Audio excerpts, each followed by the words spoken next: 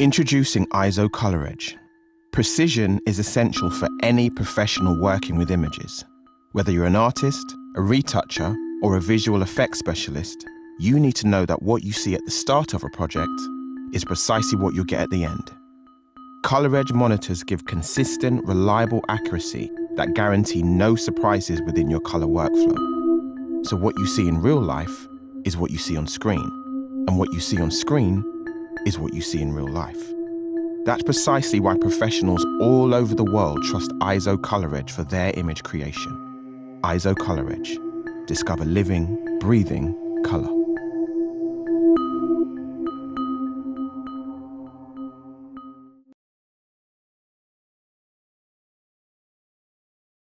Canson Baryta Photographic is a silky smooth satin paper reminiscent of traditional darkroom Baryta prints. It offers excellent black density, probably the highest on the market, together with great image contrast and detail. One of the things I'm often asked is how Baryta differs from platine fiber rag, a similar paper. And it differs in two distinct ways. Number one, it's definitely a smoother paper, and also it's an alpha cellulose paper, whereas platine fiber rag is a cotton-backed paper. Now, Baryta does contain some natural brightening agents, and I say natural because it's inherent in the barium sulfate coating that gives Baryta its beautiful finish. But it's still considered a museum-grade paper and meets all industry standards for longevity. And really, it's a paper that works well with a whole variety of images, color of course, but it especially shines with black and white, where rich blacks and deep contrast is important. So if you're fond of darkroom prints and you want a paper that has a rich satin finish, then Baryta Photographic is definitely one to consider.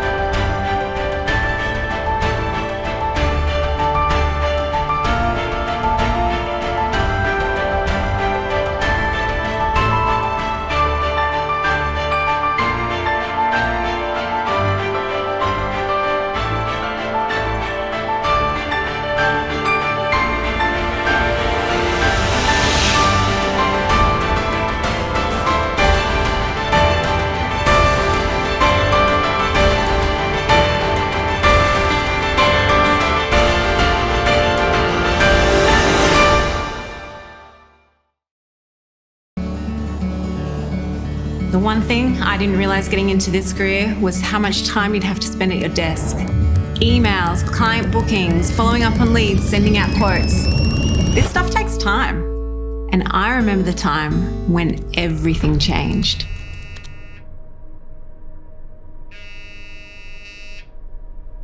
Hey, Ben. No worries. I'll be there real soon. See you in a sec. Yeah, that was me when I first started. Hey, Sarah, thanks for calling me back. Okay, I'll see you in an hour. Converting inquiries into bookings, sending quotes and contracts, keeping track of all my shoots. It's now all taken care of with Studio Ninja.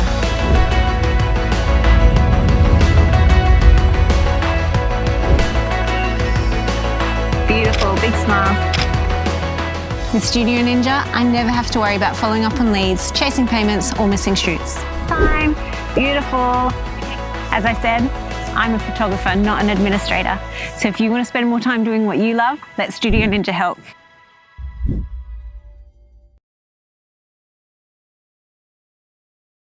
If you're looking for the smoothest matte paper that CanSign Infinity offers, then Rag Photographic is it. It has virtually no texture whatsoever with a silky, smooth finish. It's a 100% cotton rag paper. It's available in several weights, including a dual version, which means you can print on both sides of the paper, and that's great for things like portfolios, art books, or other creative uses. It has one of the highest Dmax ratings of any matte paper on the market. That's a measurement of black density. And so it has great contrast, really nice color, and crisp detail. And it's a paper that works well on a variety of images, landscapes, nature, black and white, portraits, really any image where you want a paper that has a really nice, smooth finish. And so if that's the kind of paper you're looking for, Rag Photographic is a great choice.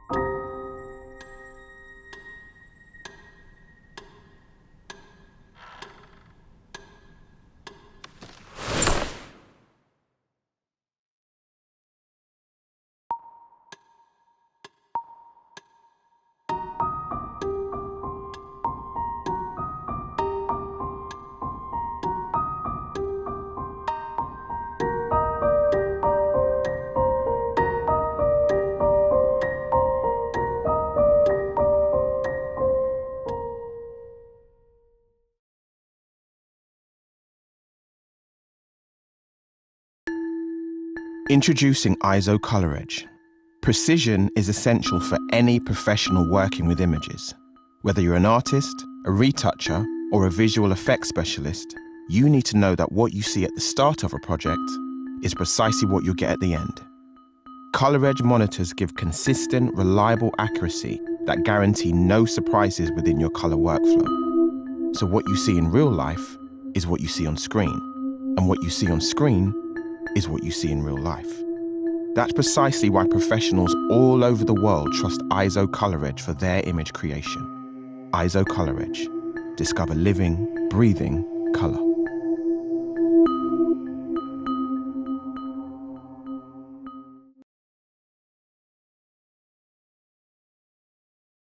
Canson Baryta Photographic is a silky smooth satin paper reminiscent of traditional darkroom Baryta prints.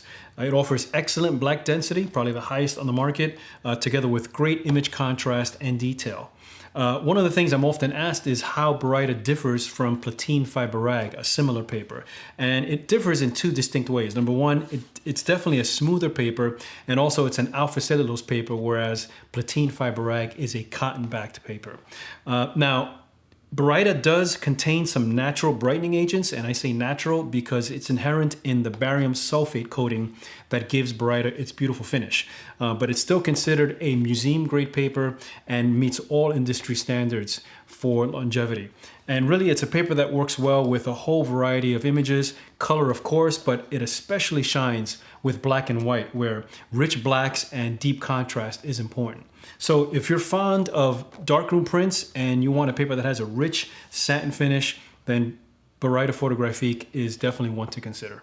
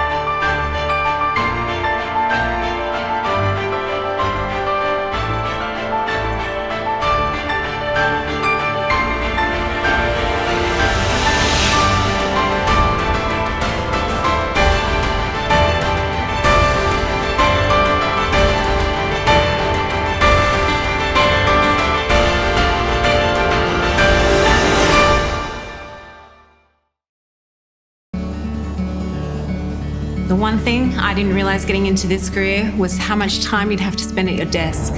Emails, client bookings, following up on leads, sending out quotes. This stuff takes time. And I remember the time when everything changed.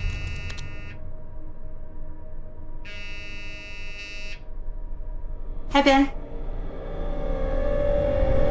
No worries. Yeah, I'll be there real soon. See you in a sec.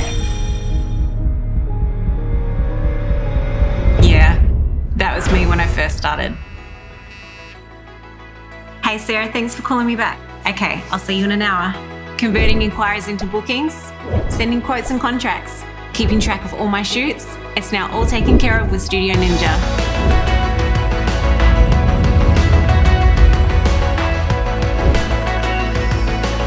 Beautiful, big smile.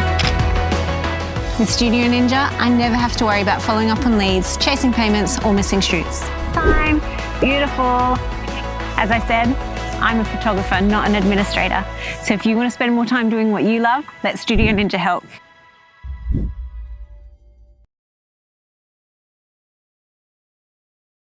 If you're looking for the smoothest matte paper that CanSign Infinity offers, then Rag Photographic is it. It has virtually no texture whatsoever with a silky, smooth finish. It's a 100% cotton rag paper. It's available in several weights, including a dual version, which means you can print on both sides of the paper, and that's great for things like portfolios, art books, or other creative uses. It has one of the highest Dmax ratings of any matte paper on the market. That's a measurement of black density. And so it has great contrast, really nice color, and crisp detail. And it's a paper that works well on a variety of images: landscapes, nature, black and white, portraits, really any image where you want a paper that has a really nice, smooth finish. And so if that's the kind of paper you're looking for, Rag Photographic is a great choice.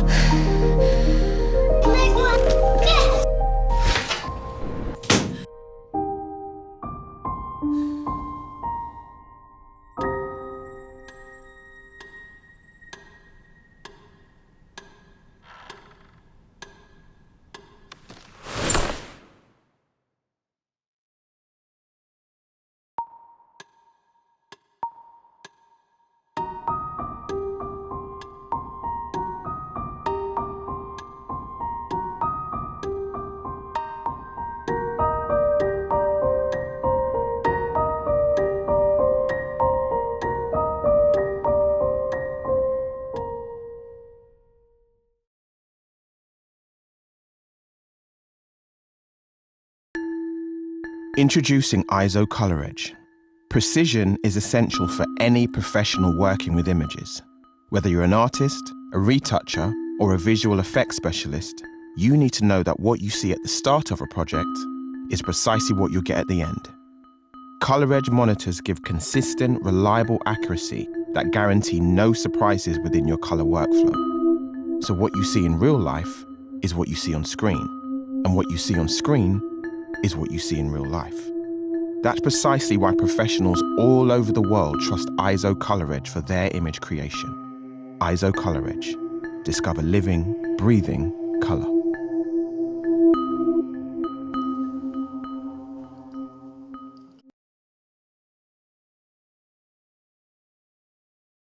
Canson Barita Photographic is a silky smooth satin paper reminiscent of traditional darkroom Barita prints.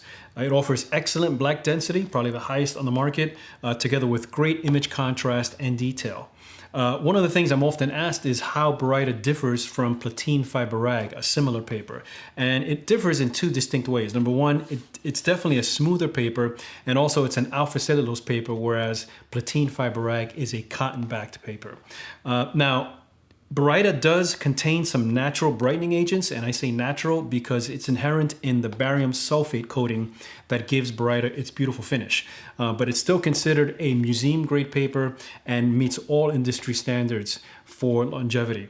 And really, it's a paper that works well with a whole variety of images, color of course, but it especially shines with black and white, where rich blacks and deep contrast is important. So if you're fond of darkroom prints and you want a paper that has a rich satin finish, then Barita Photographic is definitely one to consider.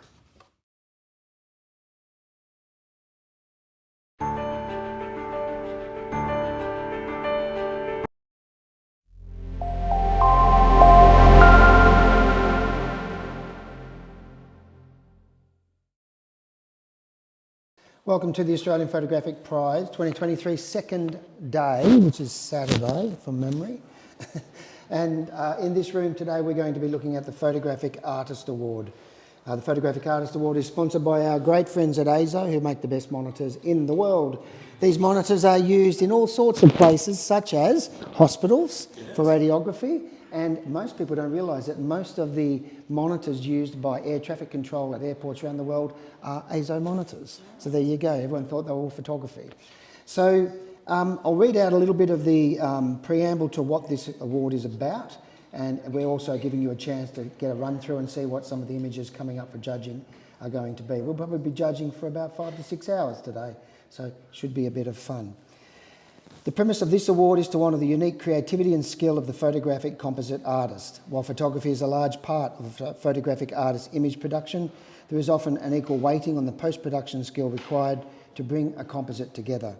As a unique feature of this category, captures used within a composite may be from any date. So I'll say that again, the elements within the images may be from any date. However, the artwork creation date must be on or after 1st of June 2018. Show us your ultimate creativity across any chosen genre or theme, so we'll see everything from people to places, landscapes and all sorts of things. The full range of post-production and digital manipulation techniques is permitted. Entries are submitted as digital entries. It's going to be a lot of fun. We're going to see some pretty interesting ideas, and that's what this category is about to a large degree, is ideas using all the tools available to photographers today. So I'm particularly interested in seeing what people have come up with, because there's some good imaginations out there. But we're just going to run through and we'll tell you when that's finished. Our judges are having a chance to see what's coming up today, and that gives them an opportunity to calibrate the way that they might rank all the images that they're going to be judging.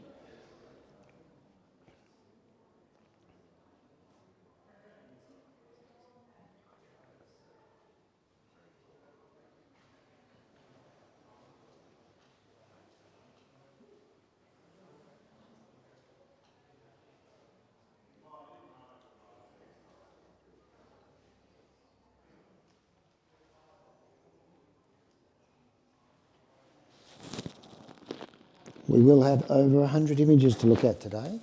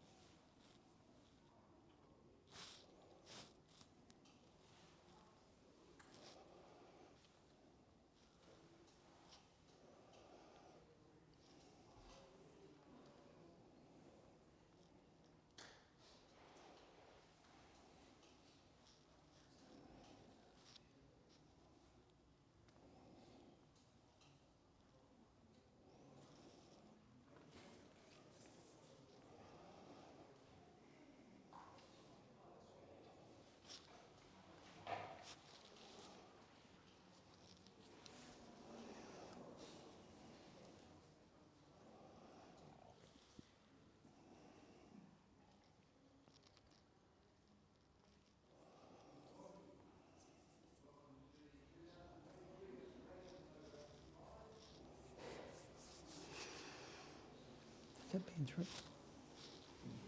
Okay. Good. Okay, so I'm not sure why that happened. You guys were seeing the different order to what they saw, but we all went through the whole lot. So there's a lot of images there to see, and we'll get off to a good start. So I'm going to have you three stay where you are. Mandarin, if you would like to join us, and who else have we got? And yeah, jump in.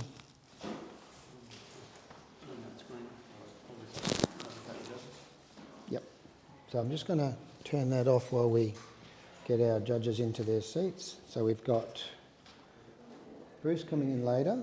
We're starting off with Linda. Oh, we've got Steve in one.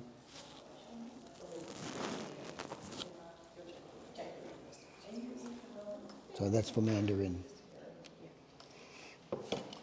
So we need each of the judges. Yeah, if we can just have your little tags, guys. So just keep that in mind.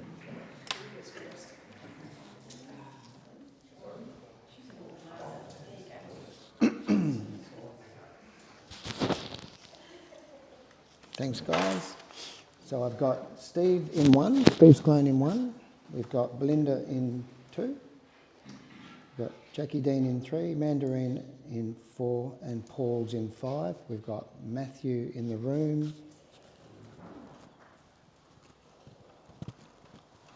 And Vanessa's coming a bit later, as is Bruce. So we've only got the one backup at the moment. So if you're sitting on the inactives, don't disappear because you're the only backup I've got. 4 is Mandarin. And 5 is Paul. So we're going to hit the ground running. I know we've had a staggered start, but once we get going, straight into it. In the challenges, I'll probably look for 3 comments, unless you have something really strong to add that you think makes a big difference. That's what I'll go with. So if you challenge, you'll get to speak. Then I'll probably go to the lowest or one of the lowest, someone in the middle and back to the start. Okay? Don't repeat what's been said. Try not to say what we can see. You know, tell us what we can't see and tell us why it deserves to be where you think it does, whether that's high or low. I don't tend to jump in and challenge too much unless we get something that's close and none of you can, and I can see you're all very close to it. I might push it or give it a chance to go a bit further if I think it looks like it's going to get there.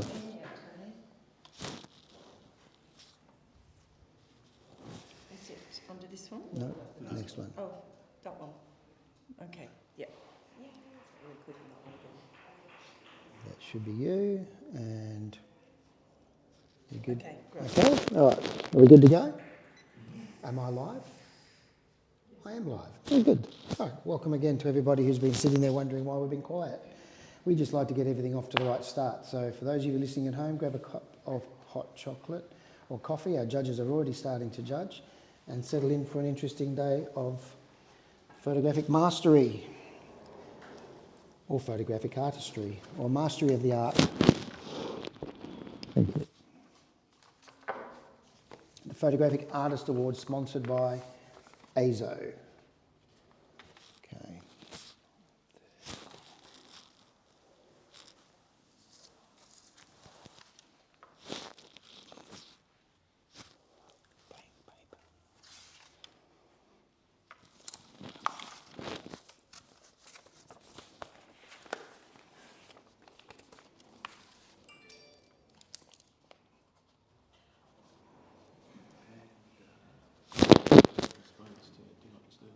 Sorry? Do not disturb all the judges' phones. They're not coming up.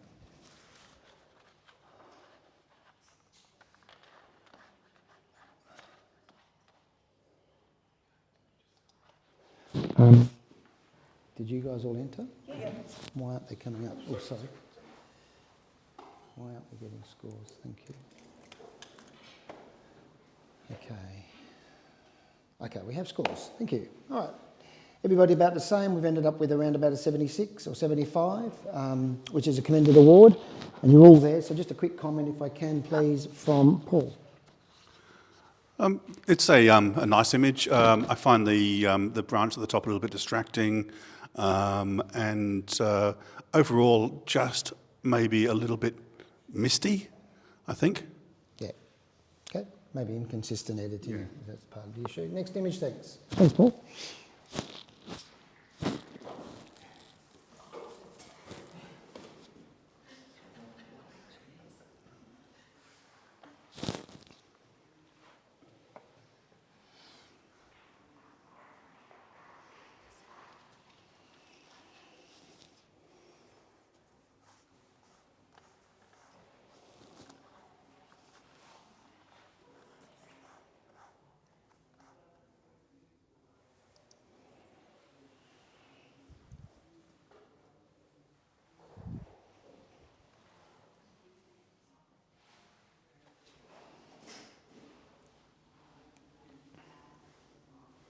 Thanks, Jackie.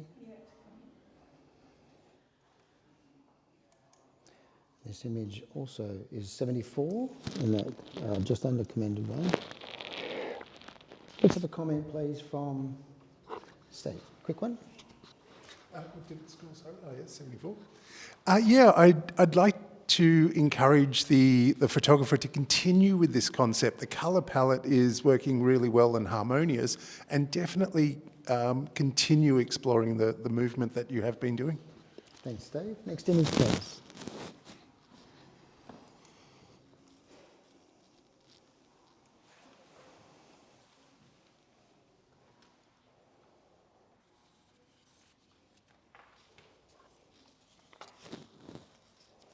This is the Photographic Artist Award at the Australian Photo Prize, or Photographic Prize, for 2023.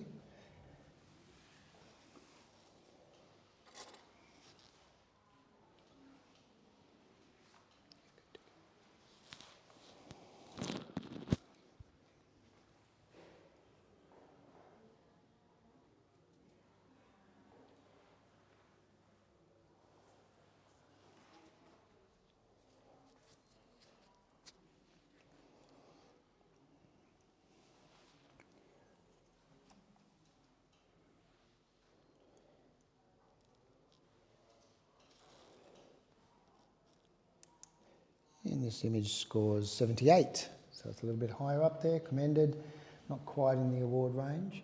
Let's get a quick comment from Jackie.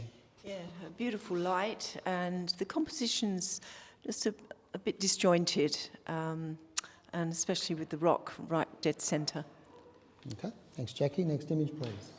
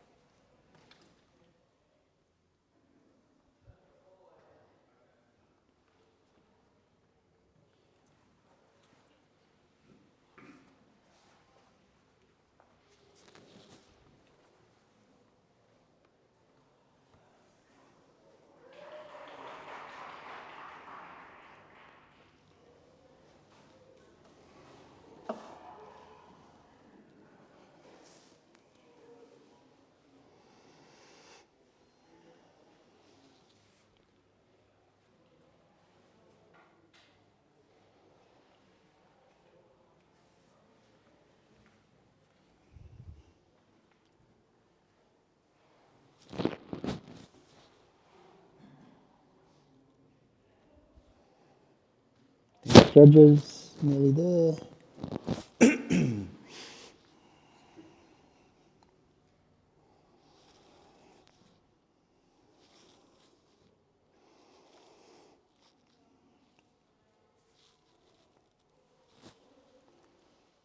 you in, Paul?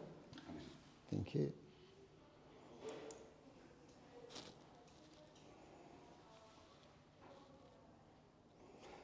Okay, this image scores a 85 and is a semi-finalist. We have a challenge from Steve, who's on 91 or 92. 92. Or 93, sorry. 93, there you go. Thank you, Steve. So with this particular image, you immediately get drawn into it. Now, as kind of mentioned, that the resolution may not be optimal for viewing, so please ignore that. There's a number of different, to me, this is very Escher-based, but it's also very organic, like a flower. So the construction of it is very illustrative in terms of like a pencil drawing. And definitely we need to commend for that, because there are some very realistic elements placed within that. And then, of course, you see that person on the top right. You see the actual quarter directly in the centre. So it's not completely mirrored, it's not completely symmetrical, yet it's a very intriguing, well-balanced image. Thanks, Steve. Let's hear from Linda. Oh, actually, Jackie on 81. Thanks. Look, I'm very prepared to come up on this because the longer I look at it, more intrigued I am. It looks to me very ecclesiastical, and the little man up in the top there I see is the priest, and I'm really enjoying the centre of the image where that triangle is just a bit darker. I just think that's working really well. Yeah, beautifully composed. I'm coming up. Thank you. Mandarin, you gave it 88. Yeah, and I'm very happy to come up, Steve. I really don't have anything to add to what you suggested, but one thing that I applaud the photographer is the absolute attention to detail and making sure that all the lines are the same on each side, the shadow detail, the highlight detail, nothing's blown out. It is exquisite in its execution. Thank you, Mandarin. Back to you, Steve. Yeah, not too much more to add, except this particular creator has really excelled in terms of the mastery, and it's left open to interpretation too, which I really enjoy. Thank you, Steve. If you could re-enter your score of 93, everybody else can re-score according to what they've heard.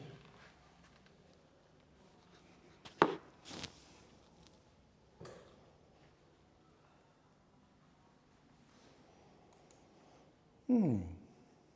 91, finalists. Well done. Everybody went pretty close, I think 490s there. Next image, please.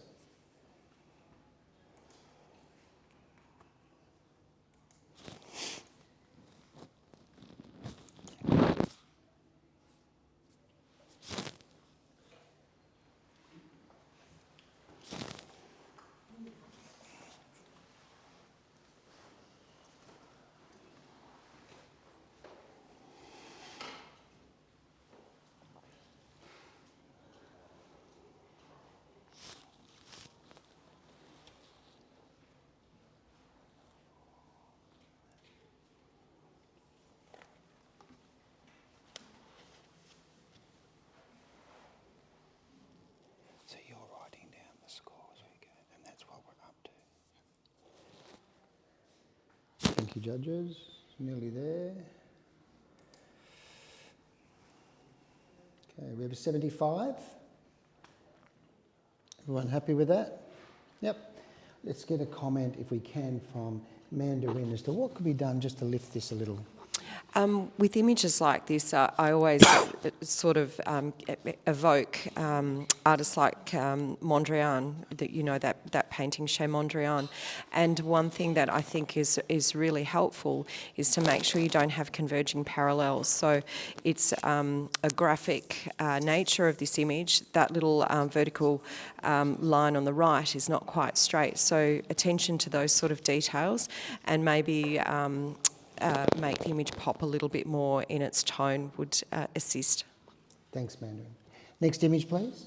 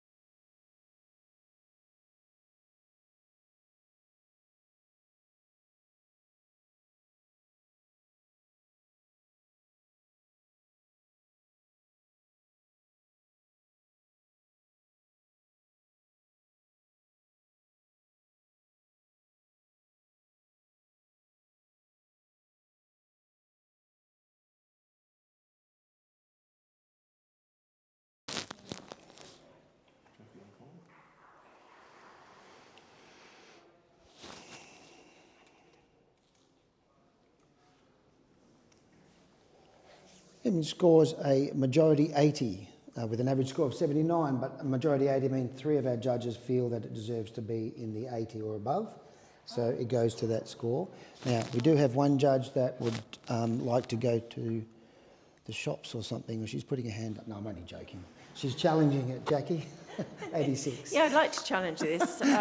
She looked worried for a minute. We've got to have some fun today. Go, Jackie. Look, the movement in this camera to isolate the guy with the cross and to include him in the blur is really quite special, and we can all see where it is. I think the photographer needs to be awarded for this technique. It's a strong image, and I think the guy with the cross is just a very powerful street shot, and really enjoying it. Okay, well, let's hear from Steve on 71. In kind of contrast to that, I perhaps feel that the processing or the post-production that is done was perhaps a little bit too heavy-handed, and to me that may distract from the actual message. Granted, I'm aware of what the creator wanted to do and remove that background and yet create a dynamic movement. Perhaps this needed a little bit more work in that post-production. Thanks, Steve. Let's listen to either maybe Belinda. You're on 81. You thought this was a semi-finals? Yeah, I had this as in the semi-finalist range at 81. I really enjoyed this image. I found it quite impactful as it came up on the screen. Just like to address those post-processing issues that Steve's talking about. Yes, I can see what we're talking about. It's very heavy-handed, but I think that actually lends to the actual image and what this image is trying to say. I think we've got a very heavily religious person here who's trying to spread a message which can be sort of seen as a bit doom and gloomy, and I think the post-processing goes hand in hand with that. Okay, back to you, Steve. Not bad. Oh, sorry, back to Jackie. My Yeah. apologies. No, I'd like to lift this into the next category. So it was sitting at 79, was it? No, it did get an 80. Oh, it's So okay. It's got you're an just 80, looking for but a few more yes, points, just a few which more means that points. it might just need those points, and Yeah. you might get to the place where Yeah. we need Yeah. semi-finalists So to make up our final 5. I think and- this could be lifted a few points, yeah. Okay, thank you. If you hold your score, re-enter your score, everyone else can rescore.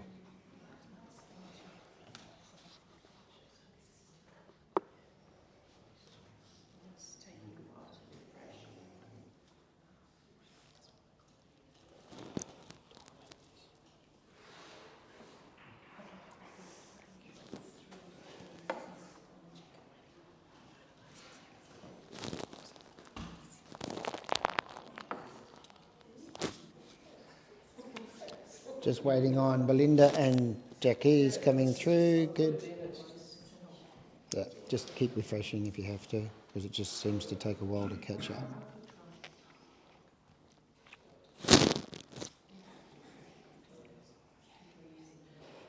Okay, thank you, guys and gals. 82 semi-finalists. Well done. Next image, please.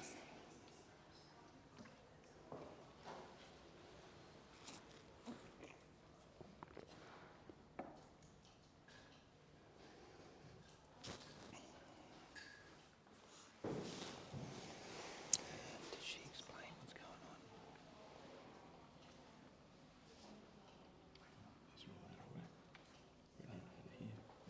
So that's completely out of line.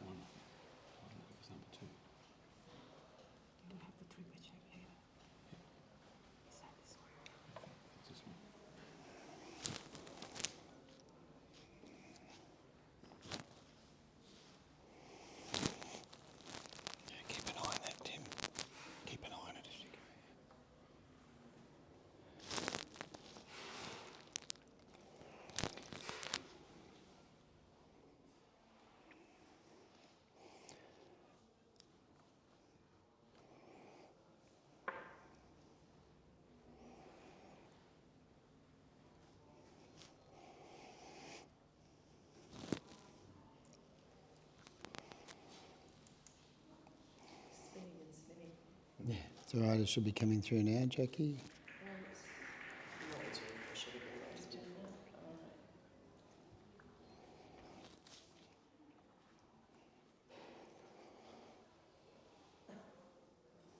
I might just try and come off the Wi-Fi. Yeah, I might just do that. Oh, I better try and I'll get this done and then I'll come off the Wi-Fi. yeah.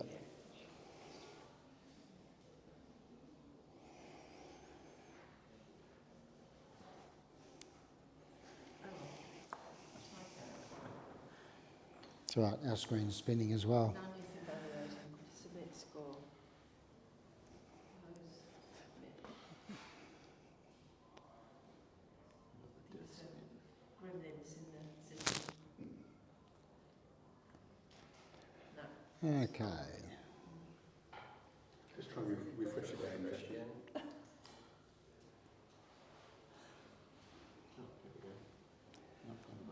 That's right. No, Jackie can't get in because she's spinning. There we go. She's got it. So now we're good. Yeah, we're caught up. All right. And we have a score of 78. Commended. And you're all pretty close to that except for one person who wants to challenge it. Sorry, can we just for a minute? No. No. It's just so I can. This image has a unique narrative because it's still yet dynamic. So it's a very esoteric feeling, and I do feel that it should be awarded that semi-finalist. The complementary colours and that kind of dynamic diagonal stripe that's cutting through this, while she's has that feeling of stillness, is a very difficult thing to kind of get in terms of synergy, and I feel that we should reward the photographer for that. Thanks, Steve. All right, let's go and listen to Belinda on 73. What have you got to say, Belinda? Yeah, I scored this image 73 for all the reasons that Steve likes the image. I actually found the purple light coming down straight into the top of her head, where the brightest spot is, really kind of jarring to look at, to be honest. It sort of feels like it's way too hot on the top of her head and her forehead there. Maybe if you can address that, I can possibly come up. All right, well, we might listen to Paul. He's on 78, so he's not quite with the same as Steve, but he's... Yeah, look, I'm close. I find the narrative a little bit confusing for me, and I'm definitely with Belinda on the hotness on the face, which kind of detracts from me, and that's the reason I didn't put it up into semi-finalist. Okay, Steve, back to you, mate. Yeah, certainly. I'm glad that you're addressing that kind of brightness on her forehead. That's exactly where the creator wants us to look. I did double and triple check. There's detail within all of that. There's nothing that is clipped or blown out. The texture that runs through her face and her cheek and elements like that really do add to that synergy that is both dynamic and still.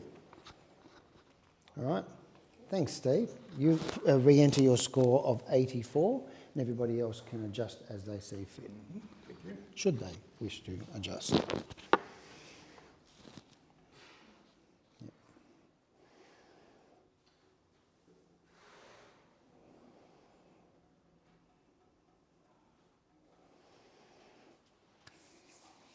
Okay, so we have a semi-finalist with a score of...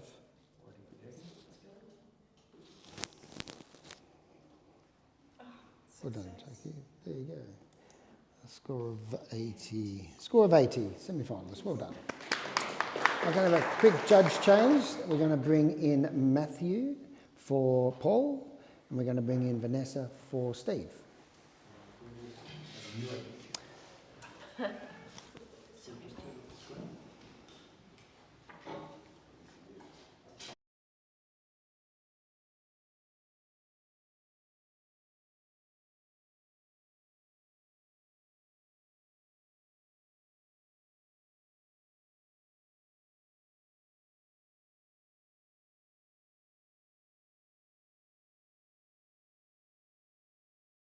Matthew came in at 5 and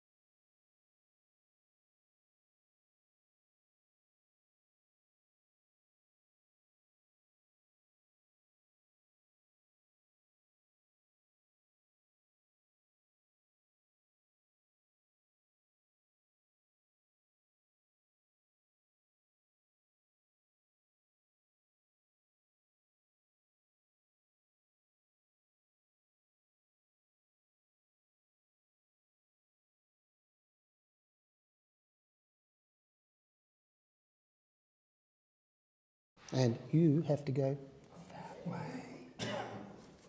Go! Practicing to be a weather girl.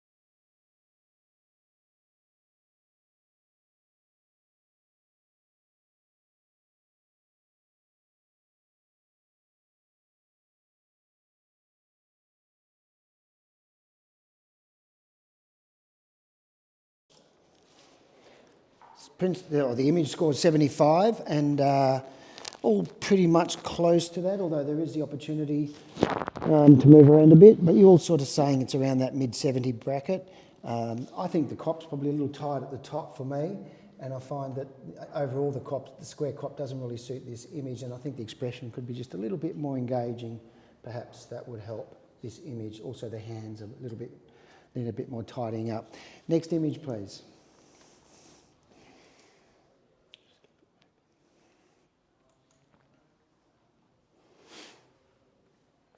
Thank you, judges.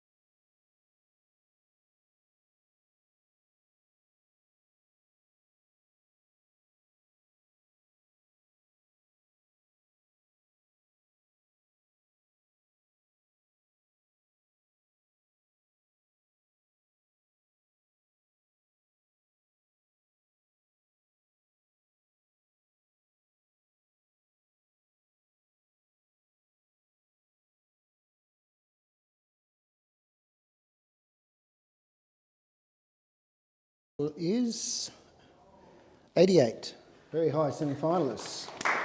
And we have a challenge from Mandarin, who's on 93. Yeah, I would love to see this as a finalist. I think it's well worthy. So I'm going to very briefly talk about a few things. The photographer has masterfully got in the heads of the animals in this image. For anyone who owns pets, that dog is sort of sniffing around going, oh, there's something here, but they're not quite sure at the moment as they're walking along. And there's a little Cookie, the cat, looking down at the dog going, there's trouble. The photographer is leading our eye into the main subject by the beautiful shaft of light. We've got all the birds in the trees having their little conversations there, having their meetings. It is just so masterfully created, beautiful colour palette. I'd love to have a discussion about it. Okay, let's go to Jackie on 83. Yeah. I found the monk, I believe it's a monk, with his arrows, it looks like his quivers on his back. I find he's very static, and I just need to see some movement there. The whole thing's very stiff, and yeah, I'd like to just see a bit more movement. It is beautifully crafted, and the shaft of light is really quite lovely. Okay. Yep. We'll go to Paul, who's on 93 as well. I think this is just a superb image, well crafted, so technically very, very good. What gets me with this image, though, is the narrative. And I disagree with Jackie about the stillness here. I interpret this as a lone traveller who's encountered this place and is really uncertain about whether they want to enter or not. So whether that's what the photographer had in mind, it just kind of talks to me about that rather than as someone that's not familiar with the location. But the technical craft is just amazing in it, I think. Does anyone have anything to add to what's been said? Otherwise, I'll come back to Mandarin. Okay, we'll come back to Mandarin. Thank you. Mandarin? Thank you for that. Thanks, everyone. I think that those narratives are that I completely agree. He's got his bows and arrows. He's coming into this new town, and he's trying to be quite mindful of what's around. The birds they're welcoming, or maybe they're going, "Who's this new person coming in?" The cats there going, "What's going on?" It is absolutely so full of story. I think the fact that he's not, swiftly walking, I think it adds to the narrative, and it is just a very well crafted. We've got beautiful detail in the shadows. We've got that beautiful colour palette, the warmth, the shaft of light. It is such a beautiful finalist image, in my opinion. So I'd love to see it come into the 90s, please. Okay, Mandarin, if you put your score back in at 93, everybody else can re-score as they see fit.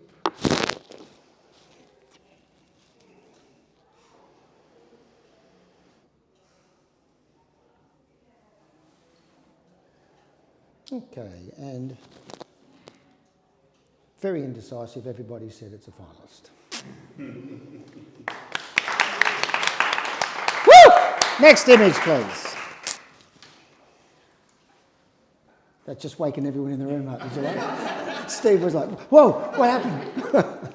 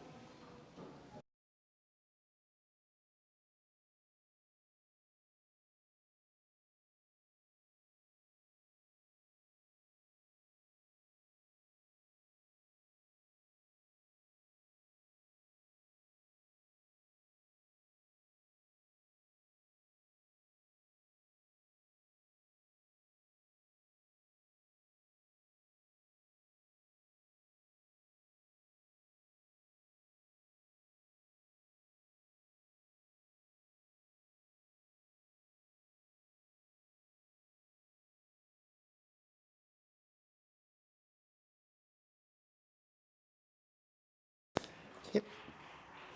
Thank you, judges. We have a 70. Everybody was sort of sitting in around that 70-ish bracket. Quick comment from Matthew. Thank you, Matthew. I think we probably might all think the same thing. That starburst in the middle is just a little bit too heavy. They're lovely to use, but use them delicately when you use them. Yep, well said. Next image, please.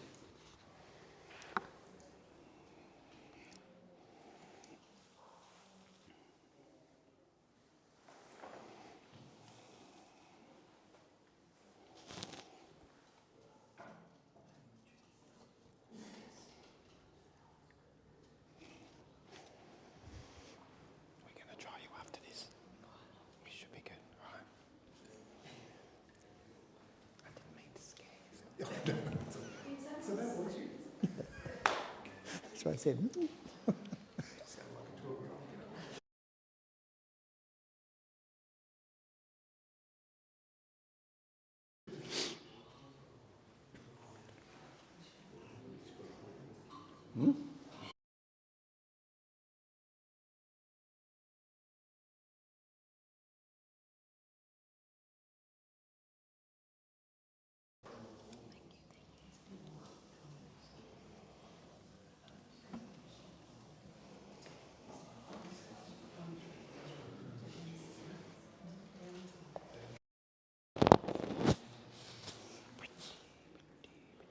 Thank you, judges. And we have an 82 semi-finalist. Everybody was pretty close. We're all pretty much around that, and we might have a very quick comment from Mandarin shaking, saying, no, Matthew, you can do it. It's powerful, it's graceful, the image, and it's really well constructed. I think maybe just another little element of something on that big towering rock would elevate the construction of the image. Yeah. Okay, thank you. Next image. Oh, actually, before we're going to change, so Paul, and I'm going to bring Vanessa in. So I'm just going to turn.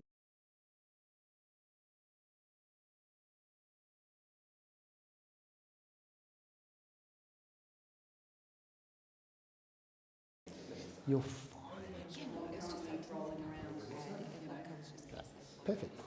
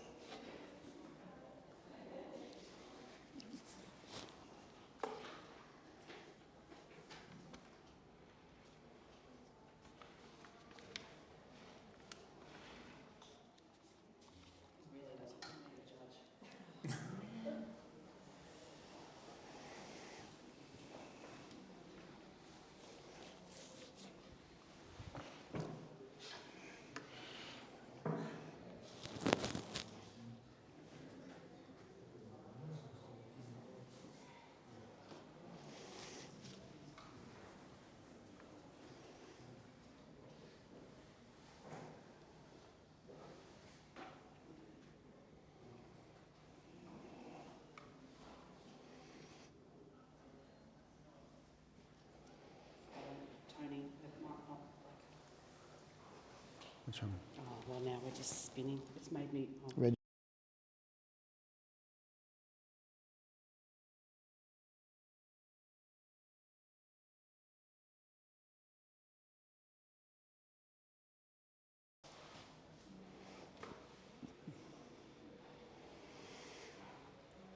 That's live competition. Oh, one down, is it? One is it? That looks better.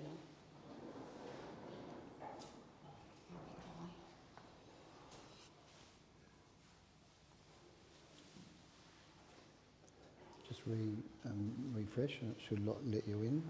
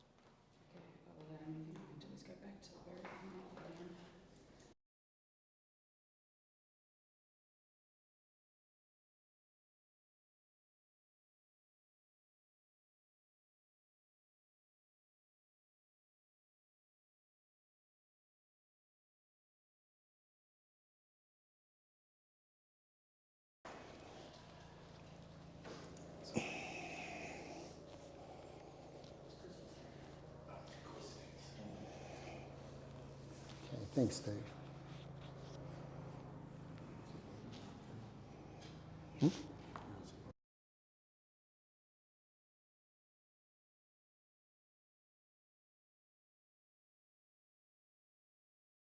And we have a score of 84 semi-finalists.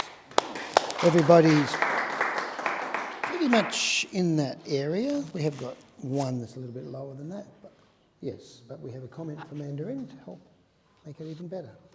I really wanted to love this image a lot more than my score reflects, which is commended. What I found incongruent was the two people were looking off into the distance. It makes them look like they're not actually connecting with the beggar. And if the beggar is actually hidden behind that wall, it's not completely obvious to me. So there's a disconnect between the expressions and what's actually going on, and therefore the story doesn't quite work. Okay, thank you, Mandarin. Next image, please.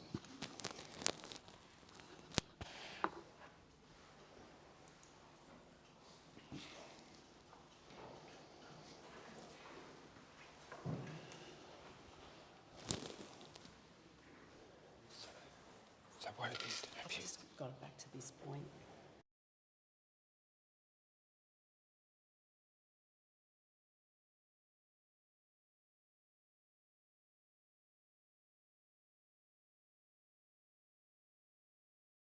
after this one.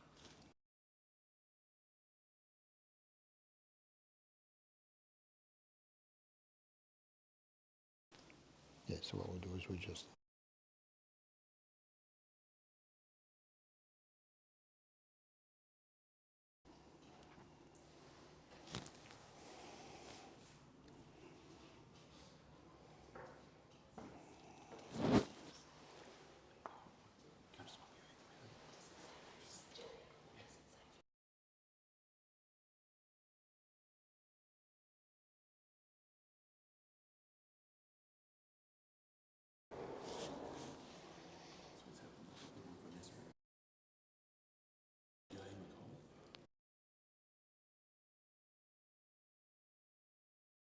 Just waiting on your score, Jackie. It's in. Okay. And I love IT. It gets faster and faster every year. Lightning. 76 commended, and everybody was pretty close to that score.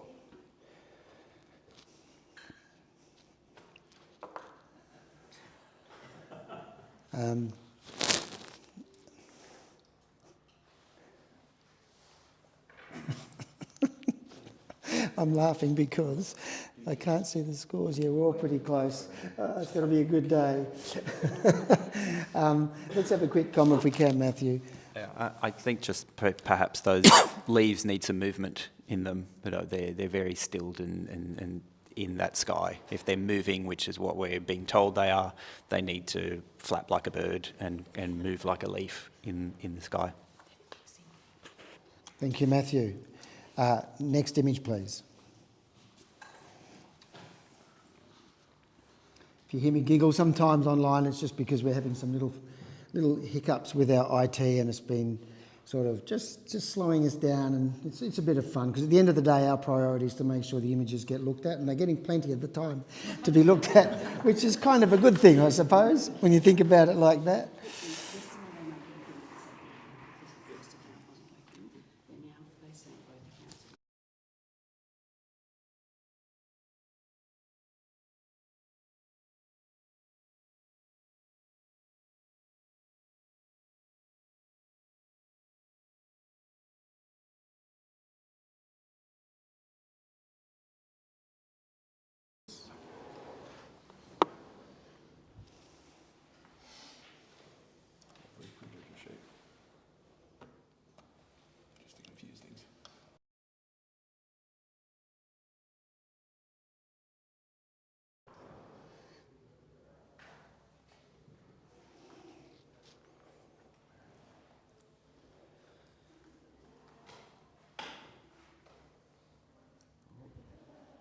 Is that, you haven't entered yet?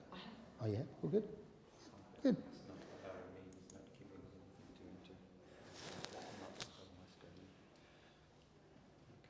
Okay. And you guys have entered your score. That's great. Thank you.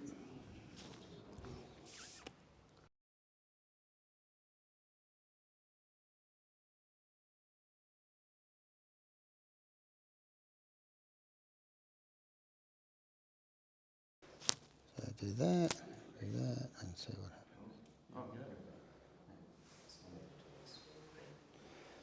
Okay, scores refresh again. The scores will be waiting to come in. Yep, enter your scores.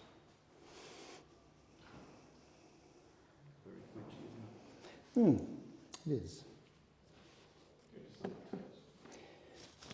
And while some things... Here we go. We have a score. We have a score of 71. And I might get a quick comment from somebody because that's all pretty close. Let's have a quick comment if we can from Belinda. Thank you. This is an interesting technique. What I'm finding distracting in this image is the heavy line from the dark smudge going straight through her eye and across her nose. But keep playing with this technique and see where it takes you. Okay, thank you, Belinda. Next image, please.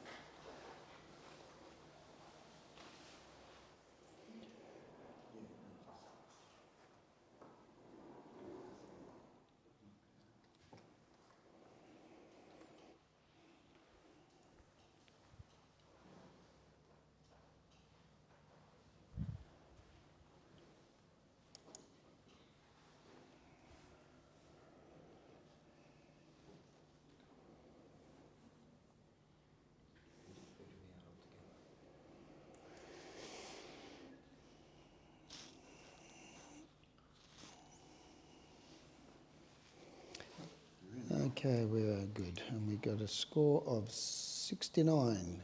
Can I get a comment, please? You're all very close to that. Could I just get a quick comment from Matthew? Thank you.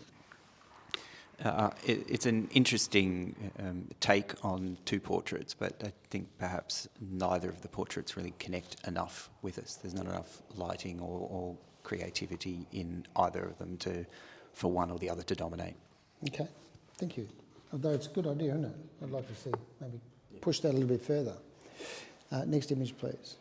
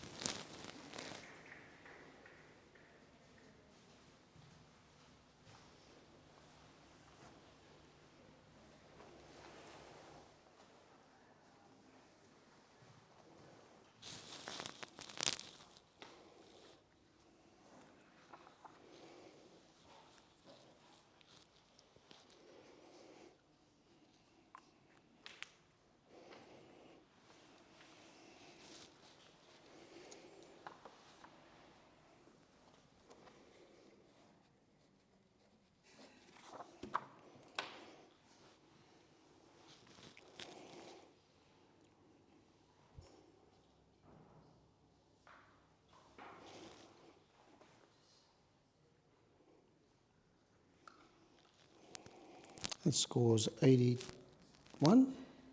81, semi-finalist.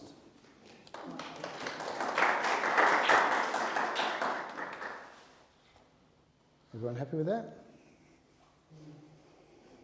Yeah, I'm happy with that. I have a comment on that. Okay, have a comment, thank you. Look, looking at it, the dog is wonderfully sad, but he's in his element. You know, this is where he lives. This is the place that he exists. You know, he's turned. His master has basically asked him to sit there and wait while his picture is being taken. That lovely texture in that background that just helps lift him off his snowstorm and place that he lives in. But his eyes are sad, but they're welcoming and inviting as well. And I'm also literally waiting for him to talk to me, to lift and flap those big gums and those big jowly cheeks and say something to me like, can we leave? Can I eat? I'm cold, you're cold, let's go. So I think he deserves to be a little bit higher in the range. Thank you, Matthew. Next image, please.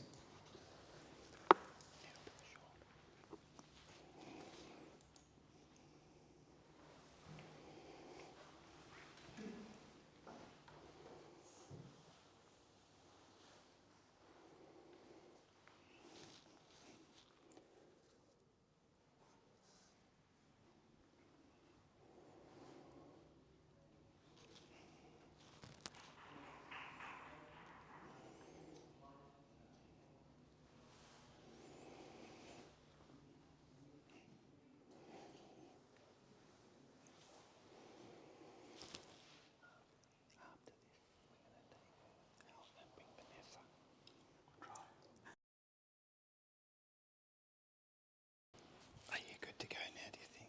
As long as they've got.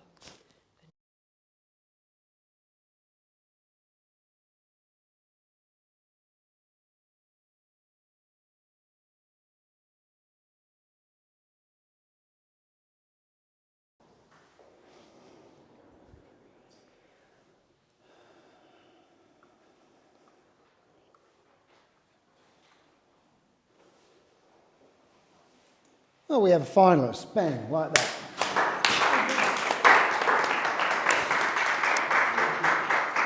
We have a 90 straight off the bat. Look at that.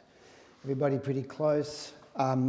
Let's get somebody to tell us why this is such a great image. Steve.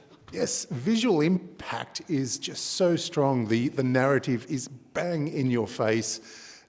It's so conceptually well done too. The faded, horrible reality and that wonderful warm glow of that neon green of chloroform and stuff like that. So it's a very, very strong visual communication. Yeah. And the tea. The last tree. Okay, you can add something here. It's a beautiful picture. Look, I wish I'd gone higher. It's a finalist, and the thing is, it's a finalist, so now it's Yeah, in it's the a running. finalist, yes, so it's okay. there, yeah. But let's celebrate it. But it is a very powerful image. I see that tree as the person's heart, and it's what they love, and they're fighting against the environment. Yeah, it's a great climate change picture. Interesting. Yeah, I saw it as the world's last tree, and that's why they're crying. But, yeah, interpretive, just beautiful colour palette, beautiful use of saturation and tonality, strong composition, emotional content's got everything. That's a great. All right, next image. Before we go to the next image, we're going to try a judge change. Jackie Dean, you can have a little rest. Vanessa McCauley! Everybody hold your breath and stand on one leg. Let's see if this works. Oh dear. That's fine. That's the one. And we have a winner. Jump in. Do we? Just waiting. Watch it. There you go. Right, we're up and running. So our panel is now Steve Scalone, Belinda Richards, Vanessa McCauley,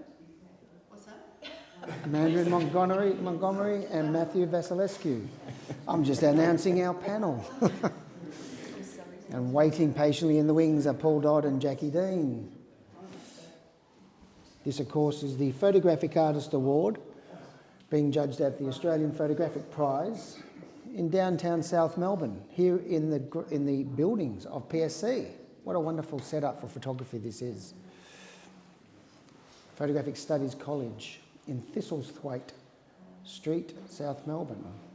Julie Moss and her team. And of course, this category is sponsored by ASO, the world's best monitors. I say that because I've got 5. I'm also an ambassador, to be fair, but I'm an ambassador because I love them. Okay, we have a 79 by majority, which means that 3 of you felt that it wasn't quite there, but somebody did. So Matthew, you're going to challenge this because you're an 87. I think it's just serene looking at it. You know, the picture has so many elements in the few elements that it does have in it. I'm listening to those birds just shrieking and squealing in the sky as they're flying past us. They're creating the sound of nothing and the void that we're in. We have a beautiful path of light that's coming through that in a land and an environment that we've all stood in and seen this kind of place, leading us to a lovely mountain peak that we're going to climb, and we're going to take ourselves on the journey up to that. Let's go to Vanessa on 76. Now, I appreciate the simplicity of the story, and it's been that the concept is nicely told. Unfortunately, I can't get past some technical issues in maybe how that's been put together, especially around the mountain, the grassies and there's just a hint of maybe even chromatic aberration in there from back here.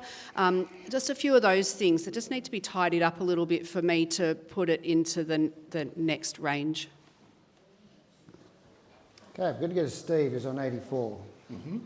Yep, so I feel that this image is a wonderful reflection of well-constructed composition. See, that took a long time to get out. The colour palette is exactly where it should be. There's a feeling of stillness yet beauty as well.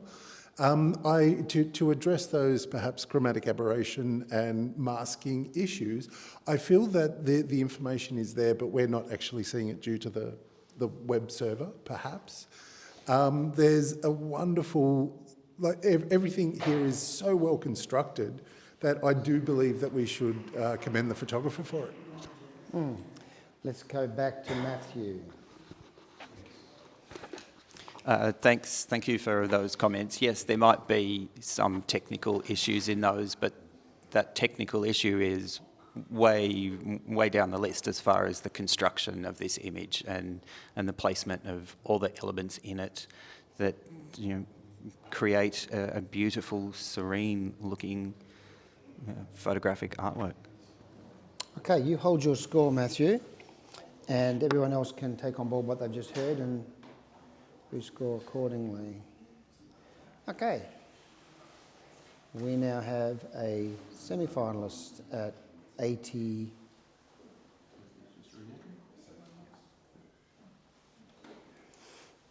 83 semi-finals. I actually find that composition very clever. Very clever. It's quite sophisticated. No, it's just, that's right, it's very clever. All right, next image, thanks.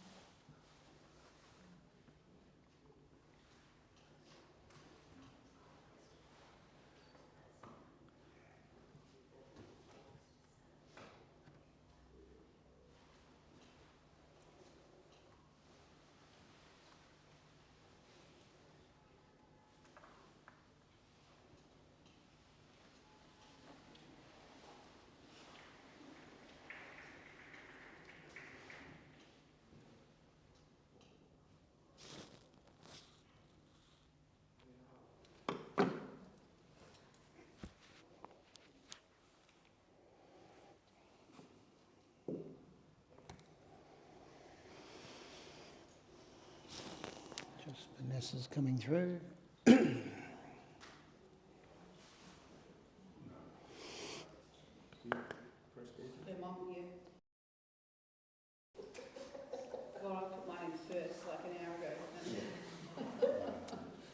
Okay, we have a score of about 80 something, 84 semi-finalists. With a challenge from Linda on 90. Okay, yes, I scored this image 90.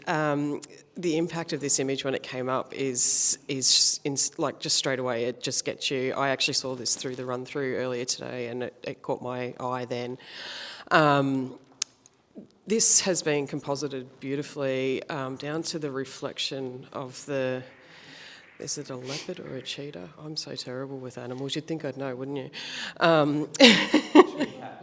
Sorry? Big cat with the big cat on the car, and then we've got the reflection of the environment that this animal should actually be living in with this man-made automobile. The ground is, it looks like some kind of driveway, but then we've got the reflection of all the mountains and the birds in the car windows, in the car's reflection. Yeah, I think this deserves to be a finalist, I really do, and I would encourage you to come up with me, please. Let's hear from... Yes, thank you, Mandarin. It's got a beautiful surrealist quality to this image, and technically it's superb. I don't know my vintage cars, and I thought, wouldn't it be cool if it was a Jaguar and the animal's a Jaguar? Correct. Yeah. What I couldn't quite understand the story was the reflection of the birds in the vehicle, and I kind of wish that cloud at the top left had been toned down a little bit to draw our eye in, so vignetted perhaps, which could have really been cool. It could have mimicked the curve of the animal's back, but I'm definitely listening and willing to potentially come up. Okay, Matthew. Quickly. For me, that path of what the car sits on is too jarring. It's too desolate for where it's supposed to sit. The car is enough in there. I think that keeping that nature underneath it all the way, that greenery, would settle that car, pushing it into the nature. I agree with Mandarin as far as the clouds and that other elements on the doors. They're not strong enough, and they're just a little too distracting for the Jaguar on the Jaguar in its environment. Okay, we're going to go to Steve on 88. So I scored this 88, and I am coming up into the finalist range. This instantly, as soon as I saw it, had elements of the madness of Herb Ritts and Avedon and that kind of feeling, and I didn't actually make the association of a Jaguar and Jaguar. And once that was mentioned, it's like, oh, hell yeah. So I'm definitely coming up. Originally, I didn't see the narrative or didn't understand the narrative in the reflection. But the more I kind of lived with it, then all of a sudden, this animal is out of its personal environment and struck into this wonderful yet weird sort of scenario. So yeah, definitely going up. Okay, we'll come back to Belinda. Oh. Sorry. Yeah, so it sounds like we're almost there. To address your issues with the ground, Matthew, I think that has been a purposeful decision by the photographer to make it look like it's in a suburban area. It's not supposed to be in its environment. The reflection is it's a surrealist image. It's supposed to be disconnected and disjointed. And yeah, thanks for the Jaguar on the Jaguar, Mandarin. Like, I wish I had gone higher now. But I think that every element here has been thought of. Yes, that top left-hand corner is a little bit bright, but I do not think that it's enough to keep it out of that finalist category. So please, let's do this. Okay, Belinda, you put your score of 90 back in, please. Everyone else can rescore.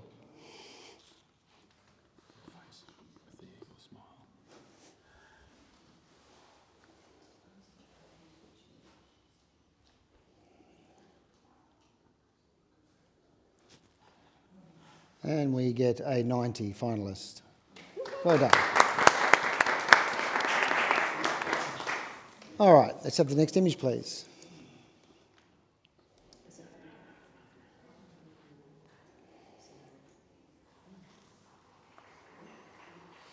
Okay, thank you, judges.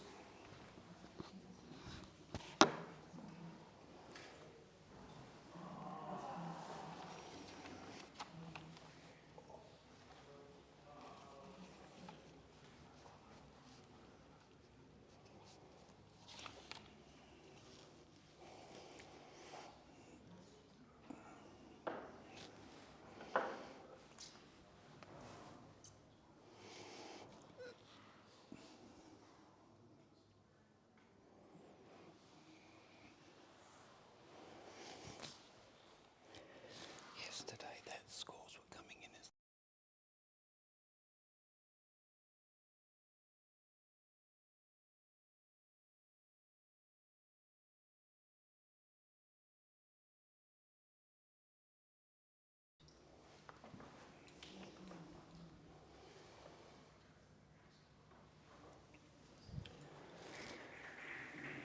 Okay, one more, Matthew. Thank you. And we have a score. Might refresh. Thank you.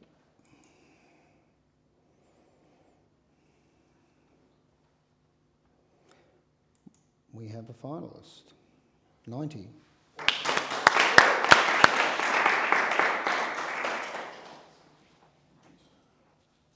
Yeah, all there. A couple of mid-80s, but everyone was there. Let's have a quick comment from somebody who thinks they've got something to say about this one. Steve. So I scored this a 96.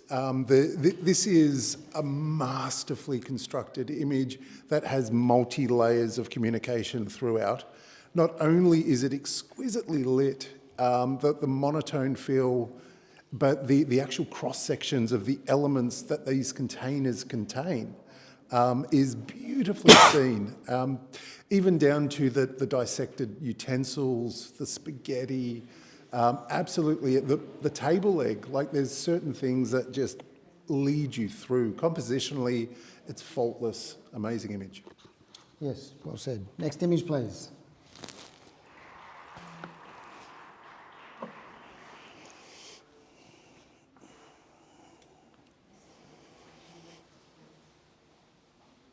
That's fine, I can see it.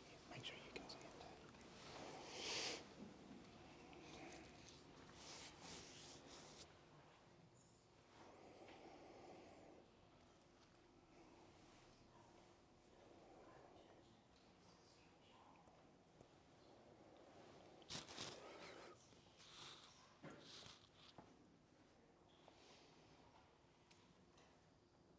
Thank you, judges.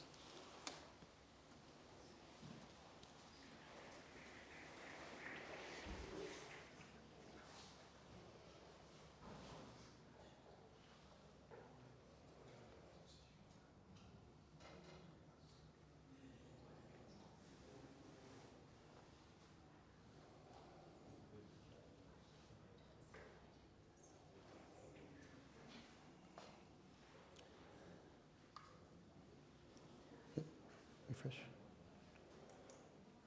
And image scores 87. Semi-finalists. Look, I think we're going to have a chat because there's a 90 and there's a couple of 88s. I think you're close. Let's hear a bit more about it and see where it should, if it's where it, let's start again.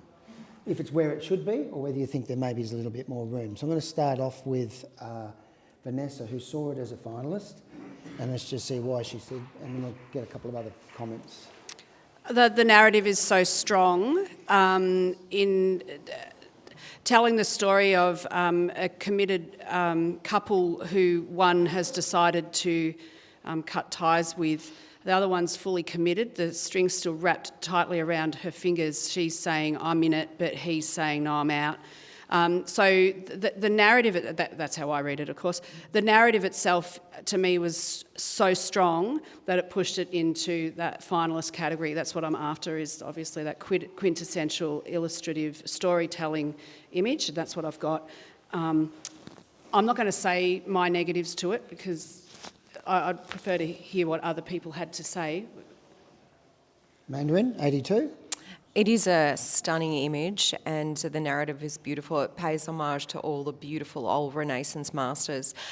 Where I found there could be points of improvement was the expressions on the subjects didn't quite gel with the narrative that I read. There needed to be more emotion, perhaps, in their faces, and that's I would have scored up a little higher. If so. Okay, let's go to Belinda's on 88. Okay. Yeah, I scored this image in 88, and look, it's been put together beautifully. The narrative is what actually confused me a little bit. I went to the exact same thing that Vanessa did, where this couple are actually splitting up. He's on his way out of here and she's not quite there yet. But then I look at them and then I was like, oh, they're so young though, and that could just be my own personal bias. And then I started thinking, are they twins? And it just sort of got a little bit confusing for me. So that was the main thing that kept me out of that finalist range. We've also got some issues with the hand posing in the middle there, but it's relatively minor, so. Dave? Yeah, the lack of expression is what actually makes it kind of creepy and unnerving, especially from his point of view, where he's literally just about to cut ties with his relationship. Yet there's absolutely no emotion on his face. I do feel that that's completely intentional of the photographer, of the creator, and that just kind of makes it even more unnerving. All right, then yep, that's fine. Let's talk about it. We're learning something. The expressions for me are of the time. That's what they're hiding behind. People will hide behind that regal expression and don't show what's going on behind in the house. The hand at the bottom, I think that's already one finger that's been broken. You've broken my heart, you've broken my finger already, but I'm still here and you're breaking it again. This is the second time that you're out. So those two little parts there that just help build that story. All right, well, before we go back to the challenger. Were you challenged? Which is me. Yes. I'm just going to add a couple of things. So first of all, her fingers are crossed. I don't think her finger's bent, it's actually crossed, so she's in hope. The knot is on that side of the scissors and it looks like a heart. The hats, one represents church, the other represents state. That's how I'm reading it. So this is a little bit about when you divorce, perhaps the narrative could be that when you divorce, the church won't recognise divorce in some religions, but the state will. So I'm wondering if there's all sorts of underlying narratives that are just throwing out questions, which are put together in a beautiful way. So that might help. Yeah. So the little knot looks like a heart. We can all rescore. Yeah, you can all rescore because I challenged it, correct.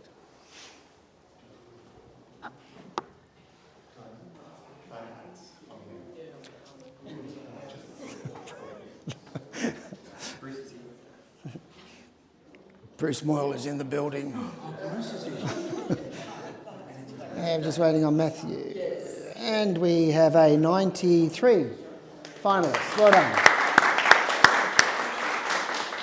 That was worth challenging, wasn't it? We learnt a lot. Next image, please.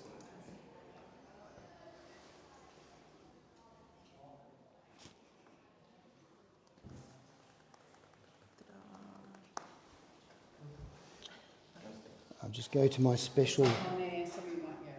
Bang. Oh, let me just get rid of that. Well, you can still look at it. I'm just going to get rid of this. There you go. I become an IT whiz by the end of the weekend.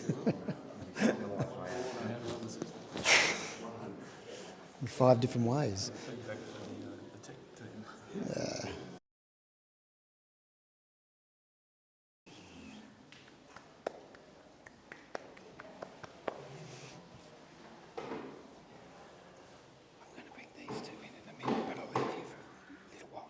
feel.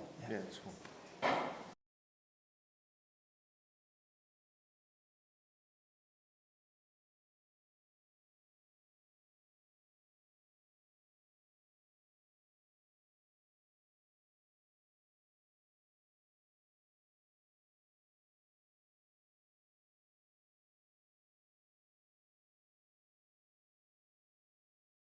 We've got some scores coming in. Matthews is the last one to come in. He took the roundabout way. Yeah, throw it.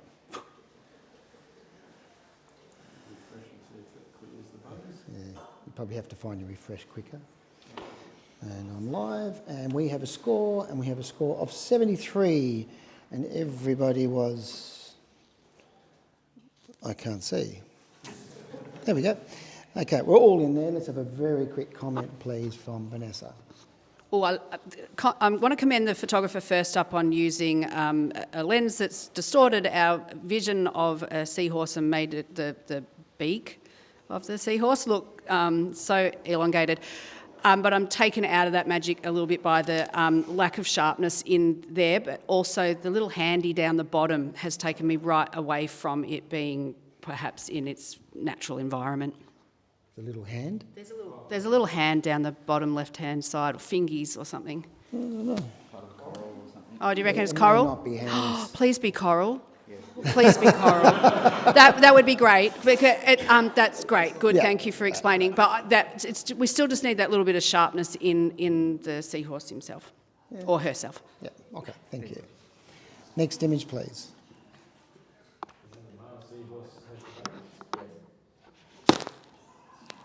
That's true. All right.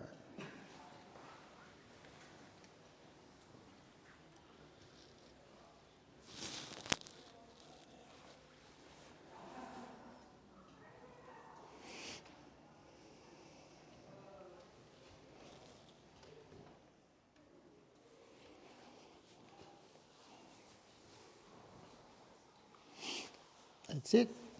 Thank you, judges.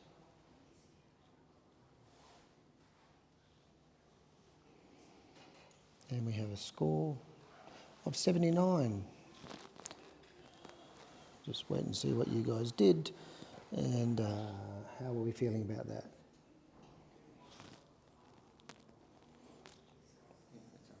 You happy with that? Okay, can I have a comment please from you, Matthew?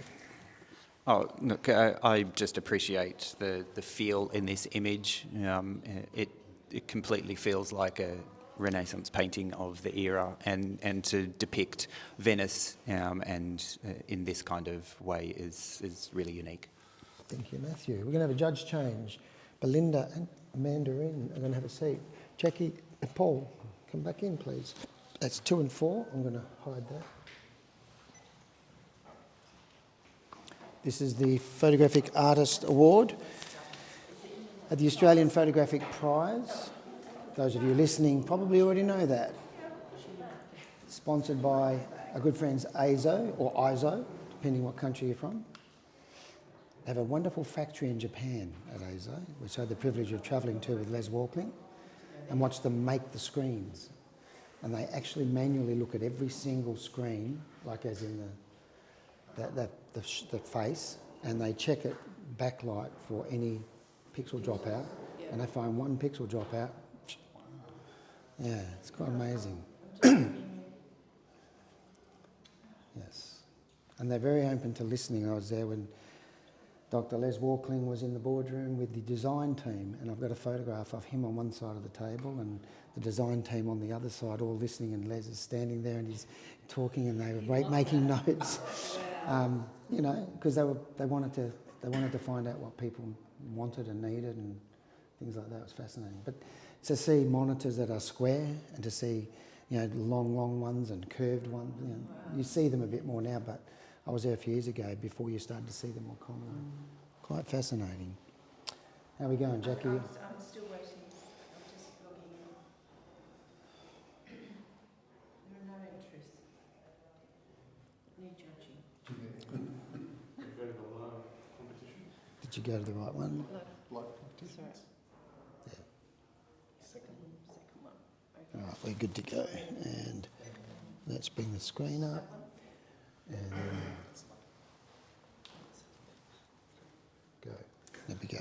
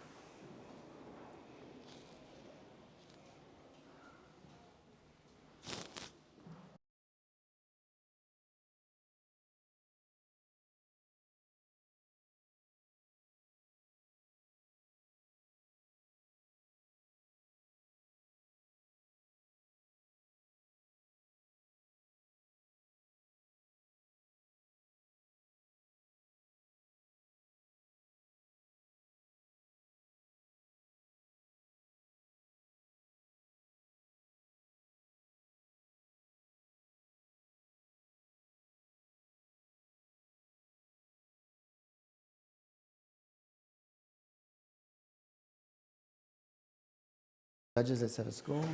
Thank you. We have we have a semi-finalist at 83. Everybody's about the same. Let's have a very quick comment. Well, we have got somebody. We have a challenge from 88 over here with Steve Skline. Thanks, Steve. Let's bring it up. We can do this. So absolutely everything within this image is beautifully constructed. I'm going to talk about the colour first. The colour choice of both the background, the skin tone, and the natives that are used within the flowers all work harmoniously because they're so completely complementary. The wonderful thing that's actually happening within this is that it's a beautifully constructed beauty portrait, yet we're missing half of her face in lieu of a flower vase. And even that wispiness that goes towards the right-hand side of the image really creates a little bit of that dynamicism. So please reconsider those kind of thoughts. Okay, Vanessa, 80. Thank you. I've rewarded the artist with a semi-finalist because the idea is so unique, and I really like that control that's been shown. Where it lacks for me is just the connection between the face and the flowers. The if I can say the rear side, like her right side, no, her left side, sorry. Yeah, is just that is a bit clumsy. I think it could be handled better to make it transition into the next section of the photo. And if we're getting down to the nitty-gritty, then her at where she's bent her arm at the wrist there, that little noggin needs to be just pushed in a little bit. We've got control of the image, so let's remove any little distracting elements. Yep. Okay, anyone? Paul? Look, I agree. I put it in a semi-finalist category because of the technical excellence in the image. I am somewhat confused by the narrative. I kind of get the pretty flowers on the pretty girl, but that's as far as it goes for me. And I'm absolutely with Vanessa on that wrist. I think that needs some work for me to bring it up much more. Okay, over to Steve. Can I just No, can't say yep, if it's something new. Very quick. I think this is a McQueen recreation. The designer, because he does this with. Yeah. Thank you. Thanks, Jackie. Okay. Granted the noggin, taken.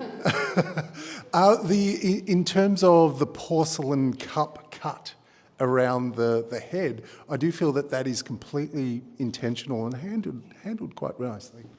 Okay, Steve, you reinsert your 88 score. Mm-hmm. Everyone else can rescore as they see fit. Anyone else have it? Do a refresh. Just refresh it. I refreshed once, but now just refresh.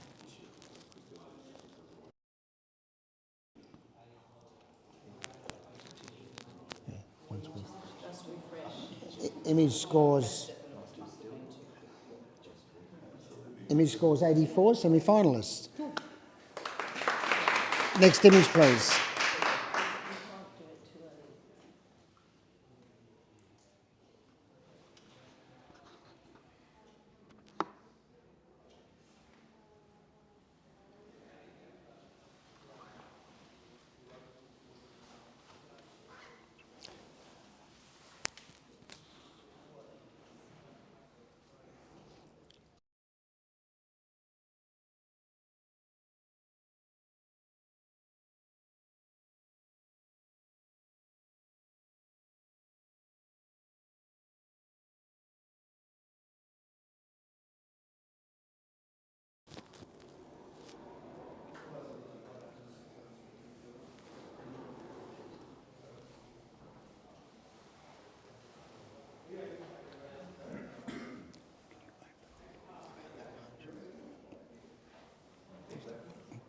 about that much.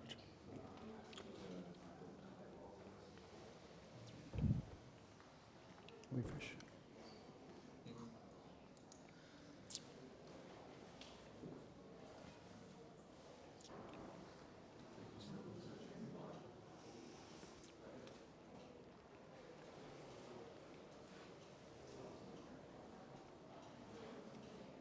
How you going, Jackie?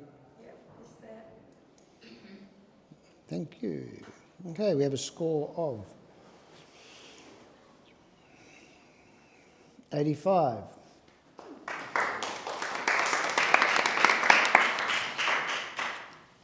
Okay, and we're all happy with that? Sorry? You're going to challenge? Good, thank you. 91? Yeah, I'm at 91, and I'm looking at it. There's just so many lovely little elements to see and to discover in this. You know, we've got a nice little squished terrace house from ye old England town, or you know, from whatever hasn't been destroyed in Sydney. There's just lovely whimsical little elements. You know, the cats, you know, possibly own this house now because we've got one on top, we've got one on the doorstep. And the light that's created in it, it's just delicate and delicately treated throughout the entire story, from walking up that path into that door and inviting us into the cat's house. All right, let's hear from Steve on 81. Thank you. Yeah, I'm interested to hear other people's takes. I'm really enjoying the whole finding the kind of little elements. For me, the reason perhaps that I didn't elevate this to a higher score is the perspective issues. Now, granted, this is not a realistic scene at all, and it was never intended to be. However, there are some kind of perspective issues that really pull you out of that magic and that fantasy world. But yeah, always listening. All right, let's hear from either Paul or Vanessa. No. Yeah, it's got a magic, quirky feel to it, which is a beautifully handled background, which I commend the photographer for. The cloud that's directly behind the chimney is a little distracting and possibly could be knocked down, but it's more about like sharpness of elements to try and make it realistic as possible, because we want to believe this place exists. Then we need to think about depth of field and where elements might be sharp and where they need to be just softened down a little bit. So that sense of perspective, forced depth of field that you're bringing to the image would take that to that next level. Okay, did anyone else have anything to add? Okay, we'll come back to you, Matthew. Yes, perhaps there might be some perspective issues. The house is squished, the doors and the windows aren't squished, but that's the illustrative and the cartoon-esque feel of it. So when we look at those things, you don't always see, you see the house being squeezed, but you don't see the other elements being squeezed, because it's all about the house, you know, it's all about that. As far as the depth of field of things, you know, we're creating here, so we don't necessarily always need things to be stepped from the start to the finish. This is a world of fantasy, and the cat's house. We're being invited into the cat's house. The cat's house is this cute little place. I think it needs to be rewarded to go up into the finalist range. Thanks, Matthew. You hold your score at 91 and everyone else can rescore. Thanks.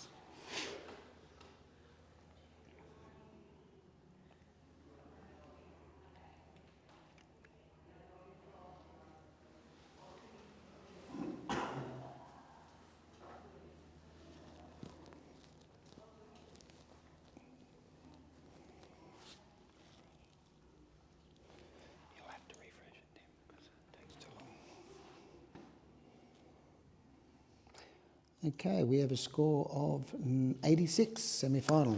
Thank you. So we're going to get another judge change. Bruce is going to join us, and Steve, you can have a little rest. Thank you. Thanks, Bruce.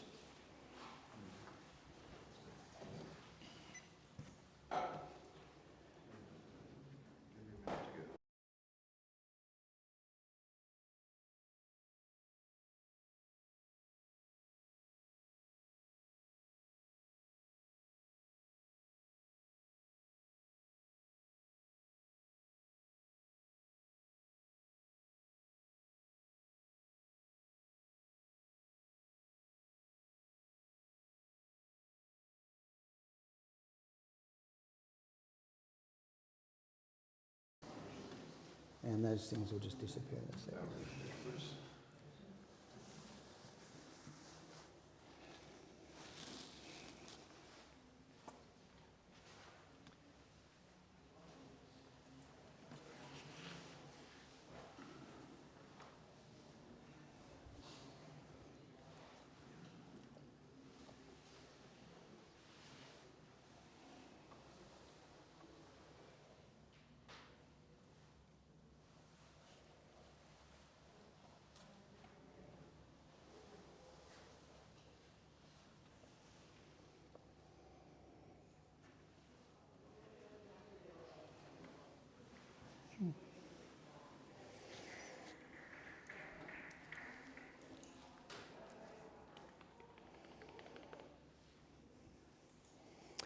Image scores 80 and is a semi-finalist. Everybody's within a small range there, so you're pretty consistent with that. Let's just have a very 2 points that could be made. Thank you. Just quickly. Rewarding the artist on a unique and well-executed idea.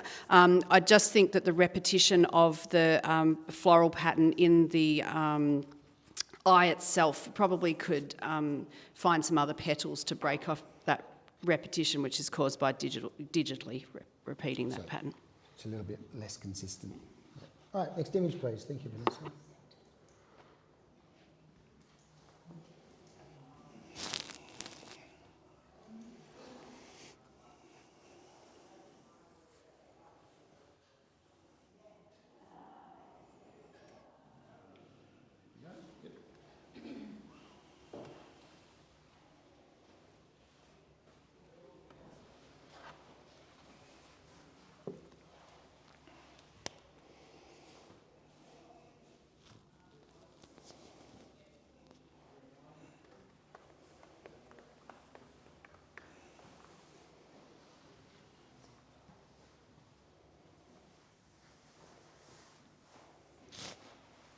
Thank you, judges.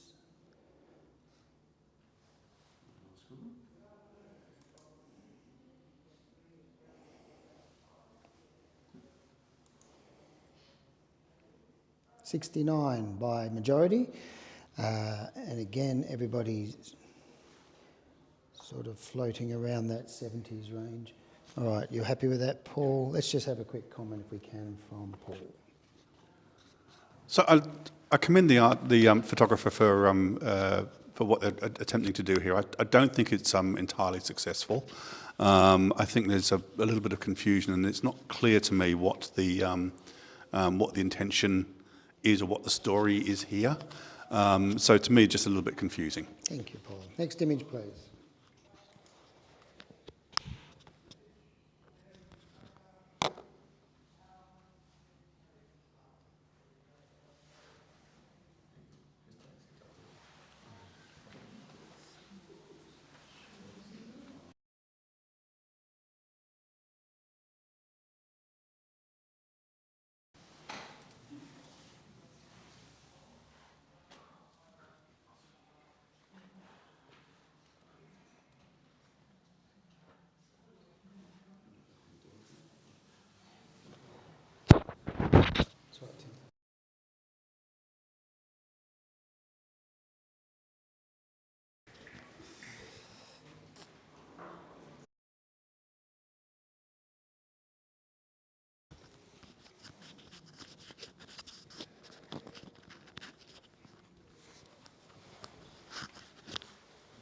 Thank you, judges.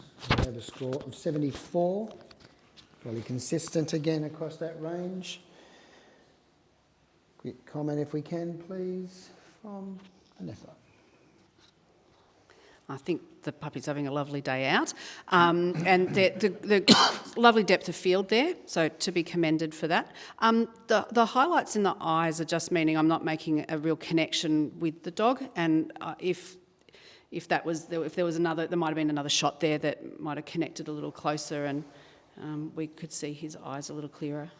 Yeah, or drop the dog's nose a little, and or get a higher perspective, and you'll take the sky out a little bit more. Next image, thanks.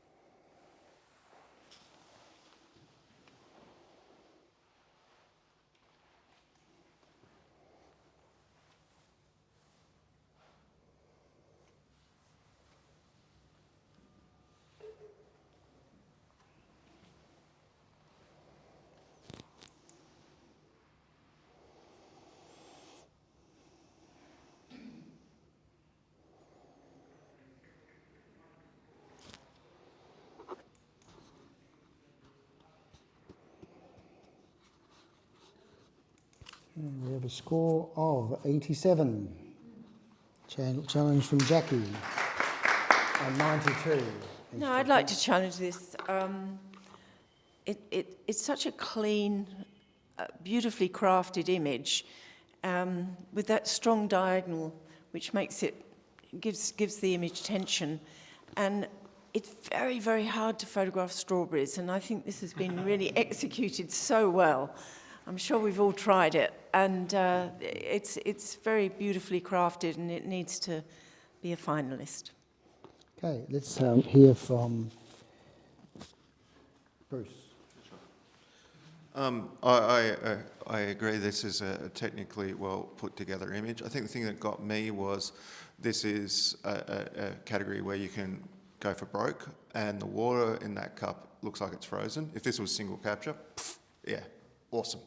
But because it isn't single capture and we can assume that things can be manipulated, I think there's a real trick missed in that cup to show that that is liquid, not a it feels like frozen liquid to me, and really show what's in that cup. And so I think technically beautiful, but I think there's a trick missed here.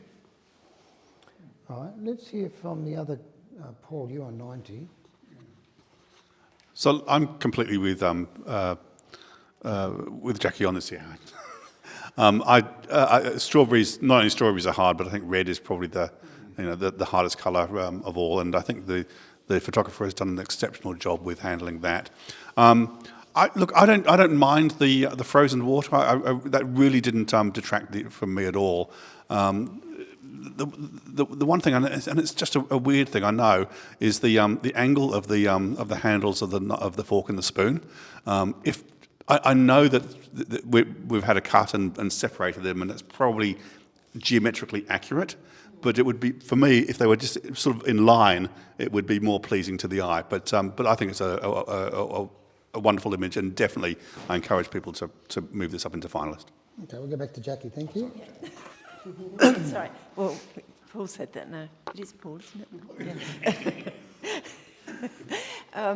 Yeah, just a clever use of shapes and the triangles, and very strong image, very powerful. All right, thanks, Jackie. You hold your score at 92. Everyone else can rescore. Thank you.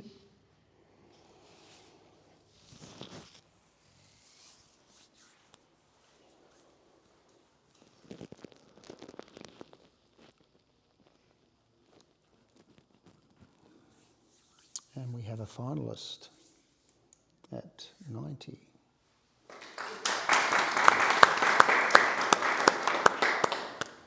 You got to re-enter your score, Jackie.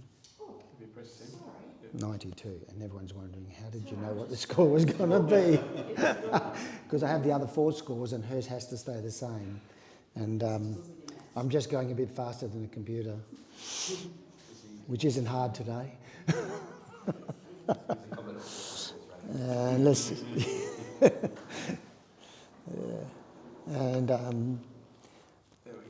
and I'm saying it was 90, so let's make sure I was right. Score's 90. Okay, next image, please. Let's keep it moving, guys.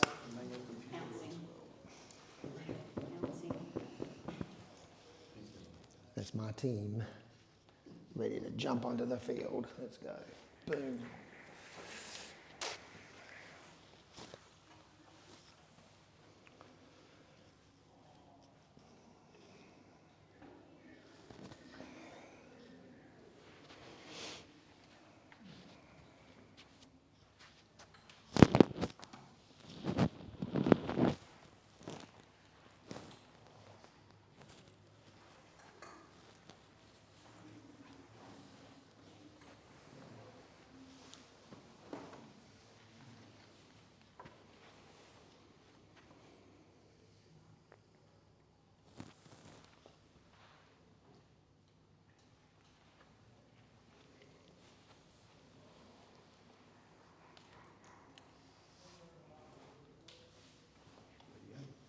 '88, semi-finalists, straight up. All right, there's 90 and 91 and 88, 87, so I'll challenge it and let's see if we can sort this one out. Start with Matthew, who gave it 91.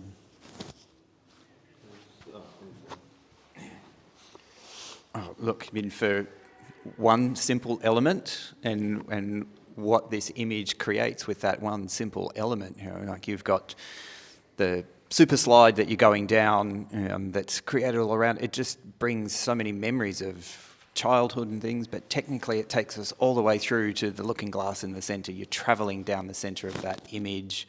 There's nowhere else for us to go. There is only one place to land in this.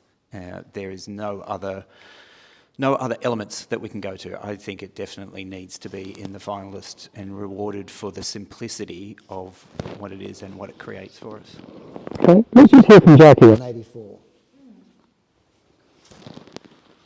I think it's such a beautiful colour palette as well. And I really wanted to see something a bit more exciting when I got to the end of the super slide. I just feel it needs something else. But it's very simple. It's, it's beautifully crafted, but it needs something else, I felt. Let's hear from Paul, who also gave this a 90. So we've seen this sort of image before, but what really gets me with this one is the undulations, which I think is is very distinctive. And I hadn't considered the super slide, but yeah, I can see that. And just to counter Jackie slightly, when you do get to the end, there is an asymmetry to it. There is something on what looks like the doorstep that kind of is enough to just give me something to reward me for following the path. Okay, come back to you, Matthew. What's at the end of that is black space that we can't see. That's what we're being injected into. After my super slide, my next first thought was childhood and Battlestar Galactica, when you got sat in that cockpit and slingshot out into the blackness. You didn't see what was there. You just knew that you were going out into space. We don't. That's the end point. It's travelling all the way down that to get there. Thank you, Matthew. You hold your score at 91. Everyone else can rethink their scores if they choose to change. They can. It's on 88, isn't it? It was on 88. Yep.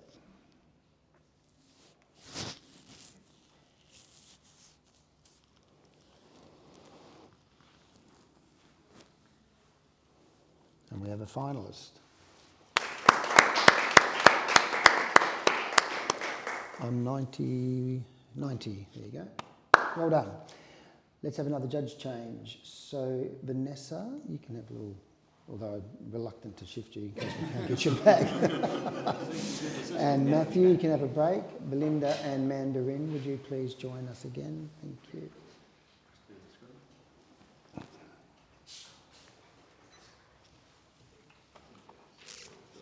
Got Belinda in 3 and Mandarin in 5.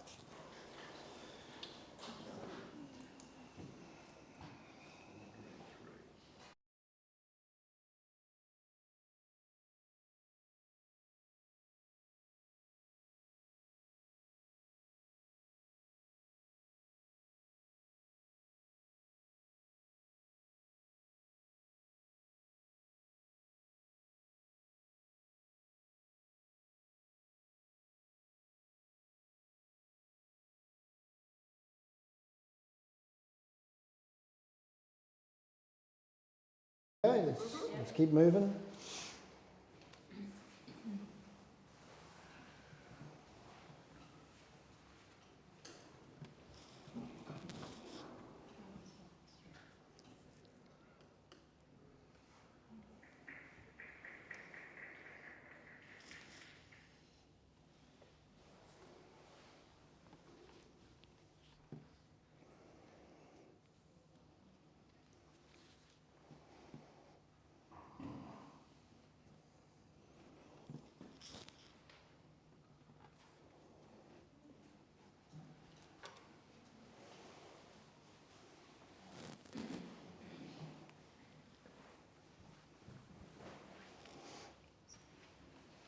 Thank you, judges.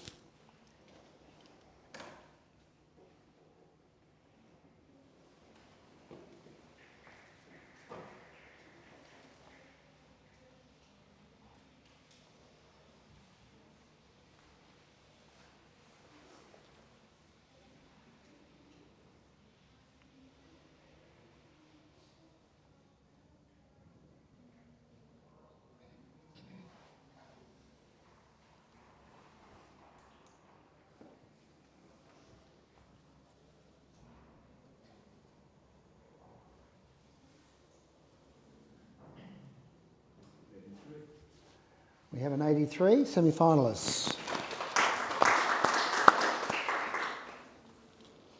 Okay, everyone's pretty consistent with that. We're all happy with that? Yeah. I just want to compliment the artist on the fact that we've got something that there's references to construction and law, and I'm just seeing references, a narrative around building and building legalities and things like that we're seeing how it can be a bit of a nightmare and a minefield when you look at the way that's been put together. The colours work really well, but yeah, I like that reference that's in there. Next image, please.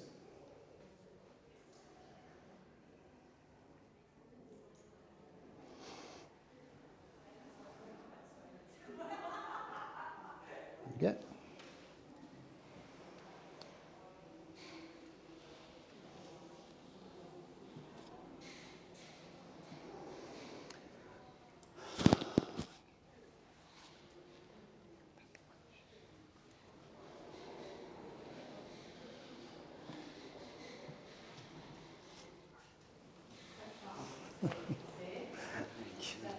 Just lets a bit of air in the room. The door. We just need that little bit of fresh air. Thanks. Paul, just waiting on Paul. Nearly there. Almost there. And there we go. We have a 78, 79. 79. Commended image. Again, all very close to that score. Let's have a quick comment from Bruce. Sneaky. Just making sure you're alert. Interesting capture. I think one of the things you can take advantage of in this category is how you place it within the frame. It's interesting as a pano, but what about a vertical pano? Something else. Give us something else to latch onto. And the other thing I would think about is that extra, the cloud or where they come from. Maybe we don't need that. Maybe we can pull that out and really make it like a singular object. Mm-hmm. Thanks, Bruce. Next image, please.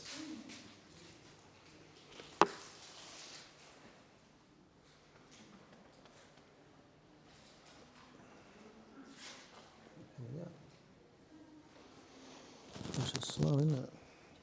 There we go. I need to step off, sorry. Okay, Vanessa, can you please step in? You'll just have to take his phone.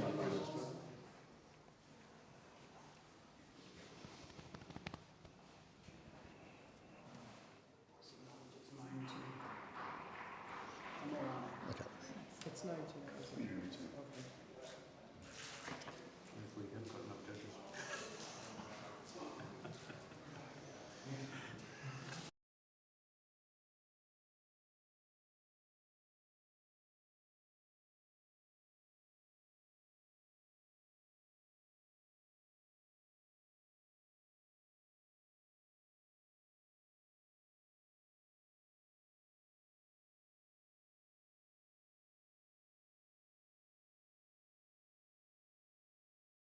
Thank you, judges.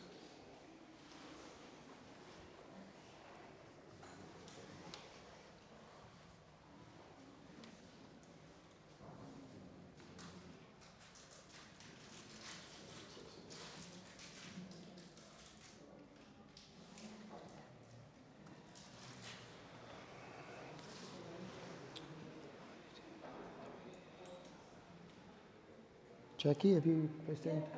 Just try again, please. And there we go. We have a 91.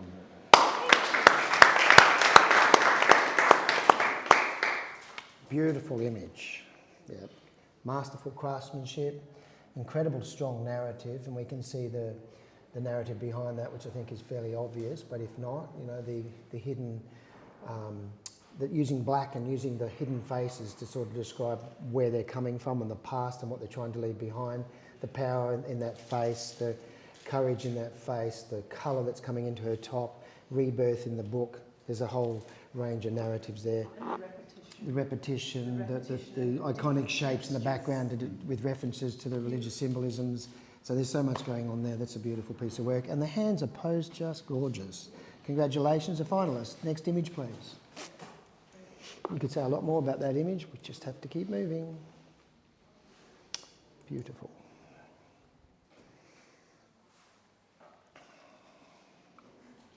Okay, there we go. Boom.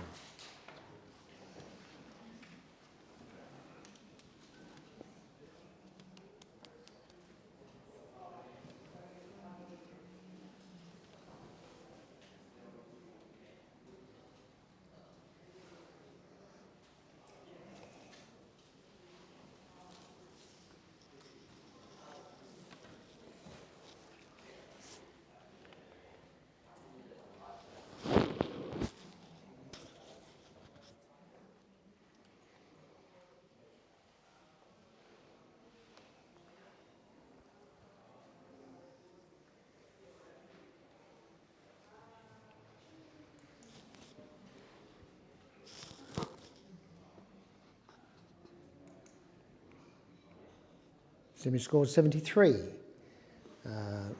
We all happy with that? It's all fairly consistent. Mandarin, quick comment, please. Beautiful colour palette, gorgeous dog. I would have loved to have seen his nose sharp. It's always tricky when you're using depth of field. Also, such extreme angle of the eyes. I feel like I would have liked to have seen what the dog was looking at, so something to add to the story. Thanks, Mandarin. Next image, please.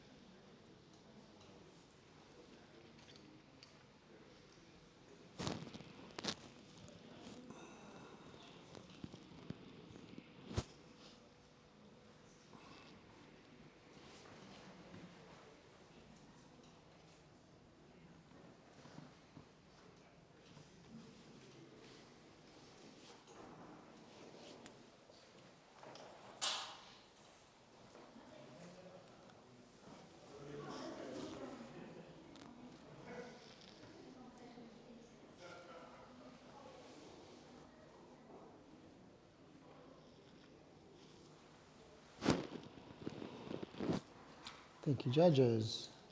We have a score of 79. Let's have a look at that. See what we've got everyone saying. 79, yep. All within 3 or 4 points of that, so all pretty close to that.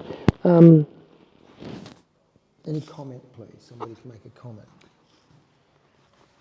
Jackie, you're the architect. I think this would be much stronger if the certainly if the area on the right-hand side wasn't there, because it would make more sense for the right-hand side to be going out of focus.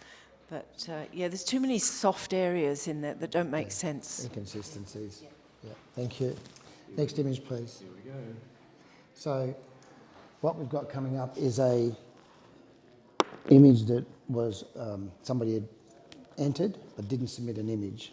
So we think what we're going to end up with is a black image. I'm going to ask you all to put in a score of 50. Okay, just can we enter a score? Yeah, just so enter a score of 50.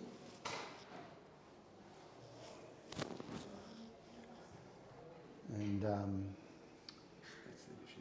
okay, that's fine. So now calculate score.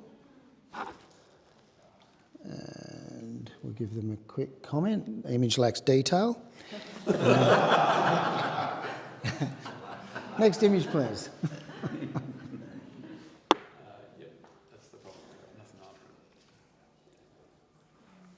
No, nothing's there?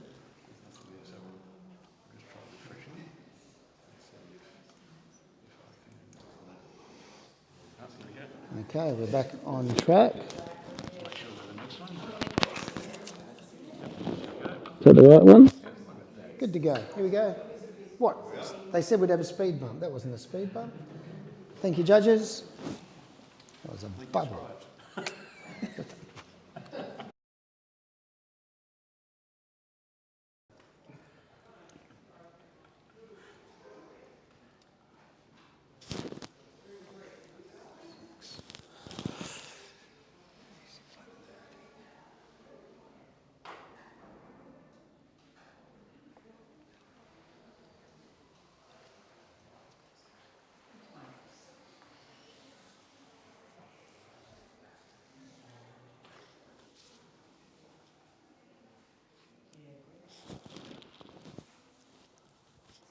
Thank you, judges.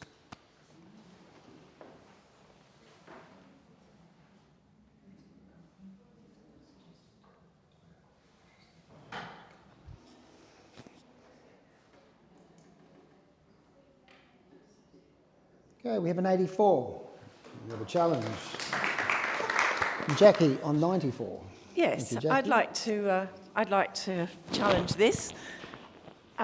It's just so painterly and beautiful, and if you look at the birds on the left-hand side, it actually embraces the whole image. My eye just goes in a circle to the rider, the man with the horse, and it's just so delicate and so beautifully handled. I feel this has to be a finalist. It's like a McCubbin painting or a Turner. It's not Turner. It's a Constable. Yeah, it looks I knew like you'd a go. Constable painting. It is. And it's just wonderful. So come on, guys, have another look. All right, let's have a listen to Bruce, who's on 72. Oh, come on. Just to show He's from Tasmania. I'm from Tassie. Yeah, there you go. No, I want to be there with you, but I can't. I'm sorry. The actual technique and the compositing here doesn't match. That guy down there, the lighting on the fire, like the fire in him, horse, great. Doesn't fit in the background. The light doesn't hit the tree around him. There's nothing else. It's actually the contrast doesn't match the rest of him. It sticks out like a sore thumb to me, and I don't think it fits. I think the story is beautiful. I think everything else is there. I think the texture in the shadows as it hits the edges around the bottom and that are just a bit too heavy-handed. That overlay. I think if it was reworked a little bit more with a bit more finesse, I would come up with you. But sorry, at the moment, I just think there's too many technical faults. Okay, let's have fun. Mandarin, you're on 83. You're in the middle. I adore this image too. I would have gone higher, except where my eye keeps landing is in this central highlight area, whereas I actually want to keep being drawn to the main subject. I love the little birds. That's a cookie that's really cool, but I just feel this centre area is too overlit. So that's where it let down a little for me. Okay, well, Paul, you gave it a 92. Oh, I'm completely with you, Jackie, on this one. This is Tom Roberts. This is Tom Roberts. Yeah, this is absolutely Tom Roberts. And I get the criticism. I get the brightness in the centre. I do that. But I think, this is a traveller who's at the end of the day and is set up camp. Sun's going down, misty. This is so much romanticism in this image. This is a finalist for me for sure. Yeah. Okay. Yep. I'm just going to jump in and add a comment there because I hit listening to Bruce with that and Mandarin with that light down the middle, and I think part of the narrative here is that often you're wandering through the bush like this, but someone who takes to set down for the night, they don't stay on the main path where everybody's walking through. They go off to the side, and I think that's what I read into it, is that he's gone off to the side, found a little quiet space which is out of the main thoroughfare, so that might add to the thinking. Jackie? Yeah, oh, thank you, Tony. Good explanation. That doesn't worry me at all because my eye actually, it just stays in the image and it just goes straight to that horse. That's where the beauty is. And it's just luscious. So, have another. Right, you hold your score? Yeah, I'm going to hold my score. You hold your score at 94. Everybody else can listen to the conversation. There were some broad perspectives there, and let's see where we end up.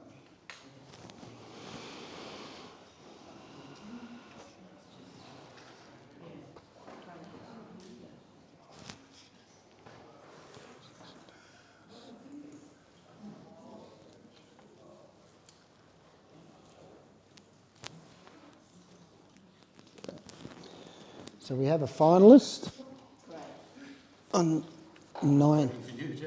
I was just waiting for me. Here we go.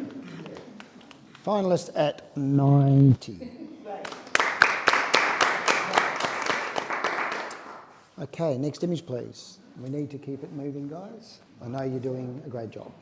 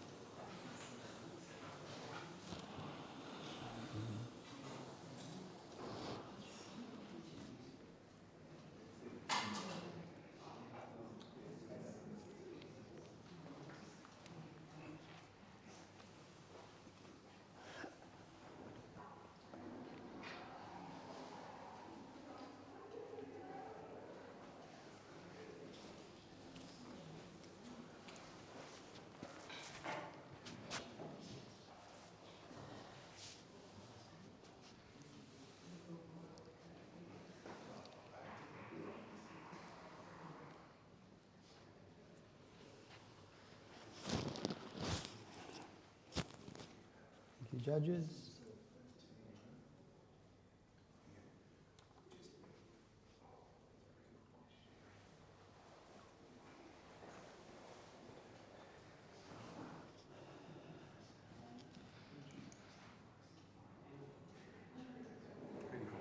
$84.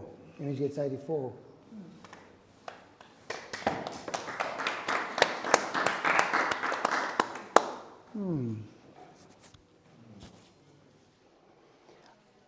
I'd like us to chat a bit more about this image because there's no one that can challenge it. But from my perspective, I just think it, in this category, I think this is quite a unique, like it shows a bit of imagination conceptually. I'm not sure I've got the narrative, I've got ideas, but I'd like you guys to chat a bit more about it and let's see if we can flush out something we may have missed. If not, it'll end up where it is at the moment. If we do find something, it'll go a bit different. So let's start with Jackie, who gave it 88. Yeah. Oh, sorry. I've got the talking stick, so Yeah, I but can I'm going to actually give it to Belinda first, please. Oh, Belinda. Because Belinda gave it 88. So I want to hear, she saw the most. I want to hear what it was. Okay, yes, I did give this 88, mainly for the originality and the impact. It's just, as soon as it comes around, your eyes just like, wow. And I heard Bruce go, oh. As soon as it came up on the screen, you know, an image that does that is worthwhile of a conversation. I didn't go into the finalist range because I am unsure of the narrative. I feel like it might have something to do with identity issues. I'm not 100% sure. I hope somebody can help me out with that, but I love the technique that's been used. The post-processing is fantastic. The tonal range is wonderful. Yeah, let's talk about it. Now, Jackie, you would like to say something. So yeah, yes. I'd love to say something because I really enjoy this. I think the photographer's done a great job. It's just missing the point. If you look at the eyes in the bottom half, they're very clear and they're not. They've lost the eyes in the top. And if we could see the eyes, I would give that in the final. I would put it in the finalist range. So, anyway. Bruce and then Mandarin. All right, so I don't agree with seeing the eyes. I'll disagree on that one. I think that is deliberate, and I think that's an interesting way. You definitely got the middle eye in the top left, and that, and we lose a bit of identity through it. I think the thing that held me back, even though I had that bit of a gasp when it came around, is when I came up to it. It's got lots of shadows in it. I kind of want it to be clearer. I want it to not have the extra slightly blurred versions on the edges. I really want it to be crisp. I think that was the only thing that held me back, but beyond that, I applaud the idea and the technique here. It's awesome. Okay, Mandarin. Thank you, and I'm really glad, Tony, that we're talking about this. I, like everyone, really struggled with the narrative, and the longer I've looked at it, this is what I see, and I agree. It is something to do with identity. I applaud the photographer for creating a monochrome image that has really lifted it hugely.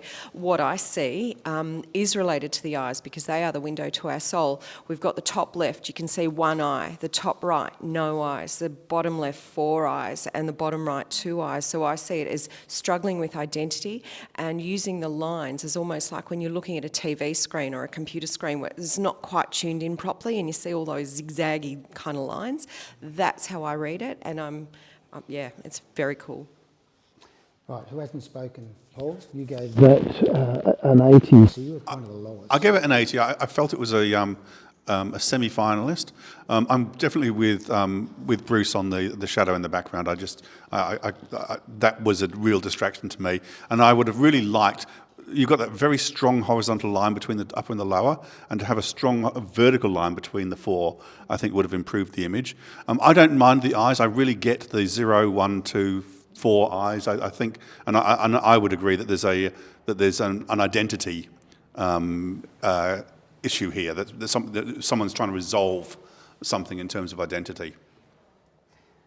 Okay, yeah, I would just add that I think without those shadows, we'd end up with something that was very monodimensional. It would look cut and pasted too much. I think having those softer shadows behind those images gives it a bit more three-dimensional feel. It gives us a little bit more depth to the image, so visually it feels a bit more appealing.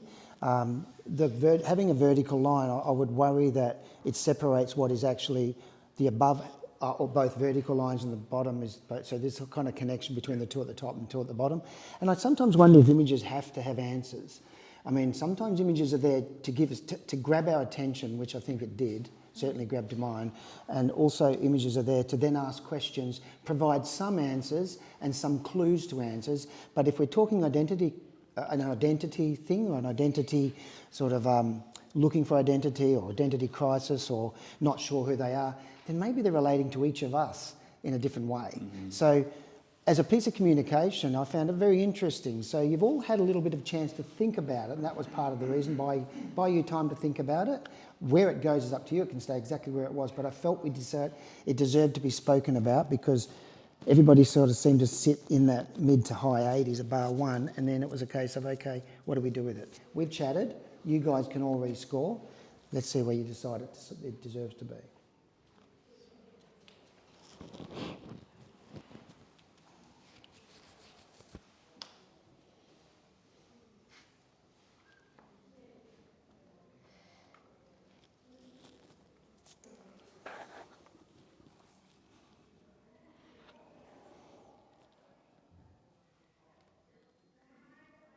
Just yours, Jackie. Yeah, done it. Okay, thank you.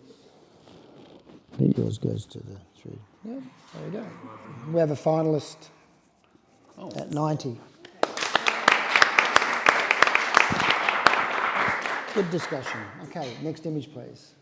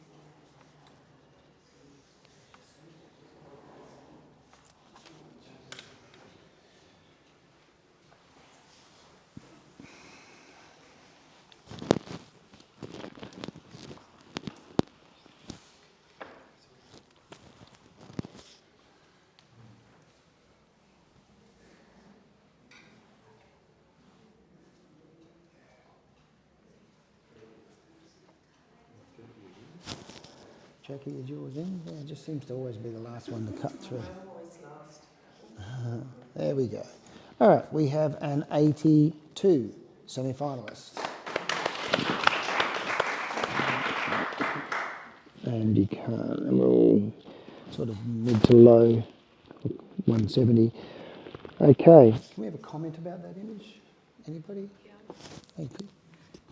This is such a cool image, automotive image. I'm really enjoying it. The stripe on the car is followed through with the road. You've got movement on either sides. Really well executed. Where I struggled was there looks like there's something in the boot area, but I can't make out what it is. Is it a reflection? Is it nothing? If the photographer could resolve those window reflection issues, it would really strengthen the image, in my opinion. Okay, next image, please.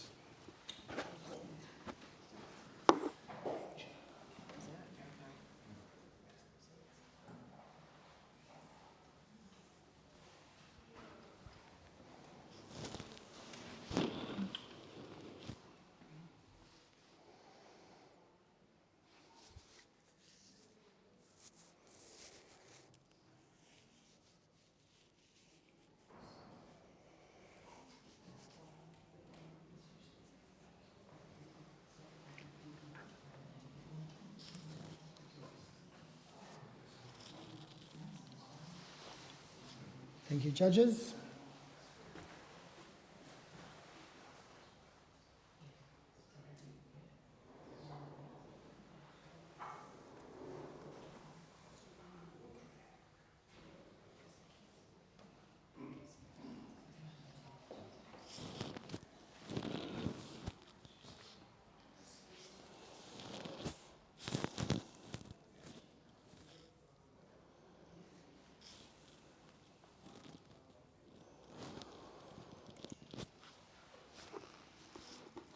print scores, or image score 75, I should say.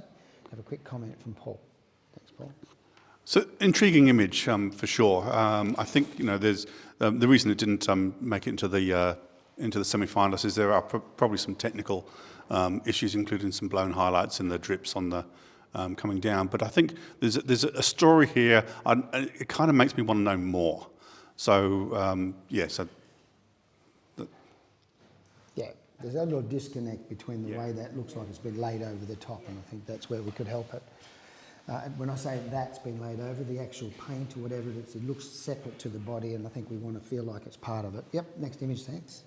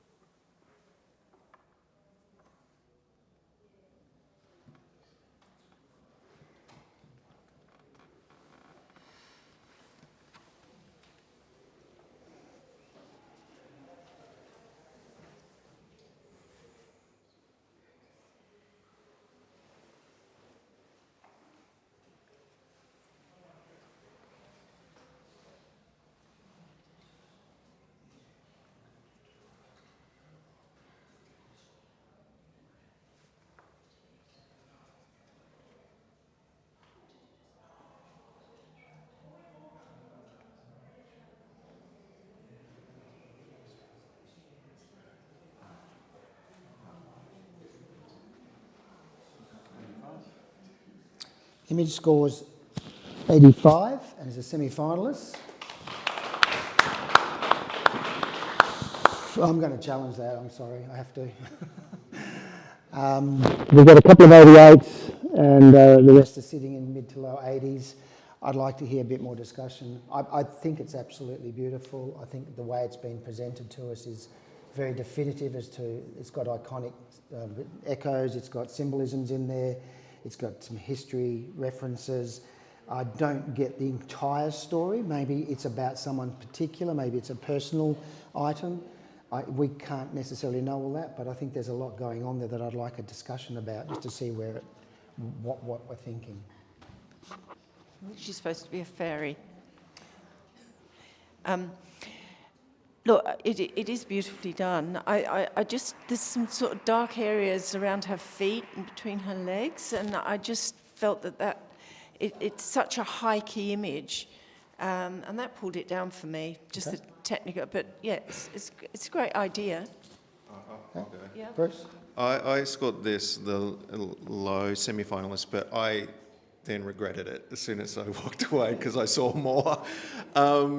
Yeah, thanks, Tony, for challenging this. This is beautifully and delicate and everything else. And I think the story here is an entomologist goes and collects insects and that. And this is an insect that's been put in there. It's a fairy. But so we've got the button, the pins underneath the arms and that holding there. But I feel like this is somebody trying to keep a hold of somebody who's gone. And they were the fairy of the family. They were something special. They were the queen. They've got the crown, and this is just a tribute to this person. And yeah, it's kind of morbid in a weird way, and doing it as a pin on the actual cotton, which is what they usually do. But it's really well put together, and I think, it's one of those images that rewards as you keep looking and thinking. So I'm definitely coming up. Thanks for challenging. Okay, anyone else starting to feel like they want to talk, or you don't have to? Just curious. Paul? Thank you for that, Bruce. I hadn't realised that she was pinned, and it makes all the difference to me. I don't mind the darkness between the legs. I can see that it's just the shadow of one on the other, but seeing her pinned is just like takes that image to another level, and technically it's perfect. Anyone else? Okay. So the other thing is, to my mind, it's also about it's a photographic artistry award, and we look at art sometimes and it provokes us and can move us. And this one actually, I feel movement emotionally, so that's why I wanted to make sure we gave it a chance. That doesn't mean it has to change, but we've had a chance to look at it. So you all can rescore. You can leave your score exactly where it was if you choose to, or you could choose to change it one way or the other. Up to you guys.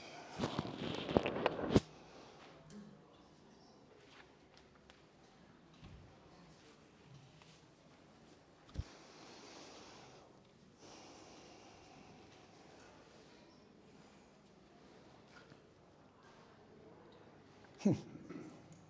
91. With the discussion? 92. 92.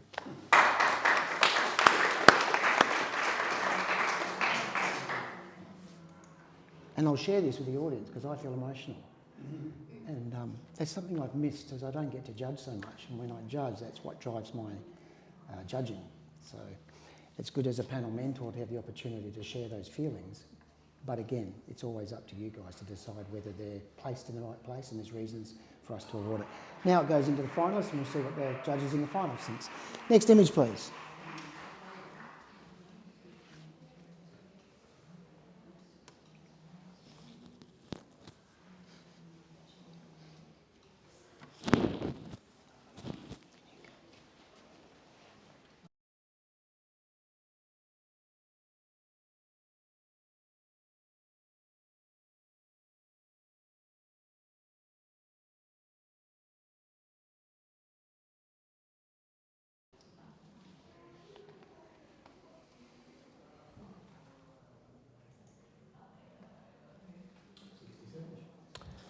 We have a 67, and I think you're all fairly much in close agreement there. Let's have a comment from, thank you. Yeah, interesting image, and I just think that needs to be revisited. There's something in the background there. I want to see what it is, and I can't tell what is pinned to the wall behind them. And yeah, just watch those highlights in contrast to the darks. It's a lot at the moment, so maybe revisit this. Thanks, Belinda. Next image, please.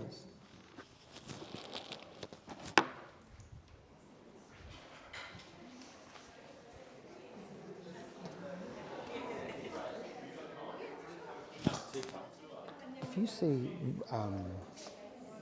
Chris or Hey Beautiful or Robin, I just want to know what break time, because we've got one category all day, but I want to give them a break in some way. Just if you see someone. Normally break times 12 o'clock, 12 to 12:30. Right, okay. But I'll go and... Yeah, well that's okay. We might just do that.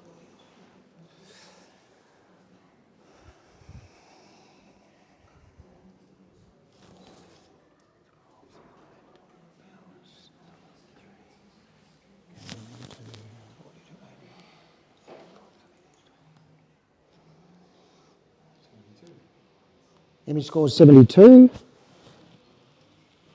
we have,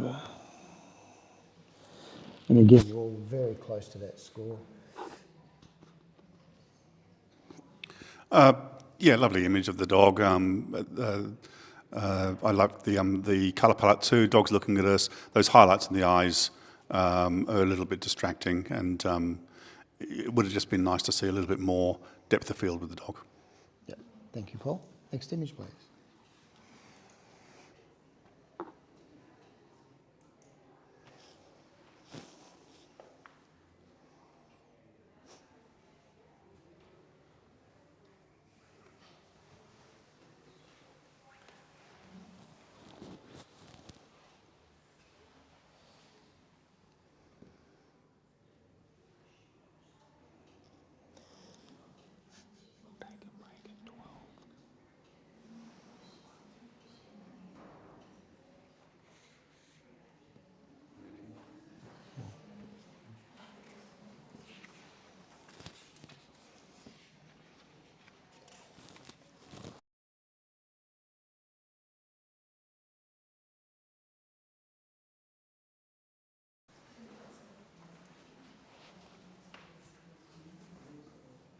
Thank you, judges.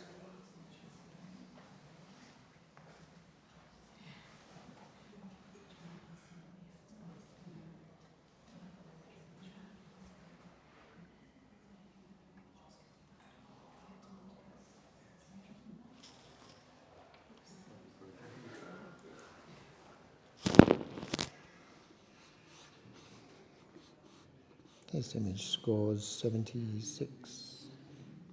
76. Let's have a quick comment. Everybody was within 2 points of that. Really, there's some great props here that I think this needs revisiting. And yeah, just keep working with those props. Maybe black and white would be stronger. Yeah. Just watch your lighting. It's a little bit strong from the top as well. Maybe work on your lighting. Next image, please.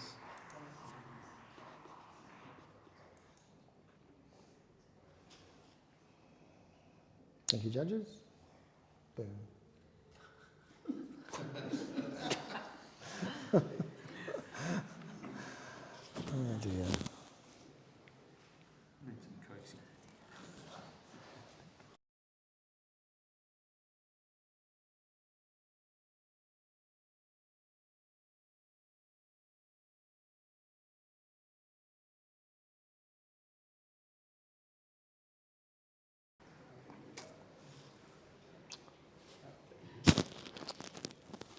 Look at that.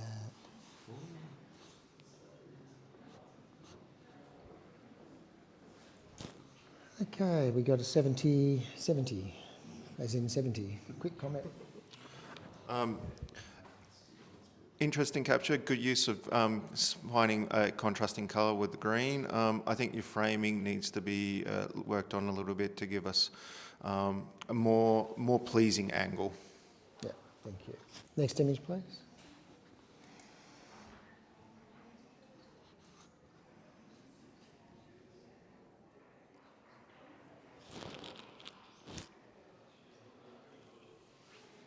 There we go.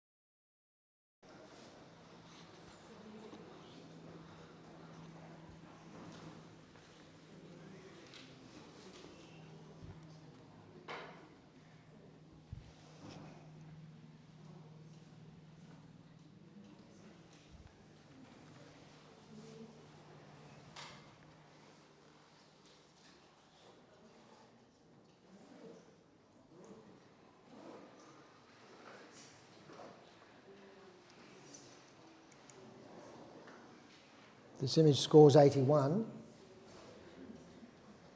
Are we happy with that?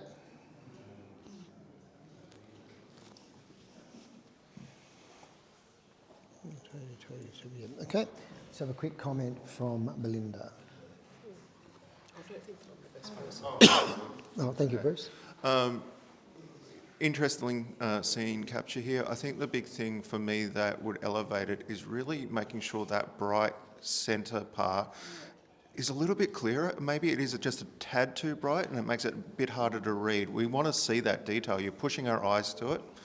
But yeah, just a little bit more finesse in that space and I think you've got a cracker here. Yeah. Yeah, I think you're right. There's a lot of detail there and a lot of it's getting lost in that high key feel. Yeah, next image, please.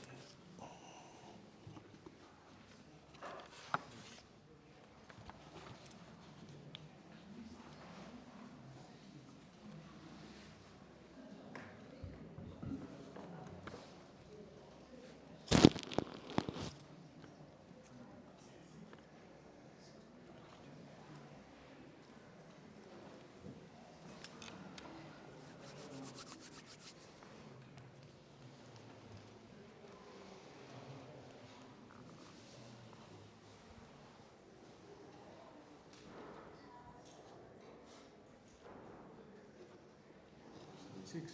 76. Let's have a look at what everybody's given. Okay, yeah, 76, that's kind of in the middle of where everybody wants to be. Can we have a quick comment from somebody that might be able to provide some thoughts? Thank you. Yeah, I just feel this is overlit and a bit fragmented, I think, the way the origami's been laid out. Yep. Yep. And maybe a little better animation, like a little bit more believability in the gesture. Yep. Okay, next image, please.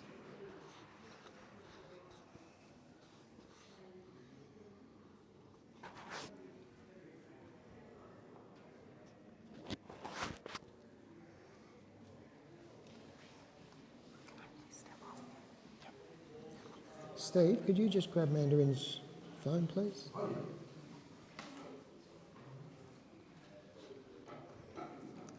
And actually judge, yeah. No crank calls, all right? Just judging.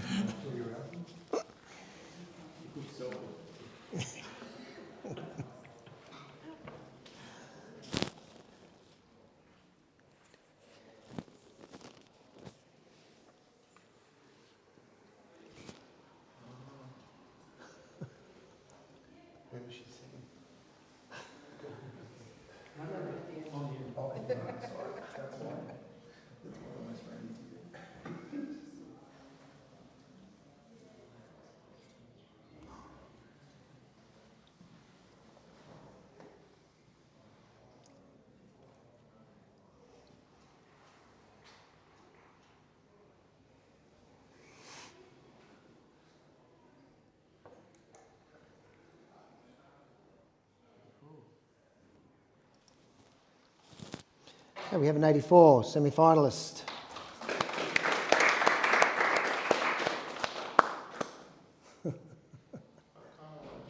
Yeah, I know you do. I know you do.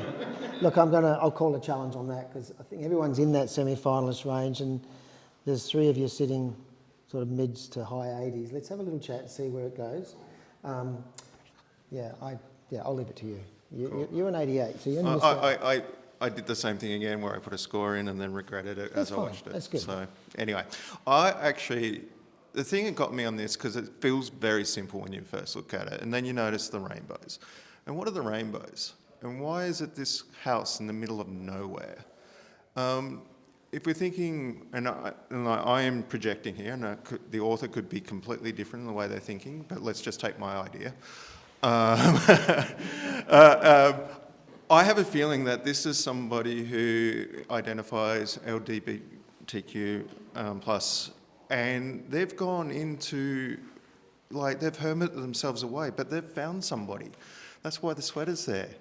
You know, the black sheep isn't black anymore. They're doing their thing. They're having their life. They've found their idyllic space, and they've found some love. So I think as a technical piece, it's actually perfectly done. I can't fault it. But as a story, it took me a second, and obviously I found it after I put my original score in. I think it's really delicate and beautiful. So yeah, I think we should come up. Let's hear from Paul O'Neill. Thanks for that, Bruce. Look, I still don't get the narrative completely. I know that I don't need to necessarily. I love the colour palette. I think that really works. I love the repetition of the pinky, orangey, yellow in the sheep, in the building, and in the on the washing line, and the sky to a degree as well. But kind of to me, I think it was mainly just the simplicity of the image, and without getting the story or without being able to imagine the story is what held me back. I'm willing to listen and to go up. All right, let's have a listen to Belinda in 85. Yeah, I've scored 85, and I was a bit like Bruce. I feel like I should have put in a higher score. I really enjoy this image. The more I look at it, it actually made me giggle seeing the rainbow sheep and then the rainbow jumper on the clothesline. Then I found the little magpie on the chimney, and it's just really quaint and sweet. And I mean, technically, there's nothing to fault here. I can't find an issue at all anywhere. So yeah, I'll be coming up. Does anyone else have anything to add? Okay, I'll just add, take away the stories, it's just the composition elements. There's a beautiful sense of we're being driven through this narrative. You know, that curve takes us to the sheep, that line leads us up here, that brings us back here, the chimney smoke. So we're kind of being led through the picture quite nicely. The colour palette's beautifully repeated through this image, and even to the fact that the door and the stairs are kind of mirroring to the opposite. I see all these little things that are very careful design elements that have been placed quite nicely, and there's a subtlety to the whole thing. And then there is that underlying hint of a narrative around, you know, identity and rainbow and so on. So that's why I wanted you to have a chat about it. Now, you can all rescore. You can leave your score where it is, entirely up to you, but we've had a chance to think about it and flesh out some ideas. And sometimes just a few points is just to help the photographer know that we think it's worthy of a little bit more than where it started, or less, as can be the case.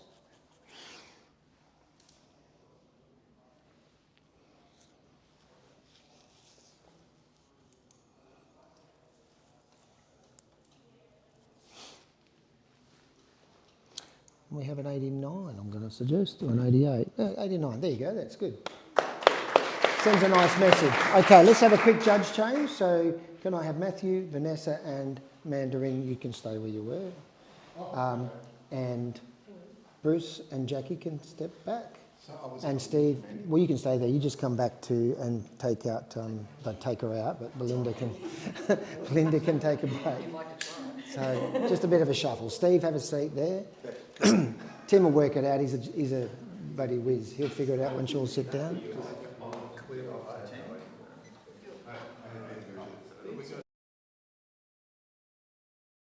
We'll take a break in a little while, but not just yet. So if you've got a quick one, come back, and then in about our lunch break, and just take 15 minutes.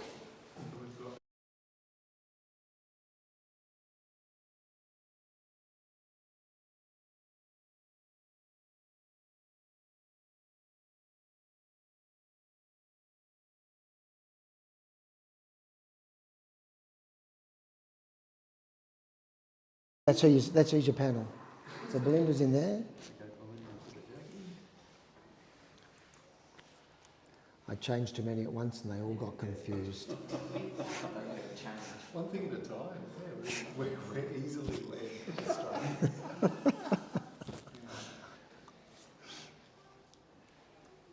Vanessa, number 2. There we go. Belinda, number 1. No. Okay, don't change it. You two swap seats, please. Much quicker than tech. Matthew, Paul, Steve. We all good? Let's get roaring.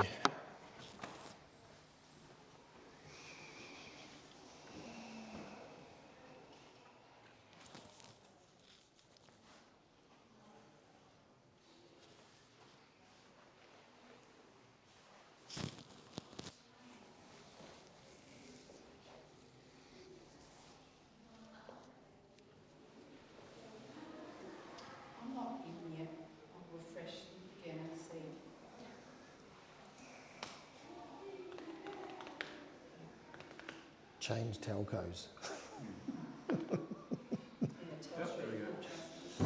There we go. We have a score of 76. And that's a spread across, from 70 to 80. So it's about where people want it to be. Okay, can we have a quick comment, please, from Matthew? Thank you, Matthew. Just a quick one. A quick one. A couple of elements that could just be shifted. That top left corner, we're in the category where we can take things out. Let's eliminate that and really keep our eye on the snarling, unhappy dog. Okay. Next image, please.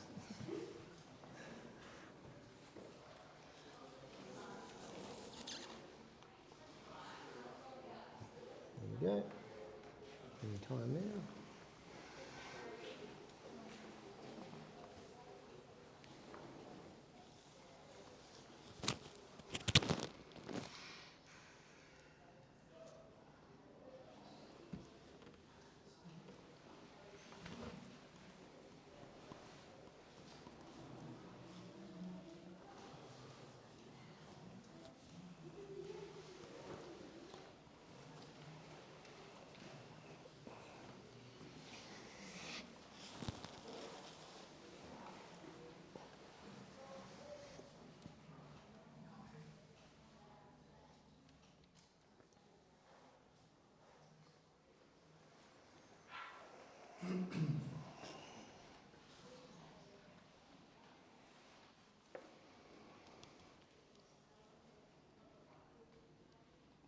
Paul, just...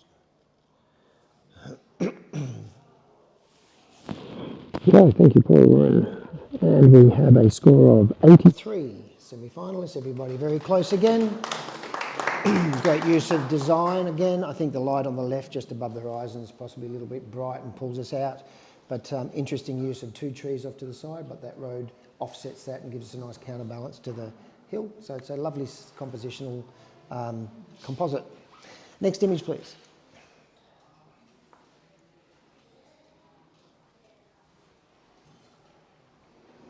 And there we go. Now. Not quite, but that's fine.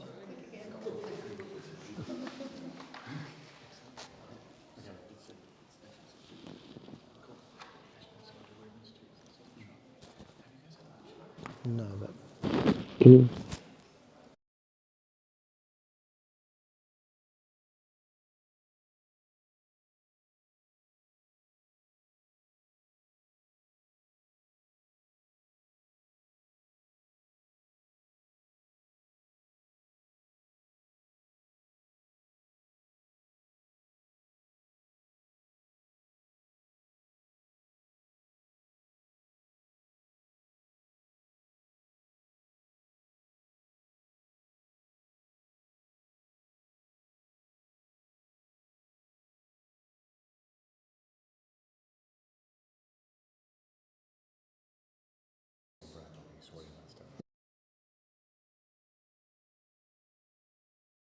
How are we going?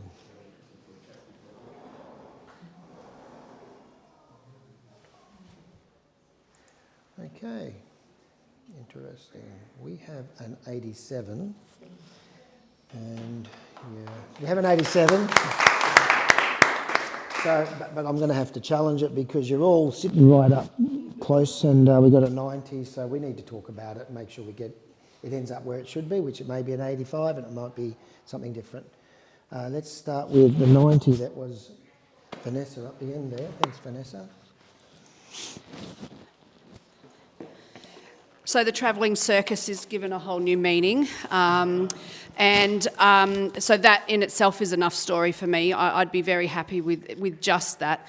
And technically, every element is very well settled into this image. Often when we're trying a composite like this, we can feel that the lion's been placed, but I'm convinced that that lion is sitting on that elephant and the top hat was worn for the elephant wears the top hat daily. So that means that I'm not technically blocked in any way. I'm totally enthralled by the story. And then it's got this light that is just unusual. And that is helping to meld this story even more. I'm wrapped with it. I think it's fantastic. Okay, let's go to... just because I just want to get both ends of the scale and then anyone else can... Yeah, sure. I scored an 84 on this one, and I was probably a little bit stingy. I was a bit...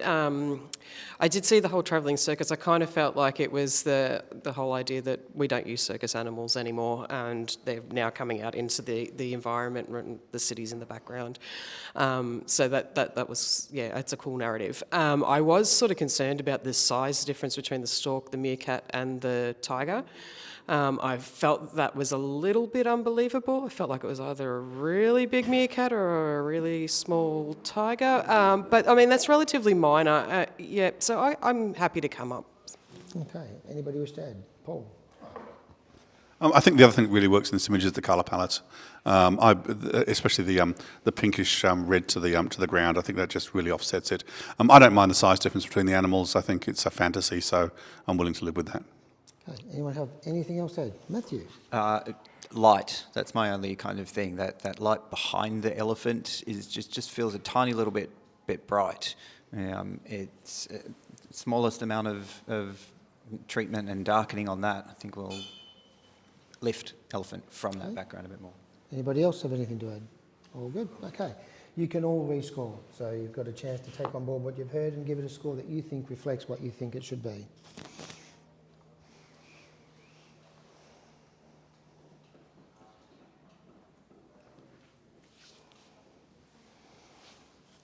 We have an 89 semi-finalist.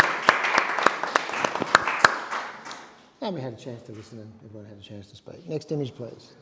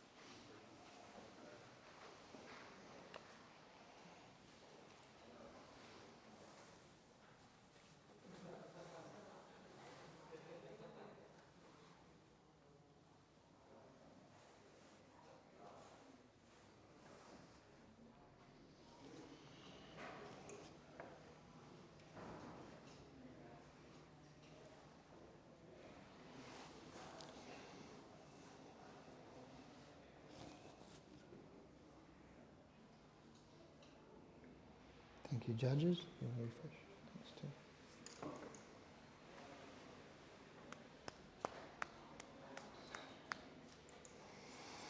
We have a finalist at 90. Bang.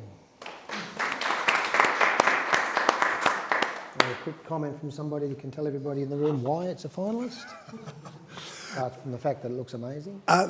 Honestly, the visual impact slaps you in the face immediately. The monotone use of the colour palette is really refined, but it's more about metamorphosis. Yeah, metamorphosis. That kind of almost snakeskin yet blooming flower, and it's a really delicate marriage between the two, and that just makes it so intriguing. So technically brilliant and conceptually very clever. Next, please.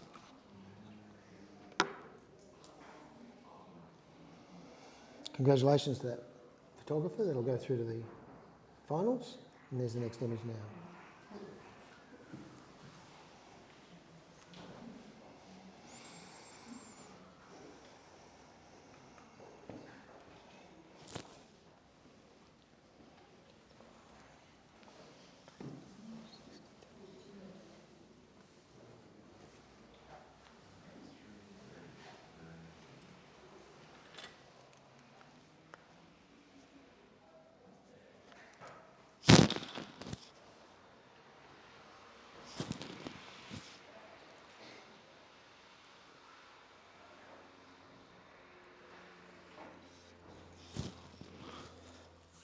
Image scores 84. Semi-finalist. Well done. Pretty consistent scoring. Quick comment, if I can, please, from Matthew. Oh, look, it's cute straight away. Her pout, her eyes, her connection with the camera and the photographer, it's just beautifully constructed, and it's a nice, elegant, strong portrait. Thank you.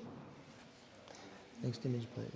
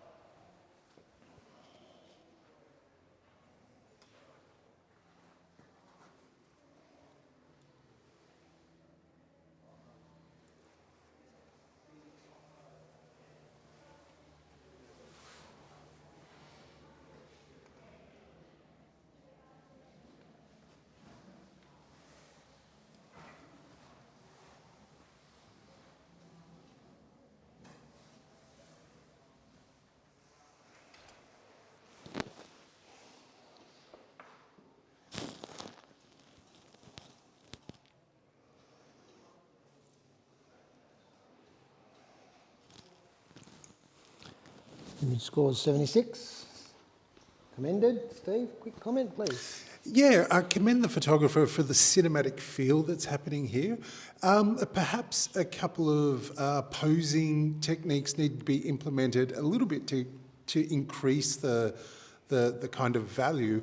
The fringe is encroaching in on her profile, which does tend to be a bit of a distraction, and perhaps the posing and that S shape needs to be refined slightly better.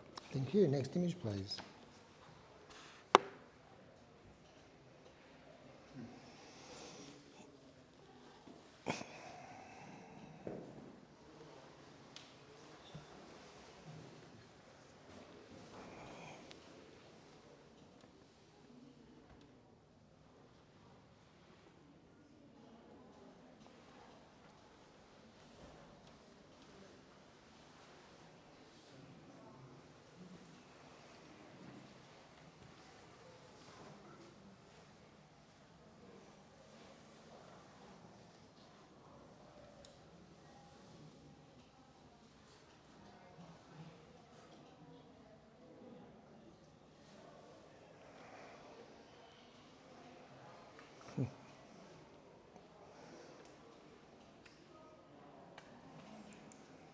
It's a golden buzzer, straight through to the finals.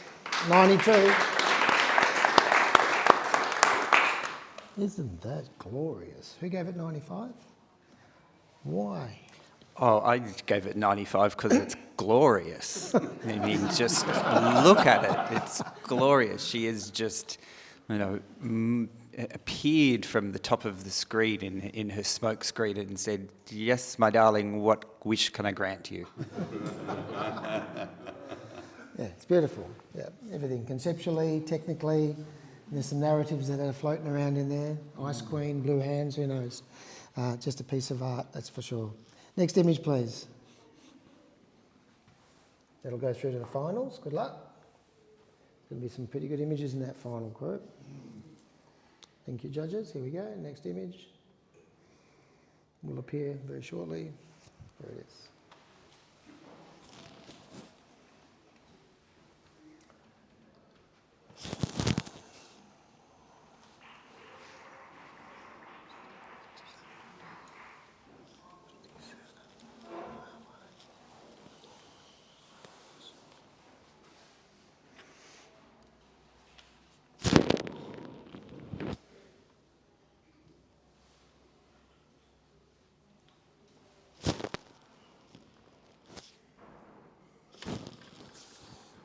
Thank you, judges.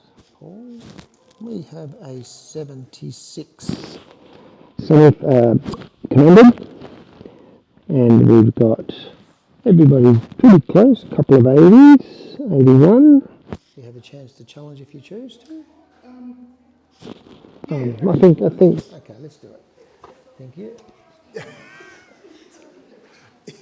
Steve's challenging 81, yep. Yeah, so I commended the photographer as a semi-finalist purely because of the technique, and it's leading us into a mood and a dreamlike state, which I would like to commend. Compositionally, that leading line on the right-hand side really leads us in towards the figure. The reason perhaps I didn't increase is perhaps the narrative needs to be slightly stronger, but the technique is beautiful. That purple and that marriage of the blue actually really works well to tie it all together.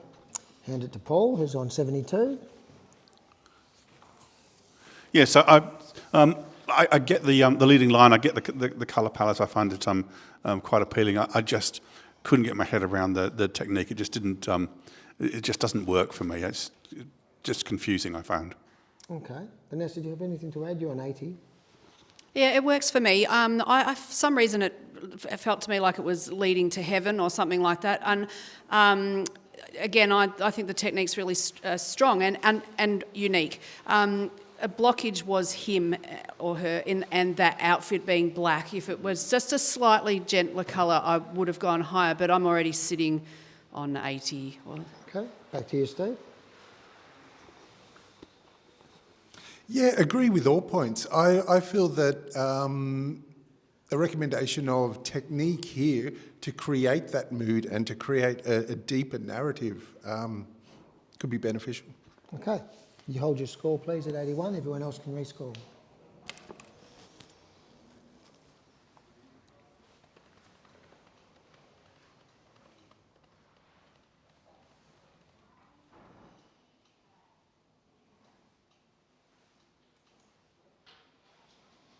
Image scores 80, semi-finalists. Well done. Next image, please.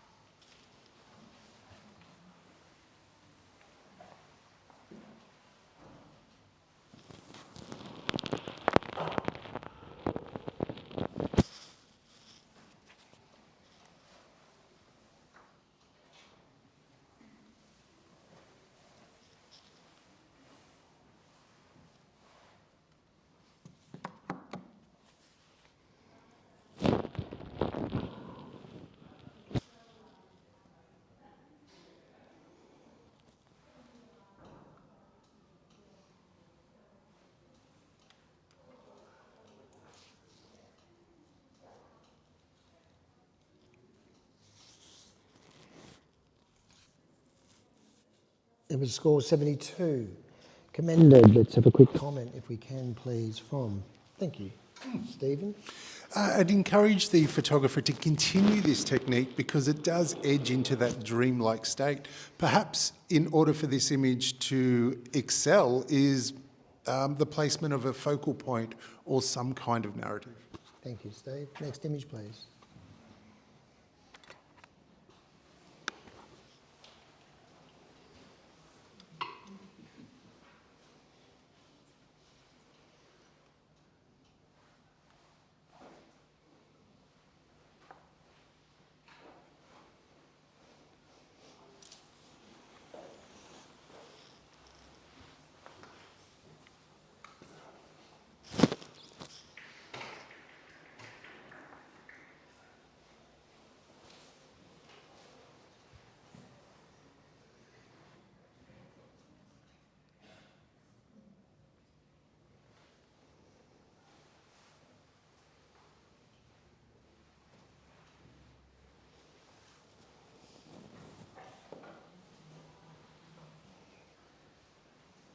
Thanks, judges.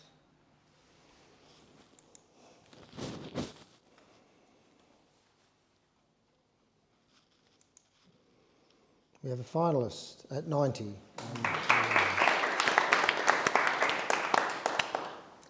And all the mums in the room go, yep, that's what my day is like. Great image, conceptually, very technically, done very well technically. Love the use of geometry of the square with the circle inside, and of course, the clock hands sort of reminding us of a full day for a mum with all the expressions. Well done. Next image, please. I'm guessing it's a mum. Could be a babysitter. Much older sister. Yeah. I don't know, I've been doing babysitting 24 hours. Yeah.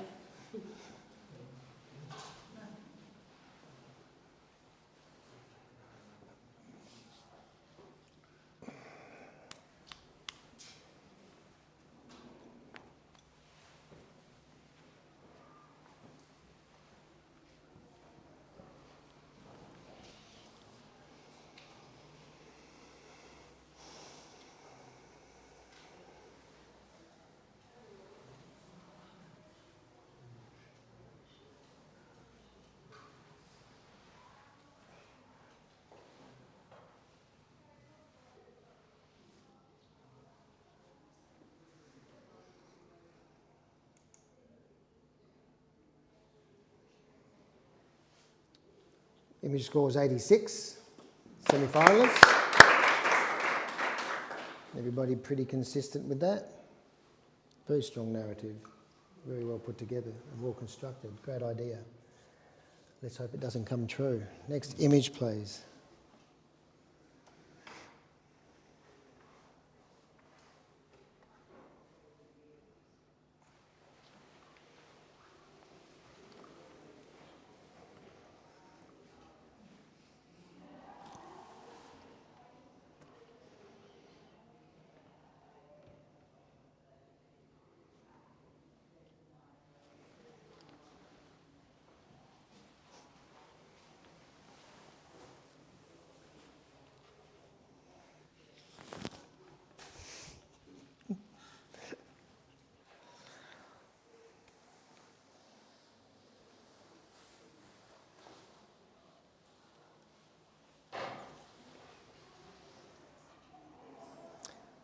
Okay, we have Paul to come in and we end up with a 85, 86, 86.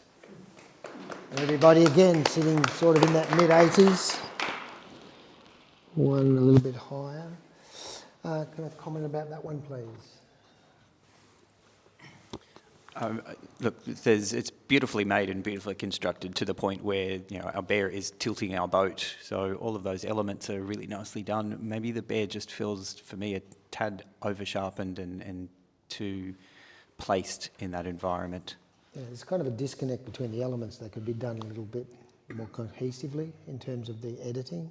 Feels a little bit like they're not quite. Yeah, they're not quite. I mean, the elements are there. They're not quite all together. But you know, our main focal point of our bear is just. Yeah. Yeah.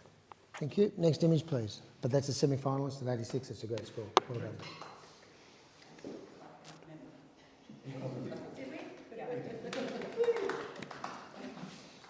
Next image. There you go.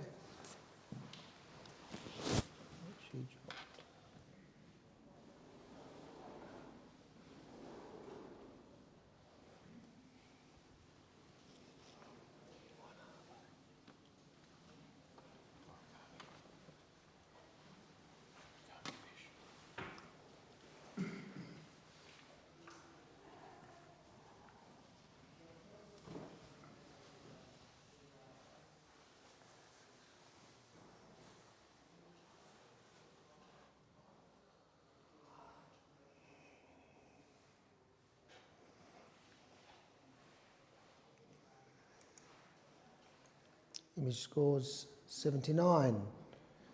Everybody very close again, bar maybe one. No, you're all within a point of that. So it's very consistent with judging. Let's have a comment from somebody who. Thanks, Steve. The marriage of the elements perhaps needs to be refined just that little bit more. And of course, when trying to communicate anything underwater while perhaps the model or the subject is in air is a very difficult task to do. So I do commend the photographer for that. Okay, thank you. Next image, please.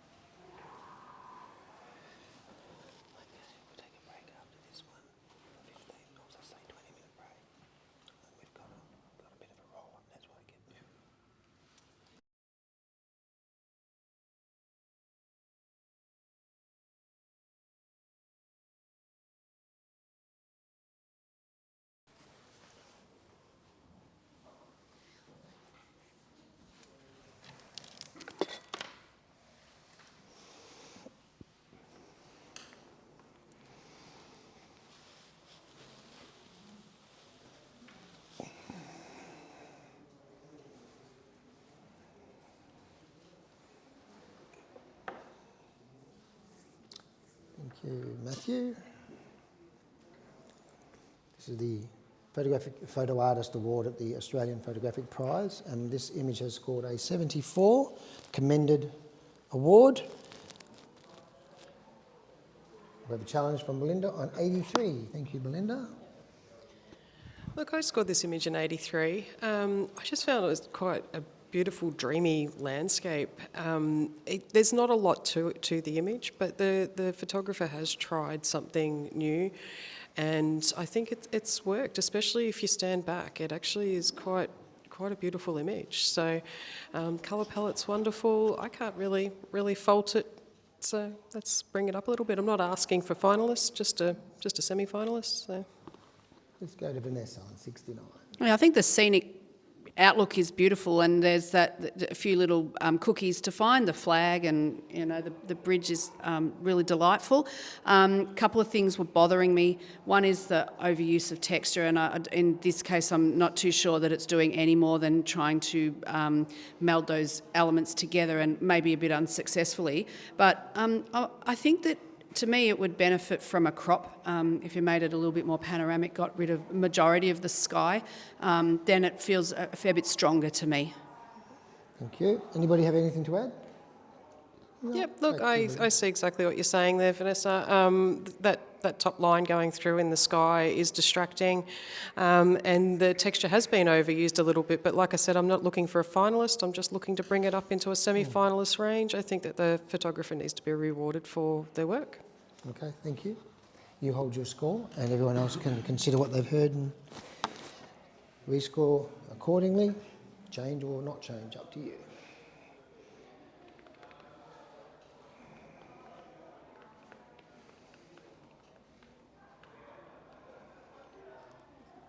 Vanessa, has yours gone through? Thank you. And image scores 77. There you go. We are going to take a short break. So for those online, we'll be back in about 20 minutes, maybe 25, but we'll aim for 20. So lunch is upstairs for our judges, okay? Well, no, can I have you back here at 5 to 1? So by 1 o'clock we're up and running. Am I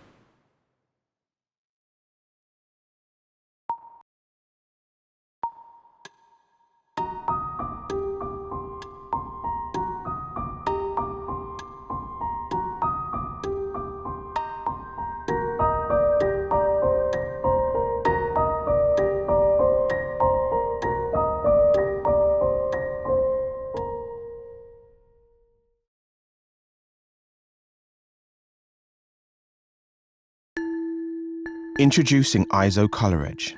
Precision is essential for any professional working with images. Whether you're an artist, a retoucher, or a visual effects specialist, you need to know that what you see at the start of a project is precisely what you'll get at the end. Color Edge monitors give consistent, reliable accuracy that guarantee no surprises within your color workflow. So what you see in real life is what you see on screen, and what you see on screen is what you see in real life. That's precisely why professionals all over the world trust ISO Color Edge for their image creation. ISO Color Edge. Discover living, breathing color.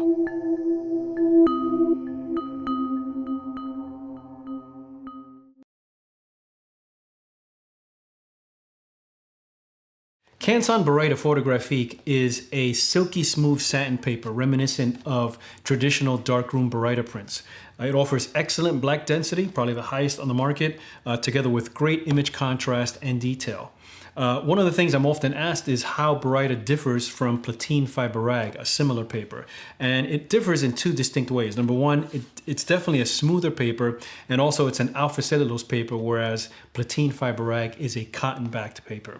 Now, Baryta does contain some natural brightening agents, and I say natural because it's inherent in the barium sulfate coating that gives Baryta its beautiful finish. But it's still considered a museum-grade paper and meets all industry standards for longevity. And really, it's a paper that works well with a whole variety of images, color of course, but it especially shines with black and white, where rich blacks and deep contrast is important. So if you're fond of darkroom prints and you want a paper that has a rich satin finish, then Baryta Photographic is definitely one to consider.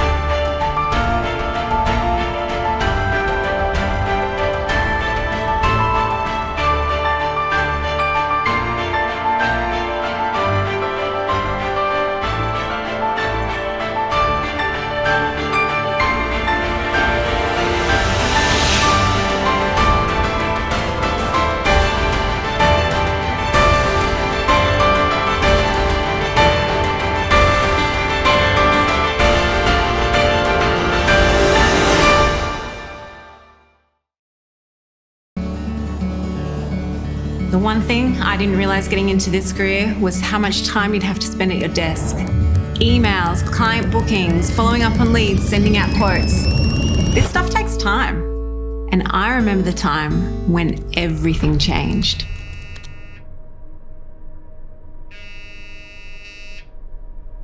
Hey, Ben. No worries. I'll be there real soon. See you in a sec. Yeah, that was me when I first started.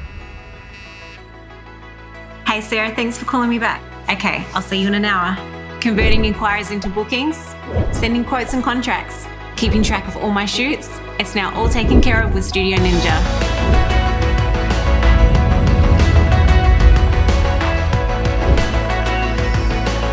Beautiful, big smile. With Studio Ninja, I never have to worry about following up on leads, chasing payments, or missing shoots. Fine, beautiful. As I said, I'm a photographer, not an administrator. So if you want to spend more time doing what you love, let Studio Ninja help.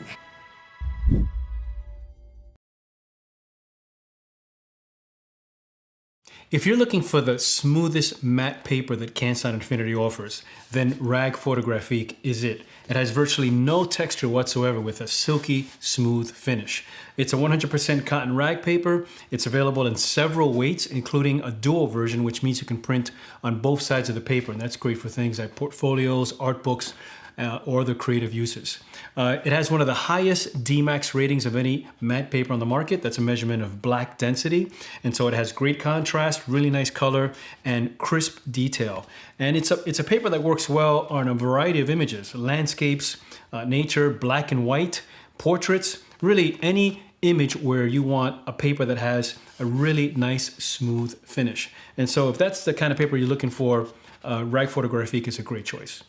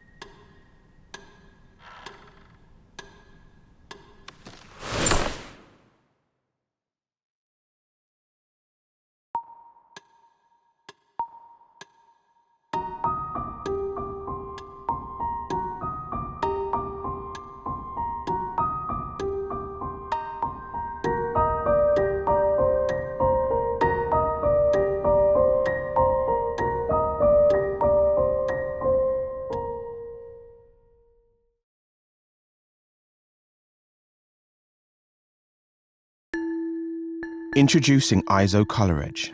Precision is essential for any professional working with images.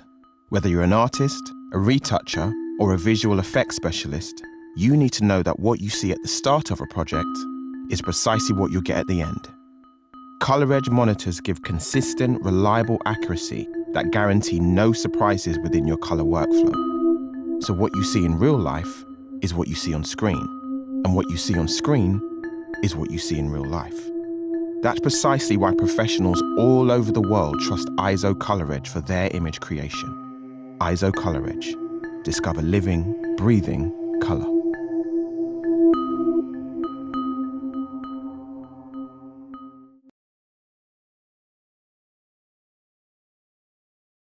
Canson Baryta Photographic is a silky smooth satin paper reminiscent of traditional darkroom Baryta prints. It offers excellent black density, probably the highest on the market, together with great image contrast and detail. One of the things I'm often asked is how Baryta differs from platine fiber rag, a similar paper. And it differs in two distinct ways. Number one, it's definitely a smoother paper, and also it's an alpha cellulose paper, whereas platine fiber rag is a cotton-backed paper. Now, Baryta does contain some natural brightening agents, and I say natural because it's inherent in the barium sulfate coating that gives Baryta its beautiful finish. But it's still considered a museum-grade paper and meets all industry standards for longevity. And really, it's a paper that works well with a whole variety of images, color of course, but it especially shines with black and white, where rich blacks and deep contrast is important. So if you're fond of darkroom prints and you want a paper that has a rich satin finish, then Baryta Photographic is definitely one to consider.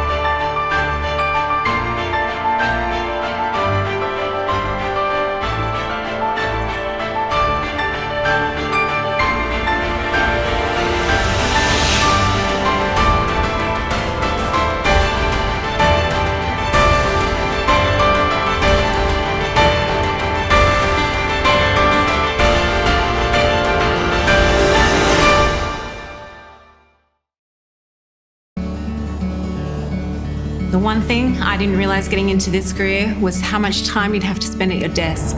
Emails, client bookings, following up on leads, sending out quotes. This stuff takes time. And I remember the time when everything changed.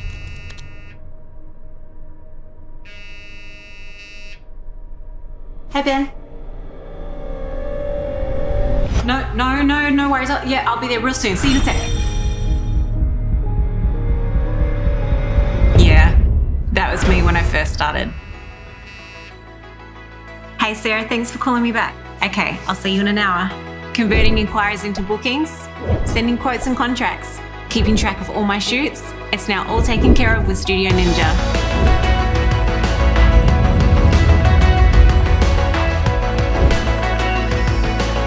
Beautiful, big smile. With Studio Ninja, I never have to worry about following up on leads, chasing payments, or missing shoots. Fine, beautiful. As I said, I'm a photographer, not an administrator. So if you want to spend more time doing what you love, let Studio Ninja help.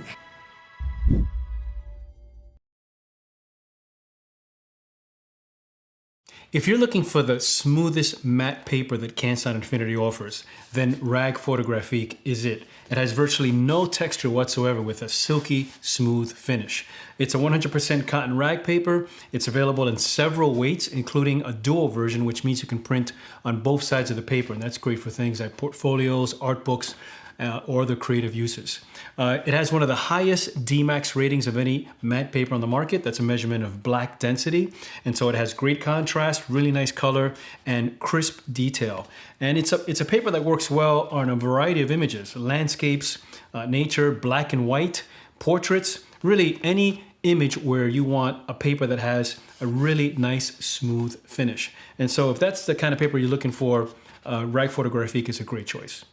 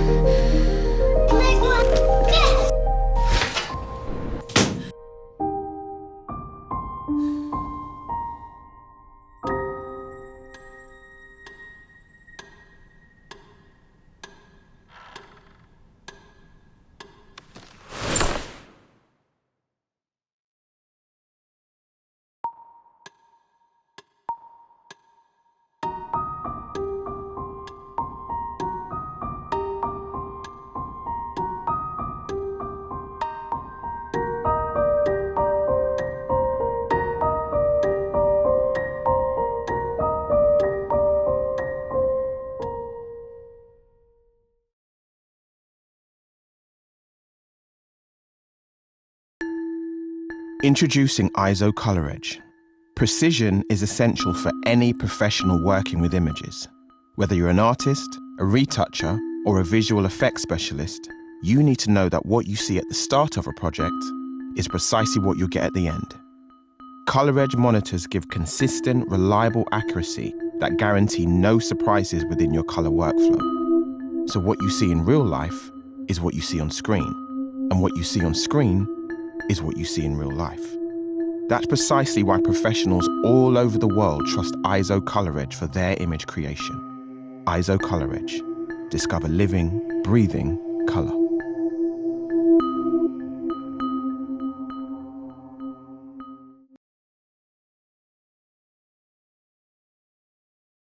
Canson Baryta Photographic is a silky smooth satin paper reminiscent of traditional darkroom Baryta prints. It offers excellent black density, probably the highest on the market, together with great image contrast and detail. One of the things I'm often asked is how Baryta differs from platine fiber rag, a similar paper. And it differs in two distinct ways. Number one, it's definitely a smoother paper, and also it's an alpha cellulose paper, whereas platine fiber rag is a cotton-backed paper. Now, Baryta does contain some natural brightening agents, and I say natural because it's inherent in the barium sulfate coating that gives Baryta its beautiful finish. But it's still considered a museum-grade paper and meets all industry standards for longevity. And really, it's a paper that works well with a whole variety of images, color of course, but it especially shines with black and white, where rich blacks and deep contrast is important. So if you're fond of darkroom prints and you want a paper that has a rich satin finish, then Baryta Photographic is definitely one to consider.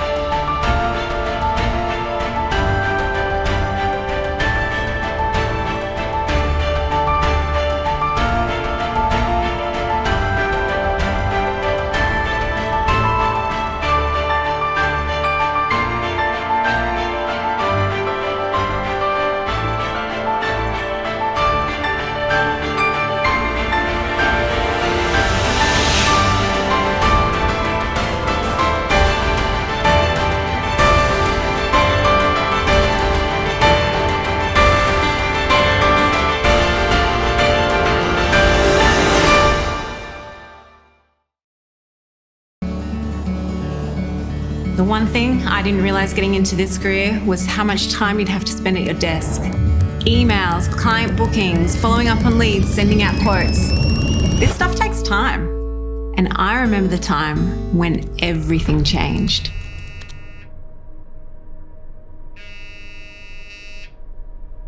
Hey, Ben. No worries. I'll be there real soon. See you in a sec. Yeah, that was me when I first started. Hey, Sarah, thanks for calling me back. Okay, I'll see you in an hour. Converting inquiries into bookings, sending quotes and contracts, keeping track of all my shoots. It's now all taken care of with Studio Ninja.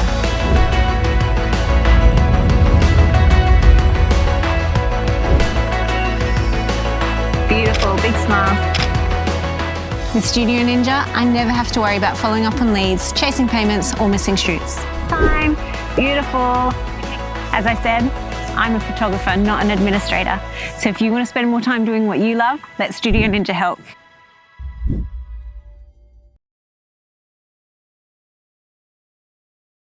If you're looking for the smoothest matte paper that CanSign Infinity offers, then Rag Photographic is it. It has virtually no texture whatsoever with a silky, smooth finish. It's a 100% cotton rag paper. It's available in several weights, including a dual version, which means you can print on both sides of the paper, and that's great for things like portfolios, art books, or other creative uses. It has one of the highest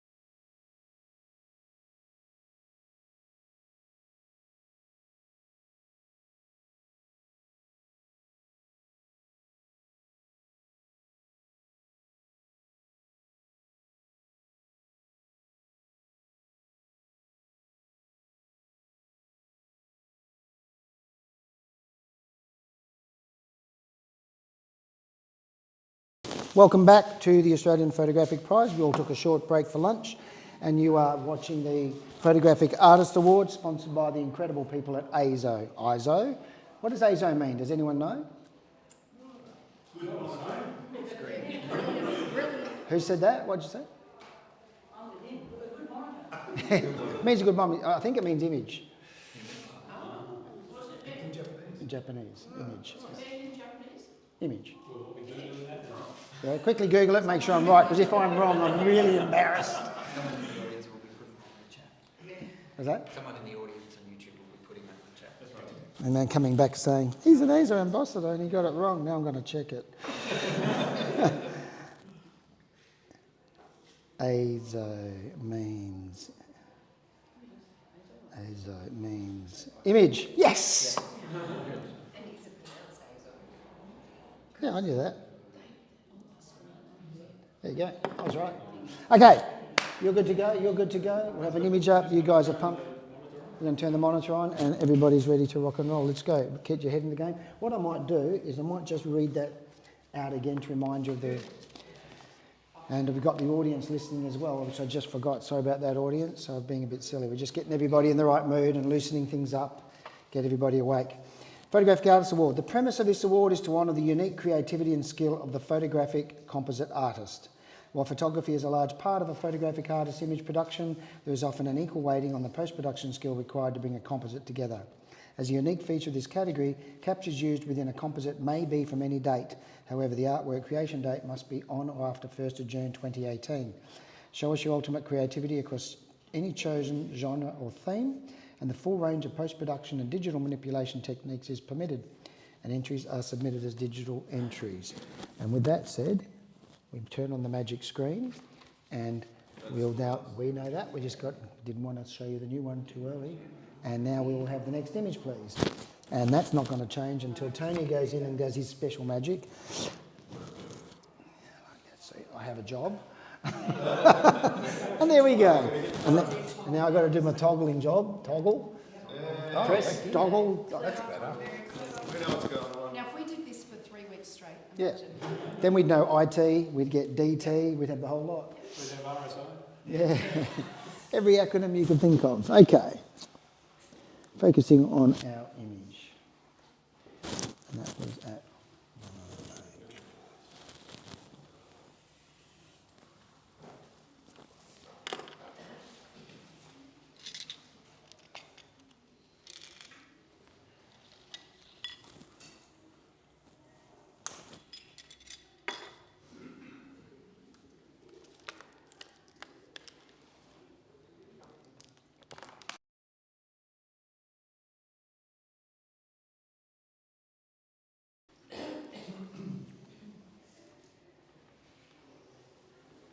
Image scores 83.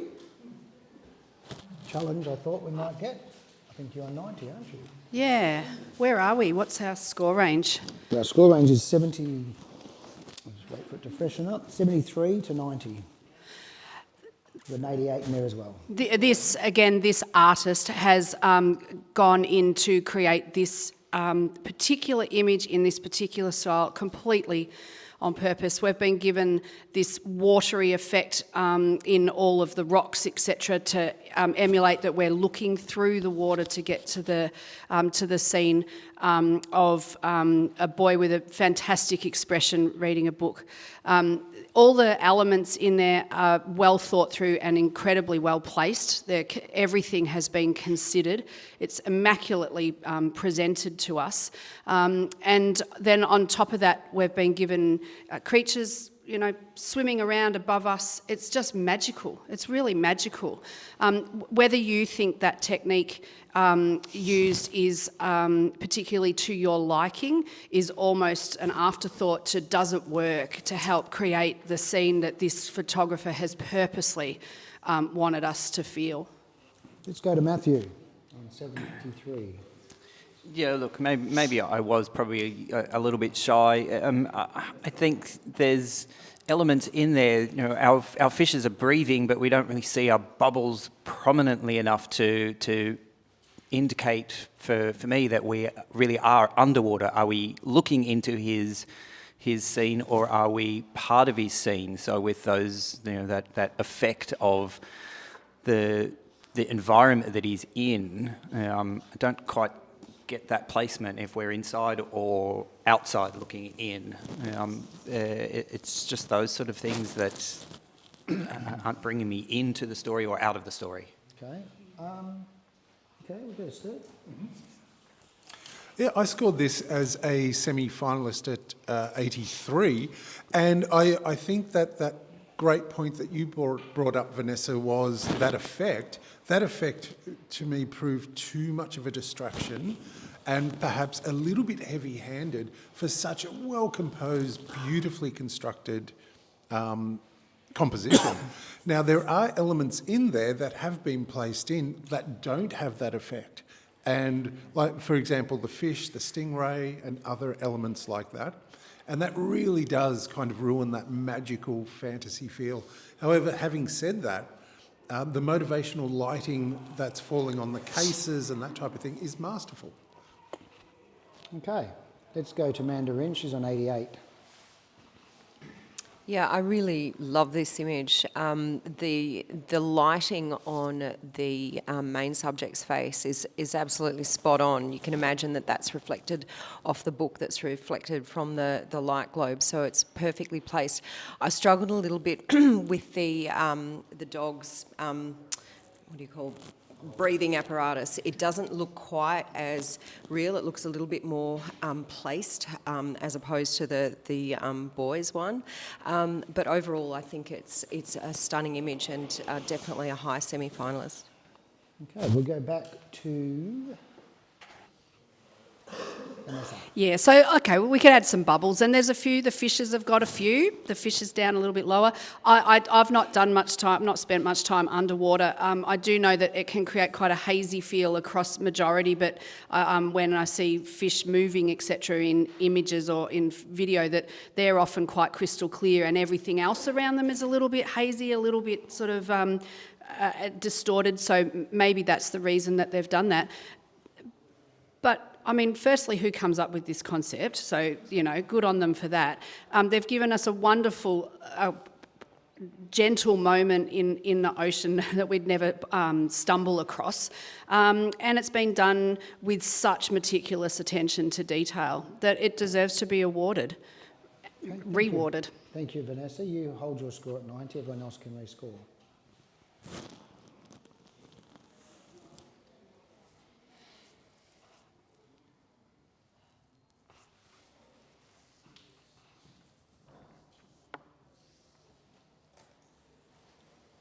And the score's 87. Semi-finalist. Next image, please.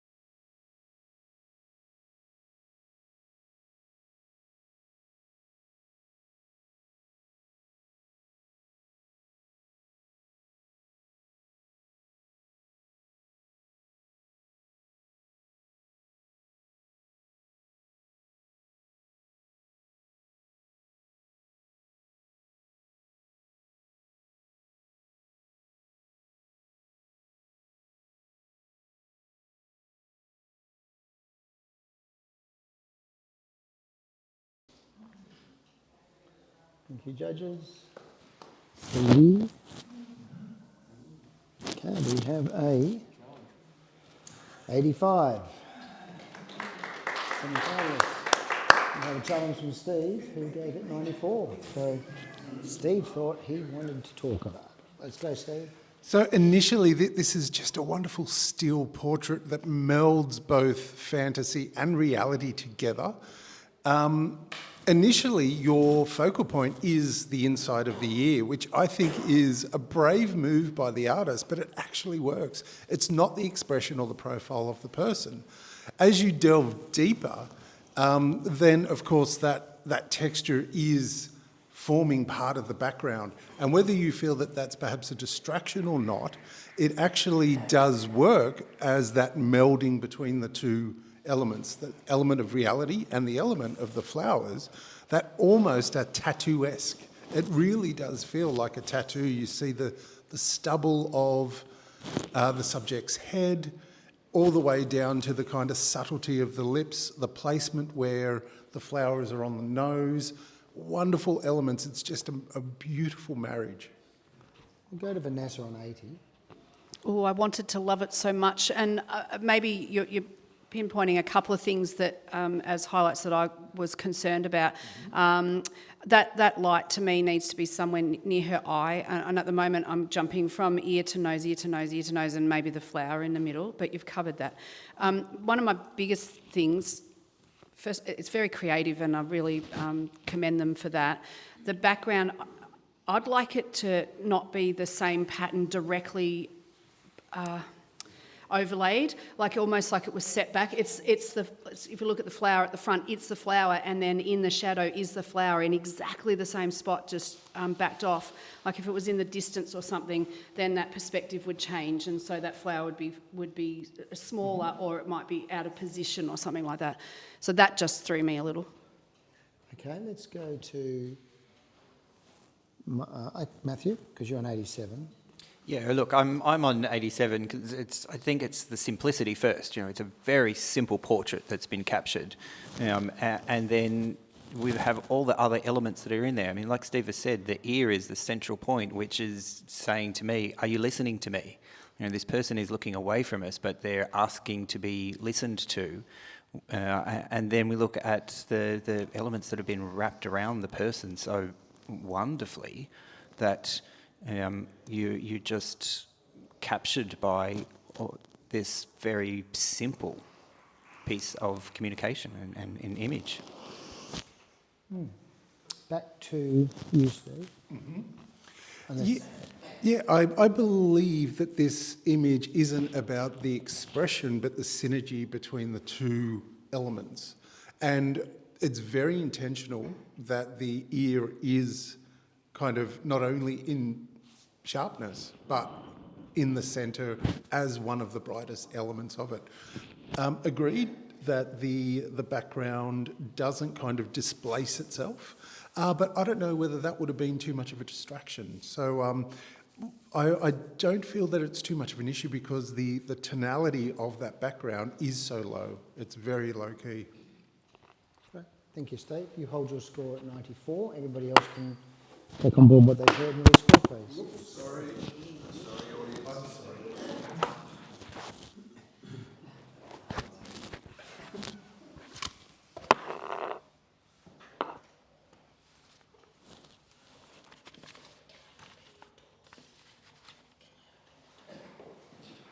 Image scores 88. Semi-finalists, well done. Next image, please.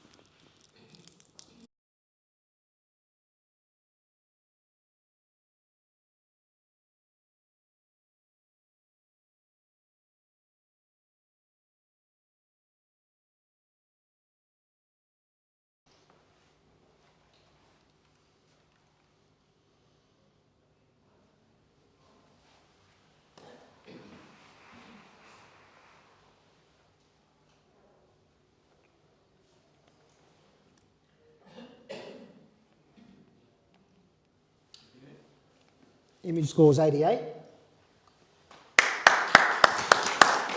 Challenge with a 97. Yes, absolutely. So I'm going to start with the compositional elements first. It is masterfully created. You have the horizontal of the uniform, the vertical of the background, that blue and gold which just screams royalty and a confidence. The subtle background, which I think is beautifully done, is obviously the ocean waves, yet it's set like an old-time photograph. Now, the history of what's going on in her throat, it's very mechanical, but have a really close look at the strength in the grip of the sword as well. It's really tight, which presents itself as such a courageous kind of character. Yet, she's very softly kind of looking at the camera. The viewer, sorry, the connection. And then, of course, we have that parrot. It's very gently poised upon her actual finger, and it works beautifully. Everything in terms of the element and the construction is beautifully placed. It's a very strong story, and the colour palette is incredible. Let's go to Bruce up that end. You got that, or was that Mandarin on 82? Mandarin. Thank you. I'm not going to disagree. It is a superb image. Everything that you have said, Steve. Where I struggled a little bit was actually the treatment of it. I felt that there could have been a little bit more depth in the layers of the fabric, but mainly I was trying to understand the story of why that ship was in her neck. Like, has she, had her head chopped off? Is it something to do with speech? She's got a parrot on her hand. Is it something to do with, what she wants to say? If you can explain that to me, I will definitely consider going up. Let's go to Matthew, 90. It's the cutthroat pirate. That's what is sitting there in her throat. She is the pirate. She is a pirate. Of her time, she was probably not a pirate, but we've seen pirates depicted as women in movie and film in the last few decades. But for me, it's the cutthroat pirate. She has, exactly as Steve has said, that strong hand on that sword, that delicate hand saying, I'm a delicate female, I'm holding my parrot.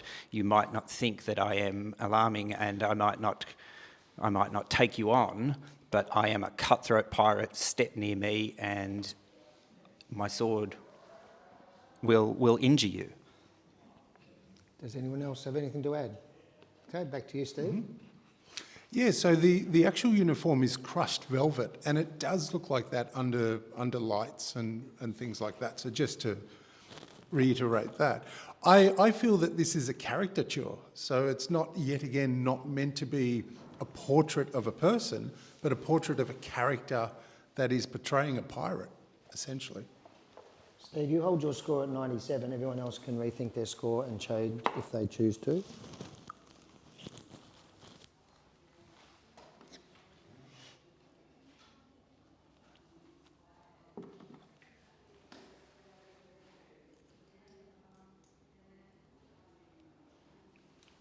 Image scores 92.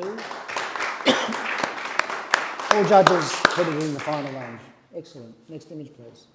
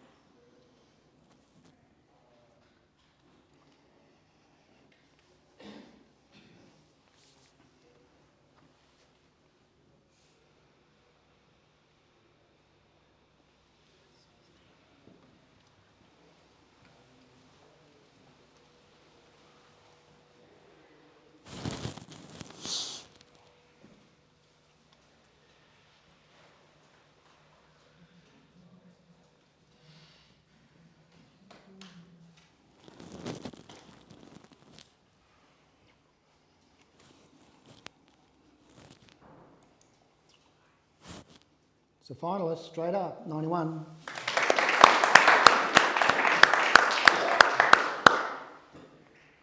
Who wants to talk about that? No one to put their hand up, I was jumping in. So, incredible narrative straight off the bat. I feel that it's so clear that the visual communication here, that like climate change, time's running out. And literally we have this vessel that is, I don't know what you call them, a time, that. But let's talk technically. This is a dark field application of glass, and it's beautifully done. If this was kind of anything to do with commercial or product, it is exquisitely photographed, number one. So the technique is wonderful. The perspective is spot on. Yeah. Is that the name for an hourglass? No, an infinity sign is an Ouroboros. What he said. No, like you said, beautifully constructed, great craftsmanship and powerful narrative and contemporary, which is really nice. Next image, congratulations, that'll be a finalist. Nope. They all went there. I mean, someone was 88, but close.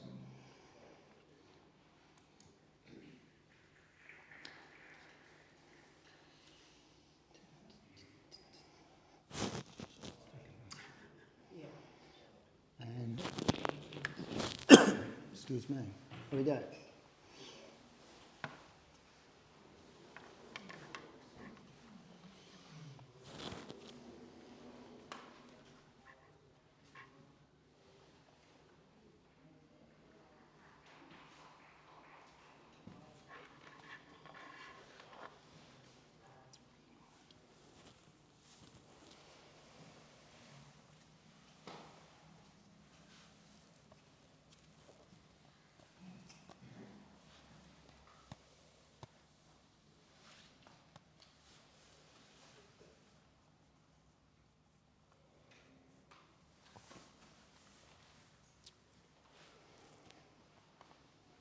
Image scores 83, semi-finalists. All very close to that. Quick comment. Thank you. Great little idea, well put together. I think the thing it needed to bring it up is just a little bit more attention to detail and looking at the birds, maybe finding some different silhouettes just to give it a little bit more of a breakup and story. Perfect. Next image, please.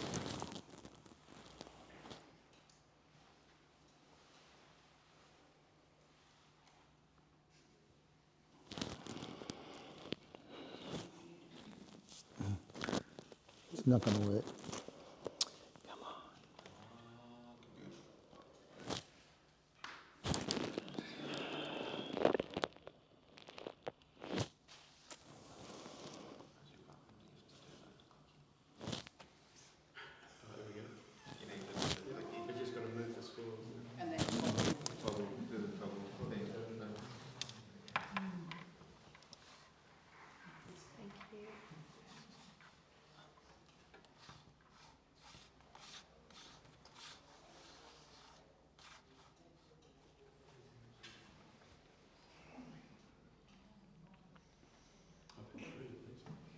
You've done what? I've had 3 of these.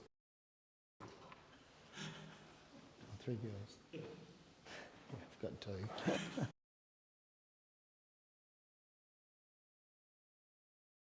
little princesses.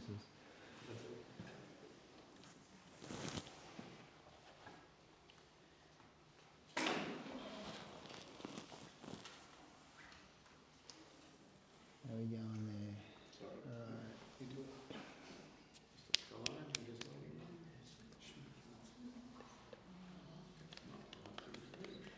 Sylvester Stallone, let's go.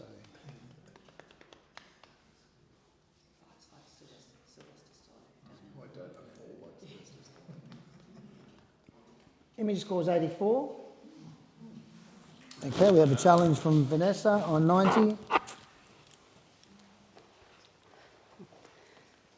This says so much in such a little short plane, across the front. She's got such sass, and the photographers around really got that energy too. What a look, what a style. It's perfectly positioned in that sort of stage photography look. I think it's delightful. And the background certainly helps tell that story too. So that being that little bit lighter, that little bit brighter, sort of gives us that sense that it could either be taken on stage or, you know, at the front of the building here as she arrives. It really has some great sass to it, needs to be rewarded. Okay, let's talk to Bruce on a 78. I went the other way. I got the story straight away, and I think it definitely conveys that quite easily. I think the thing, it was technique for me. The whole technique falls apart all the way through for me. You got the speed graphics with the flash bulbs going off. There's no lighting on the back of her to indicate that they're actually in there. The front guys, while I love the depth that it gives, they do feel pasted, unfortunately, for me. I think it's a really interesting image, and I really like the story, but the technique for me just falls apart, unfortunately, when I look at it closely. Go back to, does anyone else have anything to add to that discussion? No? Okay, we'll come back to you, Vanessa. Yeah, I think the whole thing's so purposefully done. This is meant to have that stylised feel about it, and that's absolutely nailed. So we need that sort of fresh stage lighting to be able to prove that. To me, this is like a production that's been held at the front of the auditorium rather than on the stage, and that's exactly the look that they want us to go for. It's clear, it's crisp, and it's, you know, inventive. Okay, you hold your score, everyone else can rescore. Thank you.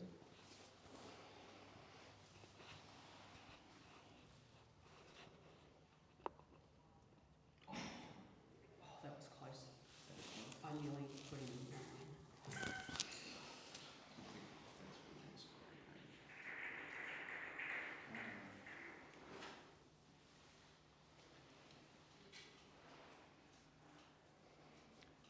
in. Image scores 85. 85. Just for the benefit of the photographer, we'll also add that the people at the front, the flashes are facing straight ahead instead of towards the subject. So those sort of perspectives remove us from reality. And if you can just, when you're creating something composite, if you can turn those flashes towards, whether you've got to photograph them that way or just distort them in edit, that's going to add to the reality or the perceived reality. Next image, please.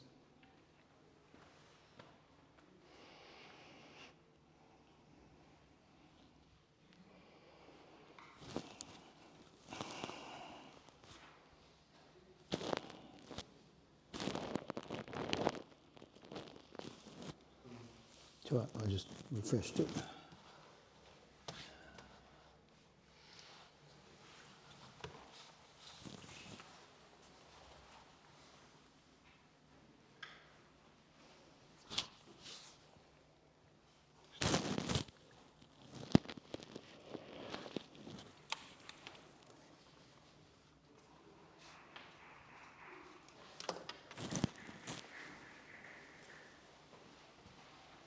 Thank you, judges.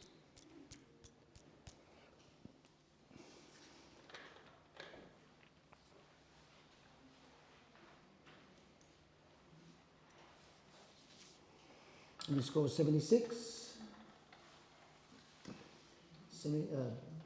Commended.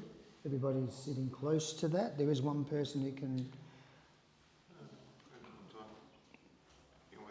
No. I'm just checking if we have... Everyone happy with that? Yeah. We're happy with that? Okay. All right. Yes, Bruce, thank you. What can be done to... I think there's an interesting story to be told here. I think the biggest thing that's letting us down here is the lighting, and the perspective is a little bit maybe too top heavy, just with the background and that. But yeah, the lighting is a very top down, and it really, all we're seeing is her shoulders at the minute, and it takes us a while to find that heart. So it makes us search for the story a little too much. So yeah, just a little bit more finessing on the lighting, I think. Thank you. Next image, please.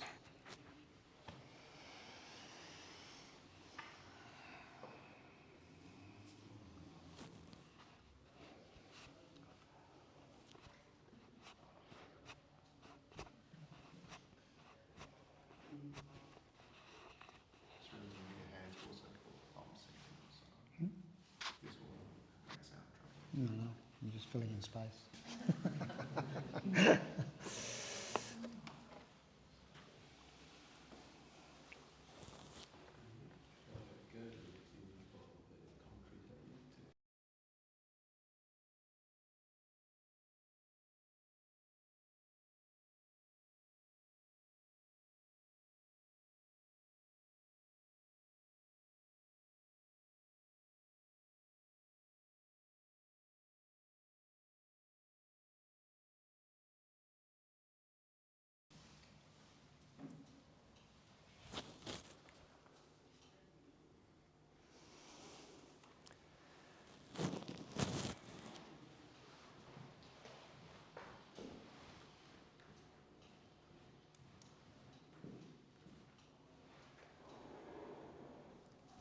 This image scores 85.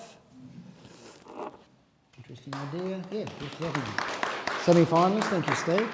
Just a very quick comment. Oh, look, it's got immediate impact. It's the bird on the wire balancing above the smog, and travelling from potentially their home to wherever their other apartment is above the smog.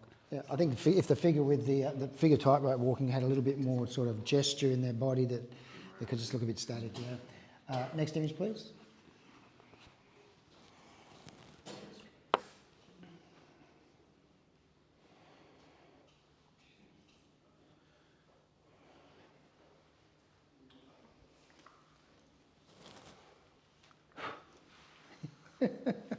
Yes, we are waiting for this to refresh, aren't we? Appears our IT is just a little bit overloaded.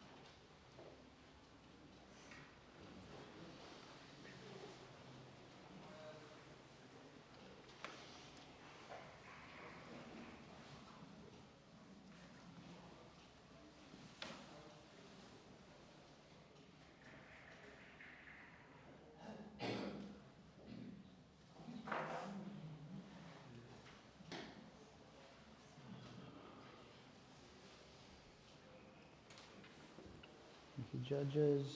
Nearly there, just waiting on Mandarin.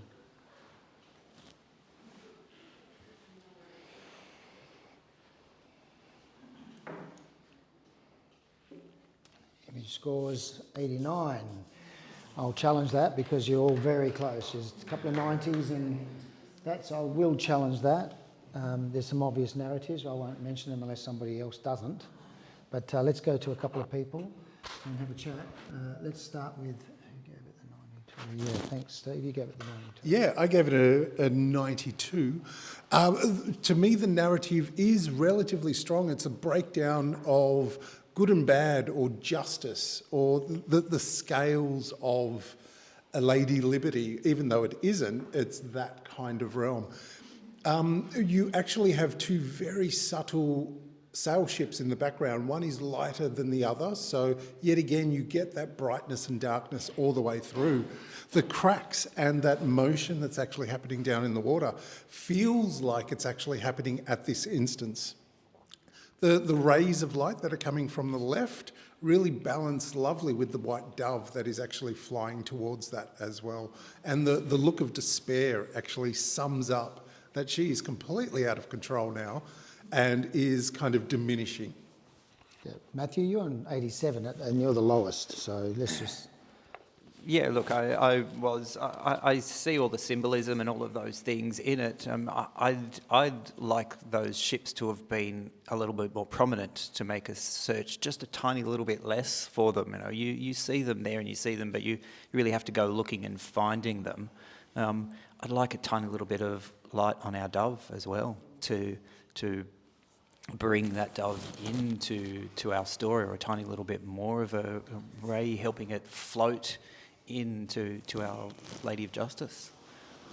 Okay, now someone else gave it a 90. Do you want to go? Bruce? No. Okay. Sorry, yeah, Bruce. Oh, sure. No, I was in finalist range. I was on 90. The thing that got me was the dove. I couldn't work out how it fitted into the rest of it until you said dove. So, I'm a bit of a dummy sometimes. No, I think this is really well executed. The marbling and the cracking, taking the model and actually making them feel like an actual marble statue. Yeah, well done. It is absolutely superb technically. My struggle was with the narrative, and I think it's an image that you need to sit with a lot longer because everything is very deliberate. So those boats in the background, they're definitely part of the narrative. One looks like a negative, the other one looks like a ghost ship. The story that I got was something along the lines of those don't look like little weights. They actually look like coins to me. And the needle and thread, and it was sort of like you're balancing riches. You know, you're falling apart if you choose money over, you know, liberty and freedom, if that makes sense. But I've probably got the narrative wrong, so I'm interested to hear everyone else. Anybody else? Can I just have one? Yeah. You touched on the light on the left-hand side, and that's probably what threw me. The story is, you know, we can good versus evil, or you know, and if that's true, then if we've got the evil side where we're spewing money, that the world's crumbling around us, then why have we got that beam of light on that left-hand side that's not actually affecting her in any way? It's not shaping her at all. It's just there. So why? But you don't. I mean, it's There's you no that way gets to to reply. respond. Yeah. No, as everyone's spoken. Economy is out of balance, rising waters. To me, this is a symbolism of all the problems in the world. You know, good versus evil, you know, the ghost happening in the background. Pieces flowing, we're trying to worry about that. Everything's cracking. This is Lady Justice, obviously, blind justice. But yeah, I see this as economies out of whack. And we also see the Western democracy. I can see this as being, because you've got the religious symbol in the background. And I see echoes and references to all of these things, basically saying the world is in chaos. And then when you look at it as a piece of art, it's been executed beautifully well to give us all of those questions and raise all of those anxieties. So that's what I'm seeing in it. Lots of narratives. I think maybe that's some people look to other spaces and places for hope. You know, that light coming in from the top left can represent that. So everything in there, I think, can represent something. So guys, have a think about what you've heard. You can choose to stay where you were, or you can shift your score according to what you've... Can I rescore? Everybody can rescore, because I challenged it, because nobody had the right to challenge it. It's just that when you're all that close, I think you need to discuss it. It doesn't mean it goes up, it just means you discuss it, and then we'll see what happens. And that's what happens. We get a 90 whatever, 94? 94, there you go. Unanimous. Yeah, powerful piece of narrative. And I think sometimes it's clever to have a piece that people draw different narratives from based on their own experiences, but it does get us questioning. Well done. Next. Yeah, so I said waters rising, climate change, all of those things. Next image, please.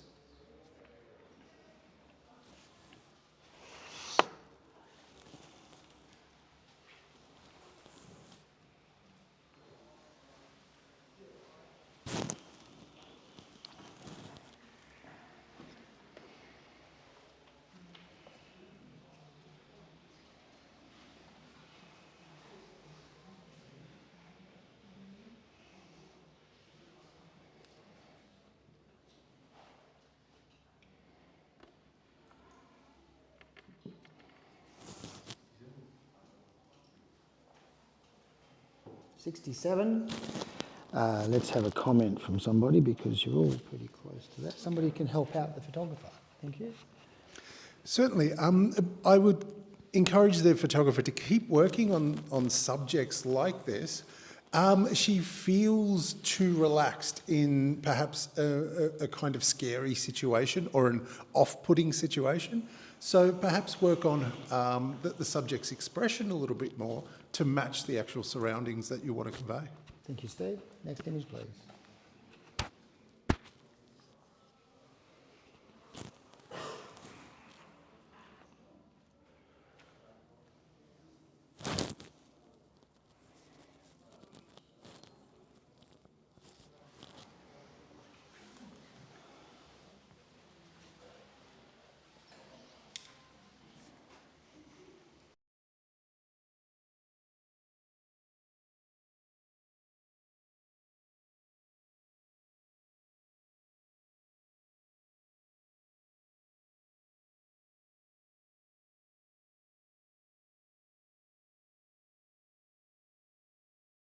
Thanks, judges.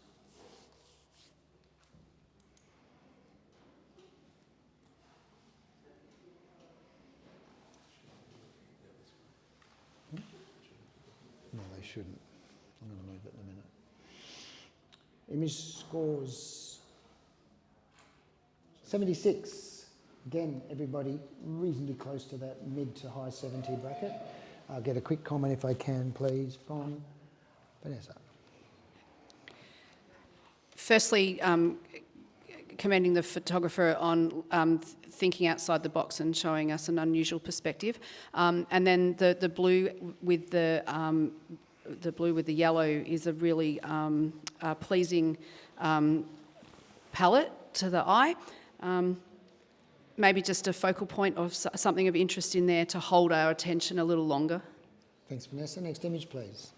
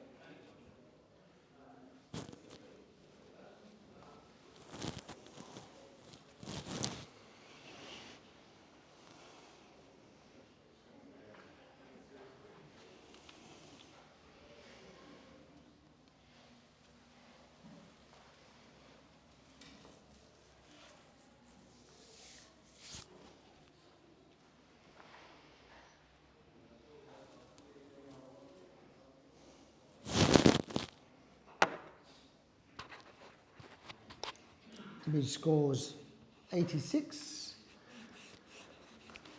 Might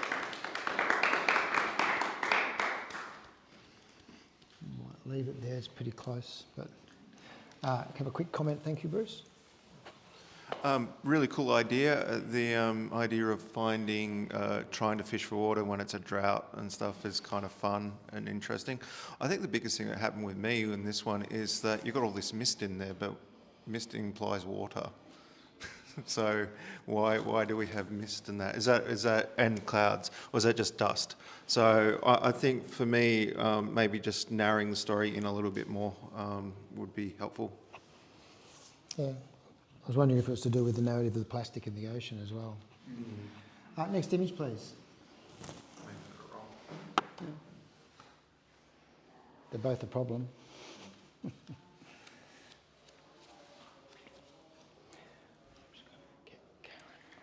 See if we have.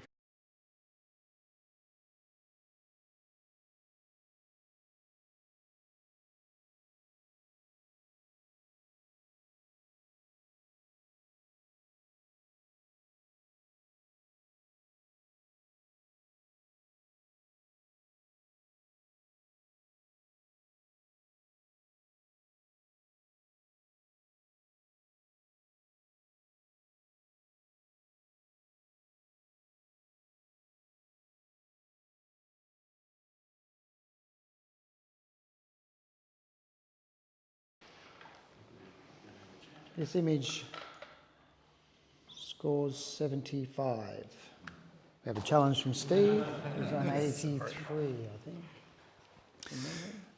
86. Yes. So to my fellow teammates, take another look at this. This is actually perhaps a technique of dragging the shutter of somebody on a turnstile spinning madly, like a three-dimensional scan. So it's a different technique that I think once we start to look further into, it's all about body manipulation and all sorts of wonderful things. Now, it looks quite simplistic and somewhat confusing, but that's the reason why I would love to commend this image further. I'd love to hear your thoughts. Okay, somebody gave less than you. Who was that? I think everybody. Let's go to 68 up the end was Mandarin. Yeah, apologies. And you know what? This is the wonderful thing about having 5 judges, that we all see something quite different and we all bring something to the table. I struggled with the image for the reasons that Steve actually loved the image. There was elements of it, the lower sort of triangle shape. It was really disconcerting, and it didn't really work for me, unfortunately. Okay, let's just go to 78. Was I think you? Yeah. Yeah. No, I saw the technique straight away, and I think I put it in the commended because I thought it was a great first start. But I think this could be refined. Like this, take this technique and keep pushing it and keep pushing it. I think you'll find something that's absolutely amazing in there. But at the moment, I don't think it's right there. Okay, back to you, Steve. Yeah, which is why I didn't end up getting it into the final list mark. So with something like this, if it makes you feel something other than harmonious, I think it's also a great thing. We don't always have to feel good about images or kind of understand them entirely. There's something different about this. We know it's a human form. It could also be interpreted as a chess piece or something completely alien as well. Thanks, Steve. You hold your score at 86. Everyone else can rescore.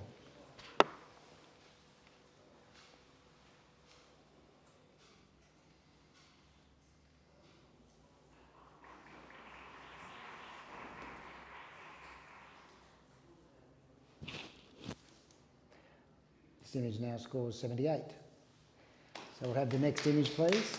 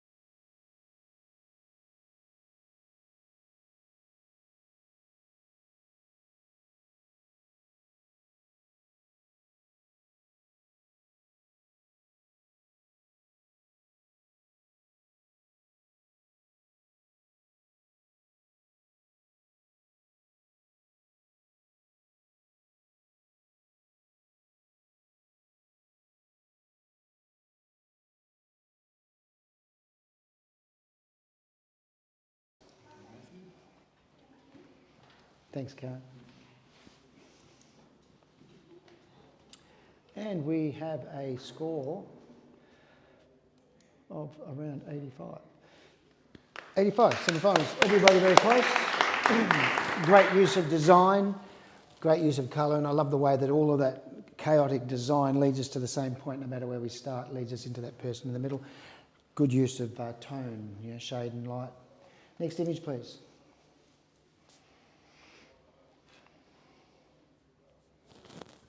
So what we've done is purposefully built a 10-second buffer to allow you to clear, like sorbet clears the palate between meals. And so the next one is coming up about now. We'll go to a dark screen and then we go to the image, okay? Just explaining what's happening to everybody. Give meaning. That's it. If there's, find one. If there isn't one, make one. That's it. For those of you watching at home, we try to have a bit of fun, but when it comes to the judging of the image, I can assure you that all the judges do pay particular attention to making sure that they give it its full due attention, and we end up with the score we should. And as you notice, when the challenges come along, that's designed to make sure we refine that opinion. And it's not the opinion of one judge, it's the opinion of a group of judges that all bring different perspectives. And they work together like a brains trust, or a hive mind, if you like, that works together to come up with a combined opinion. And we have some incredible minds here doing this. This image gets a 84. Everybody's pretty consistent. All sitting in the middle there. What a wonderful sense of depth that we've got with this image. Beautiful use of the colour palette. I love the framing mechanism we've got with those two outside poles and that little bit of activity in the foreground leading us in, and you can see some of those birds taking us right into the background, into the spires. So great use of depth, nice use of colour, good geometry. We're going to have a change of judges. Excuse me. So Paul, Jackie, and there should have been a third judge. Who are they? No? I'm just standing at the back, so I don't fall asleep. Okay. So if those three judges come in, let's give a couple of you a break. You can have a break, you can have a break, you can have a break. You guys all right for a minute? Yep. Easy.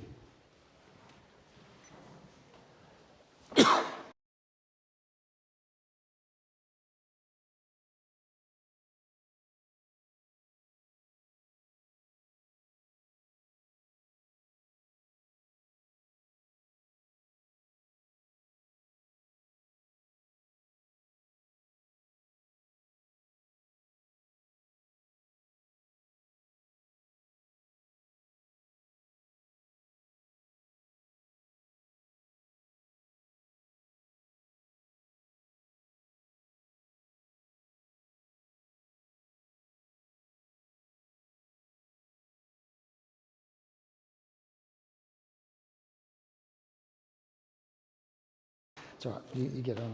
You can have a look. Let's go. Jackie will catch up. Yeah. Just refresh and then you should be there. There you go.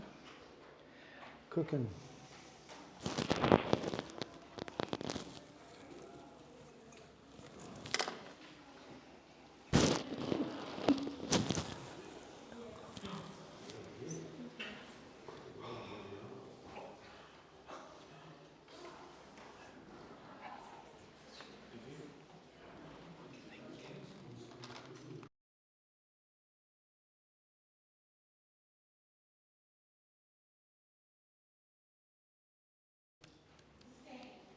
Thank you, judges.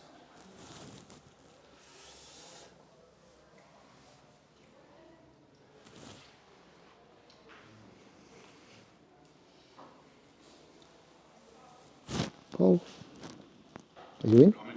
Okay, refresh. We have Paul's score.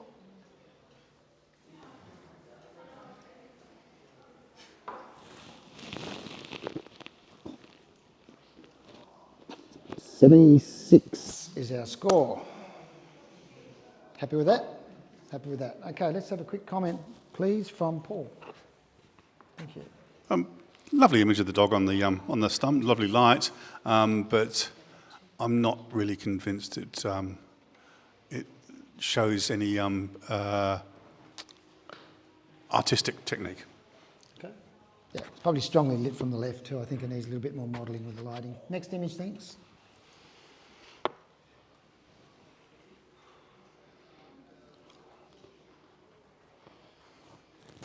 Sorbet. Break.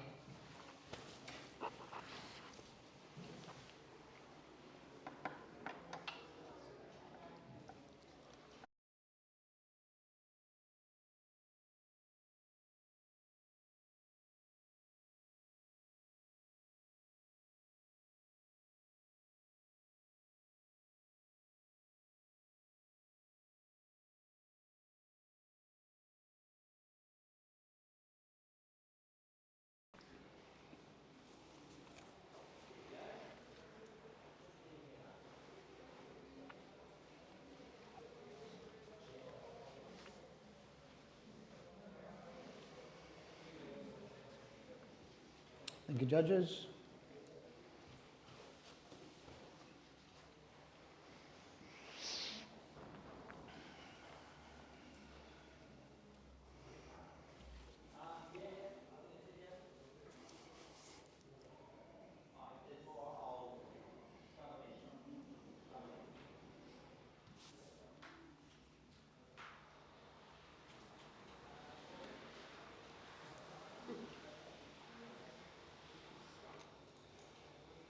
Thanks.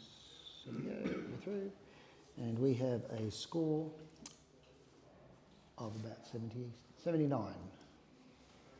79.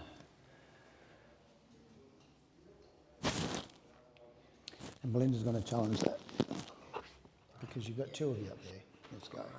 Cool. 83 and 85, and a couple of mid-70s and a 79. All right. Well, I scored this an 85. I think it's a well-composed image that's obvious. It's got a very obvious narrative, which is quite poignant in today's times.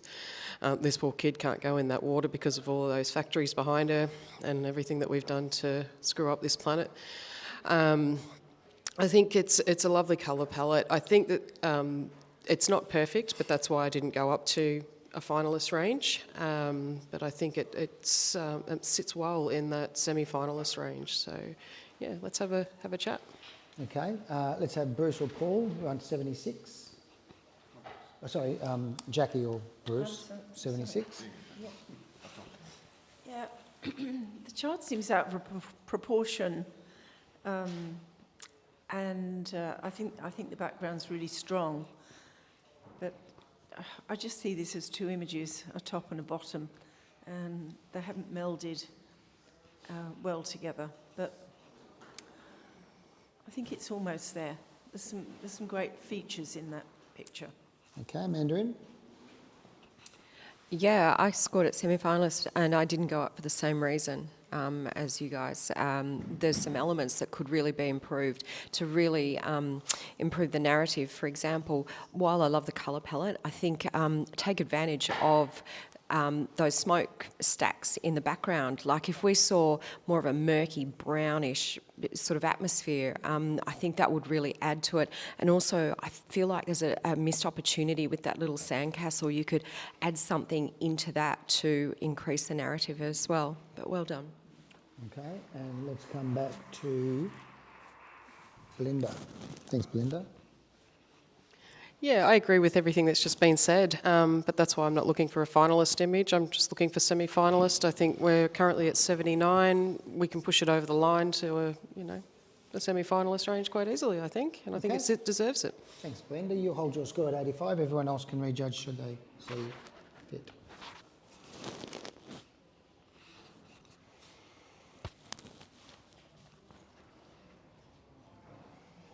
Image scores 82, semi-finalist. Well done. Next image, please.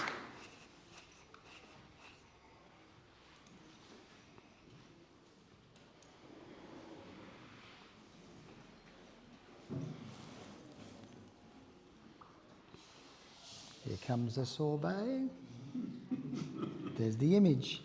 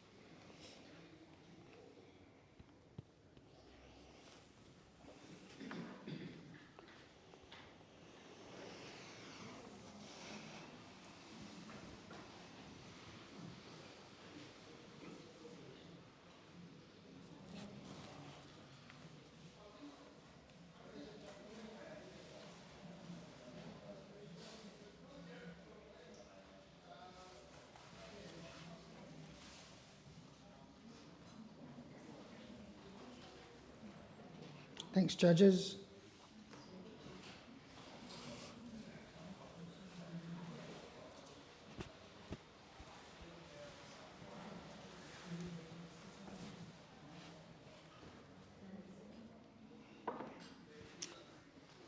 This image scores 86.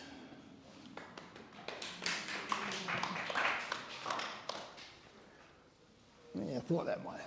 So we got 95. Let's go. 95 and a 90 and an 85 and an 82 and an 80. Oh, gracious. Look, this is stud man. You just wanted to say that. No, it's just what came to mind when I went up to it. Brilliant. And a mosaic of all different size studs. It's just wonderful and very, very different. Yeah, I think, come on, guys, this is a very powerful picture. Well, let's talk to Belinda. She's on 80. Yeah, I scored this image an 80, mainly because I was just confused. I just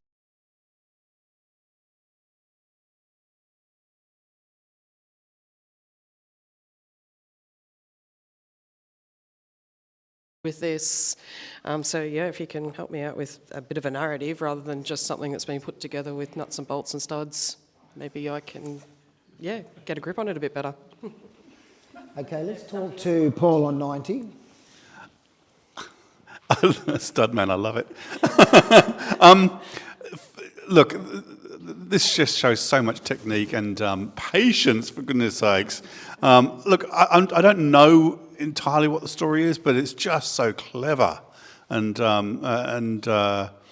so well put together, so well composed, I think. So clearly a photograph initially, and then they've laid out the studs and the bolts and everything using like a colour by numbers technique. It's just amazing. Does anyone have anything to add?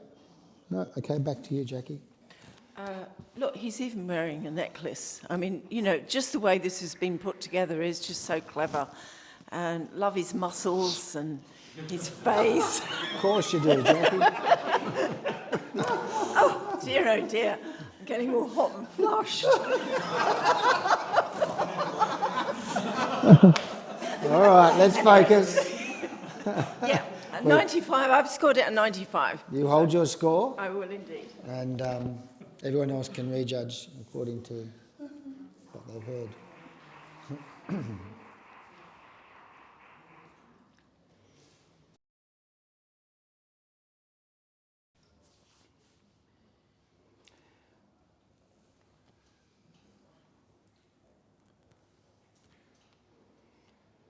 And we have a finalist at 90, there you go. Average score of 89, majority 90. Well done, Kirsten.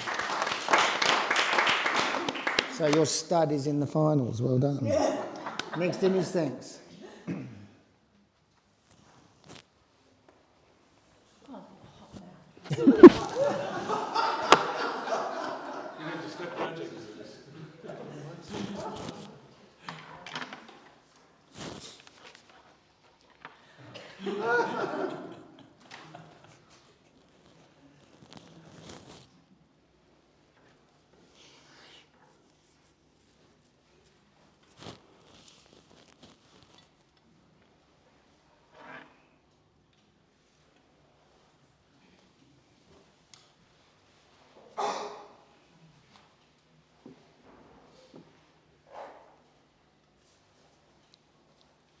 Thanks, judges.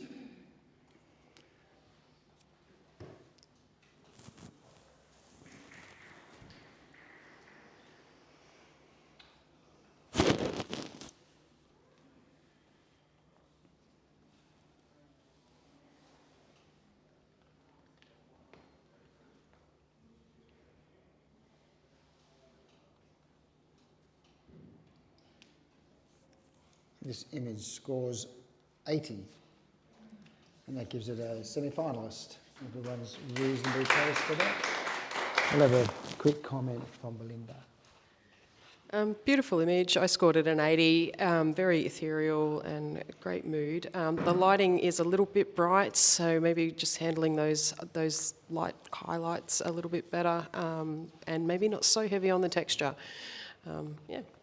Probably a better management of the cloth as well. It's just kind of not as flattering as it could be. Next image, thanks.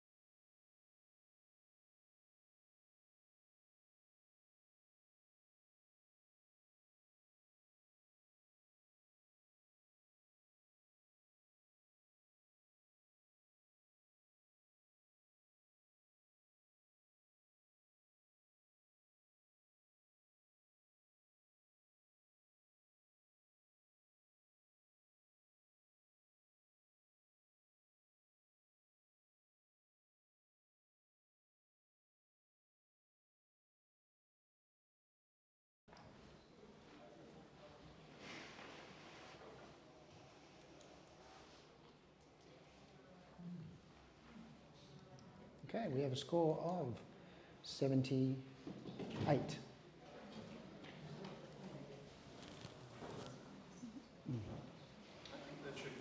Okay, up to you. Bruce has challenged this on 86.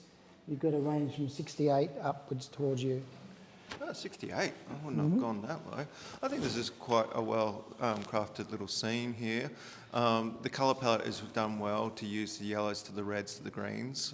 All your primary and secondary colours are quite well covered and they separate really nicely.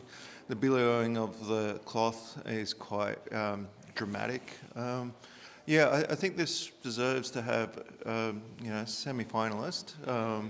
I'm not asking for finalist. I think this has got that Red Riding Hood story a little bit, and I just think it's well put together. So yeah, let's give them something. Let's go to Mandarin on 68.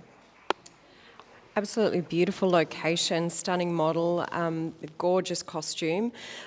Where unfortunately the image was let down for me was it looks like the cloth on the right has been, the left has been cloned. Maybe it hasn't, but regardless, it's extremely distracting. It almost looks like a hands or a glove. And if there was more attention paid to placement of the cloth, I would have scored way higher. Okay, let's have a listen to Jackie's on 82.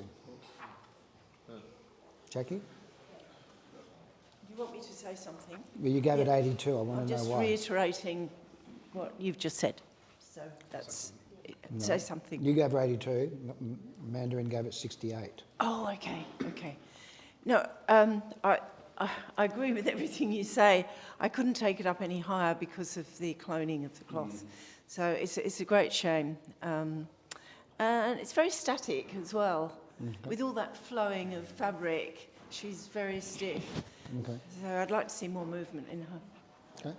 Anyone else, Paul? Yeah, I think the image has got great potential, but the billowing of the cloth doesn't match the rest of the scene. There doesn't appear to be any movement in the leaves. No. And I think the photographer would have been better placed just draping the cloth or having her walking and having it dragging or adding some motion, I think. Yeah. Okay. Just a very quick comment. Agree with everything everyone said. Just iron your props, people. It makes a huge difference. Okay, back to you, Bruce. I didn't see the clone, and now I see it. I actually agree with you guys. So, sorry to the job is to photographer. end up with the right result. Take all the comments, whoever you are with the photography. You've got something that's working here for a part. You just need to refine. So, thank you, everybody. Your score stays where it is, Bruce, but everyone else can rescore as they see fit.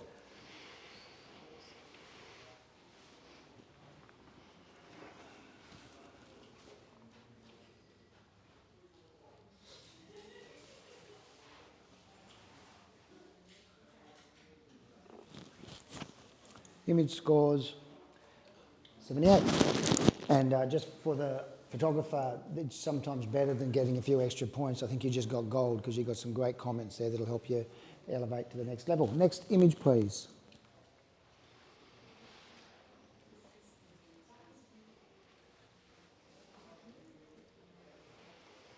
There we go.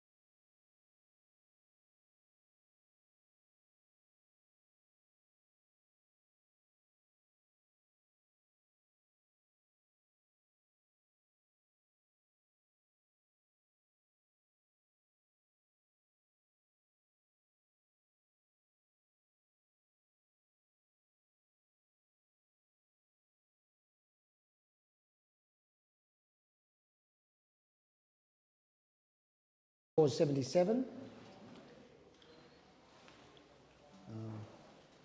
It's not giving us that one. There we go. Everybody very close. There is the opportunity for one judge if they want to move. Otherwise, we have our score. You happy? Okay. Image gets 77, which is a commended. Can I just get a comment, please, from whoever's got the microphone? Me. Oh, thank you. Yeah, there's a depth of field problem here with the lamp. It's very, very, very, very sharp, and it's too sharp compared to the wing. The wing is sort of on the same axis higher up, and it's soft, and then the lamp's sharp. So I think you've got to be careful of that. But yeah, a great shot of the eagle. Is it an eagle? Looks like it. Yeah. Yeah. Perhaps the elements are a little disjointed. The narrative's a little bit unclear. Next image, please.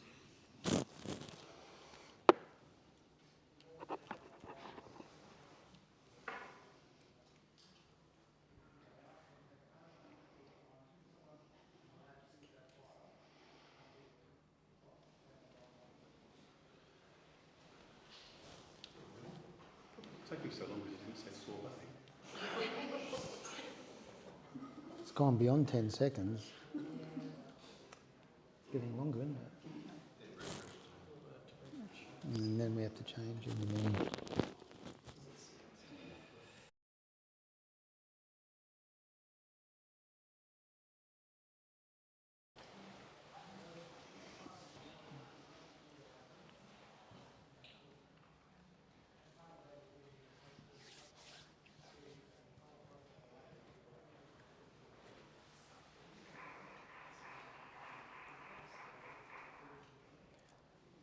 You're watching the Australian Photographic Prize Photo Artist Award category, digital images, sponsored by our friends at AZO. AZO means image, which is kind of handy.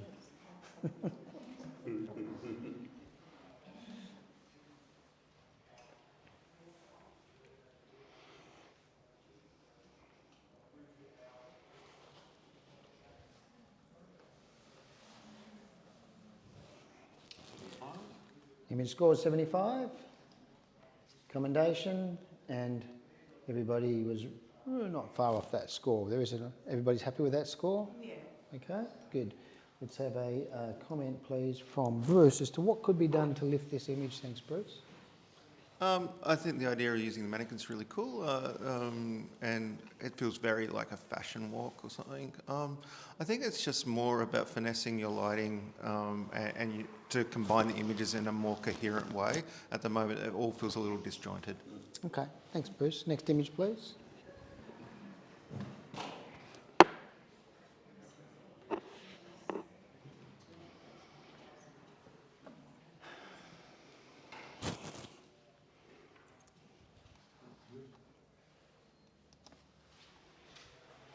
Might have to do that every time.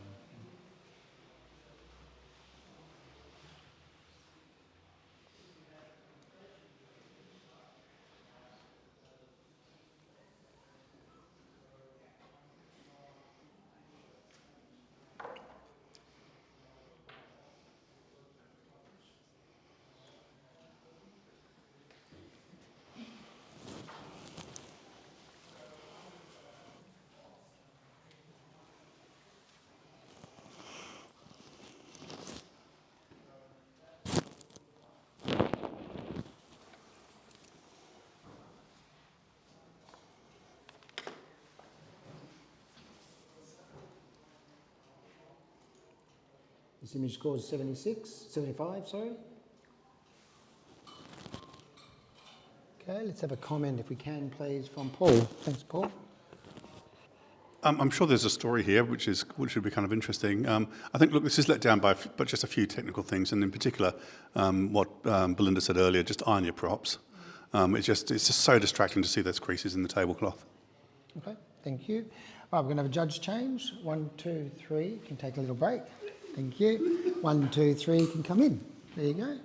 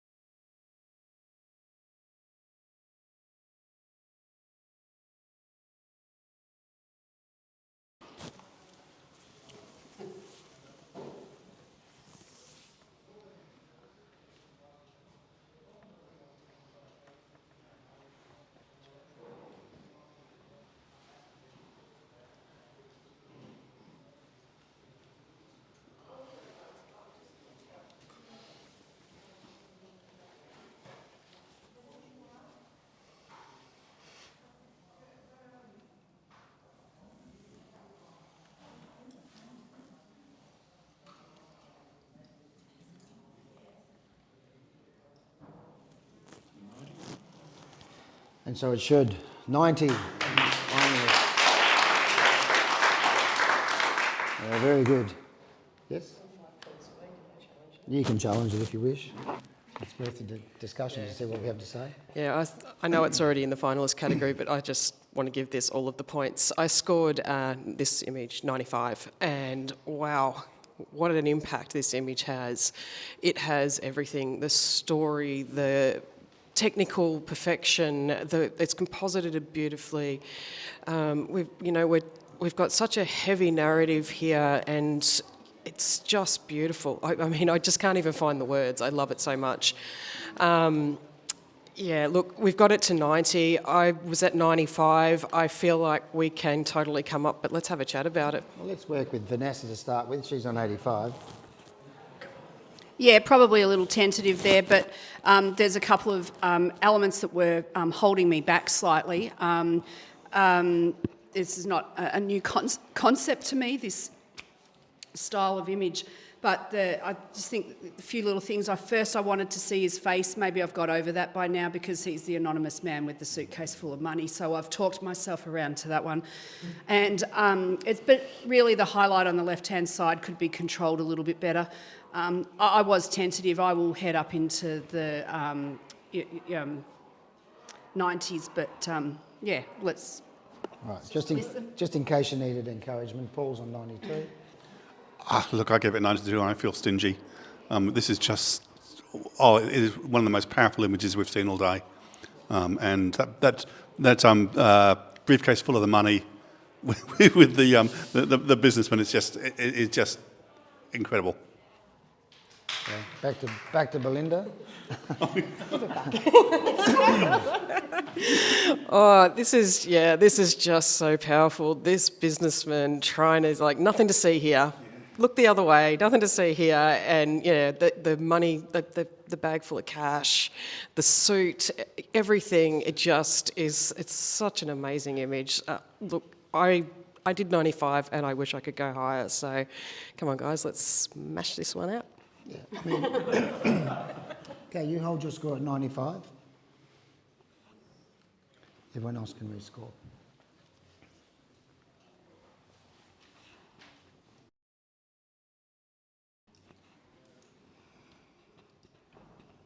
Image score is 94. There you go. Well done. Next image, please.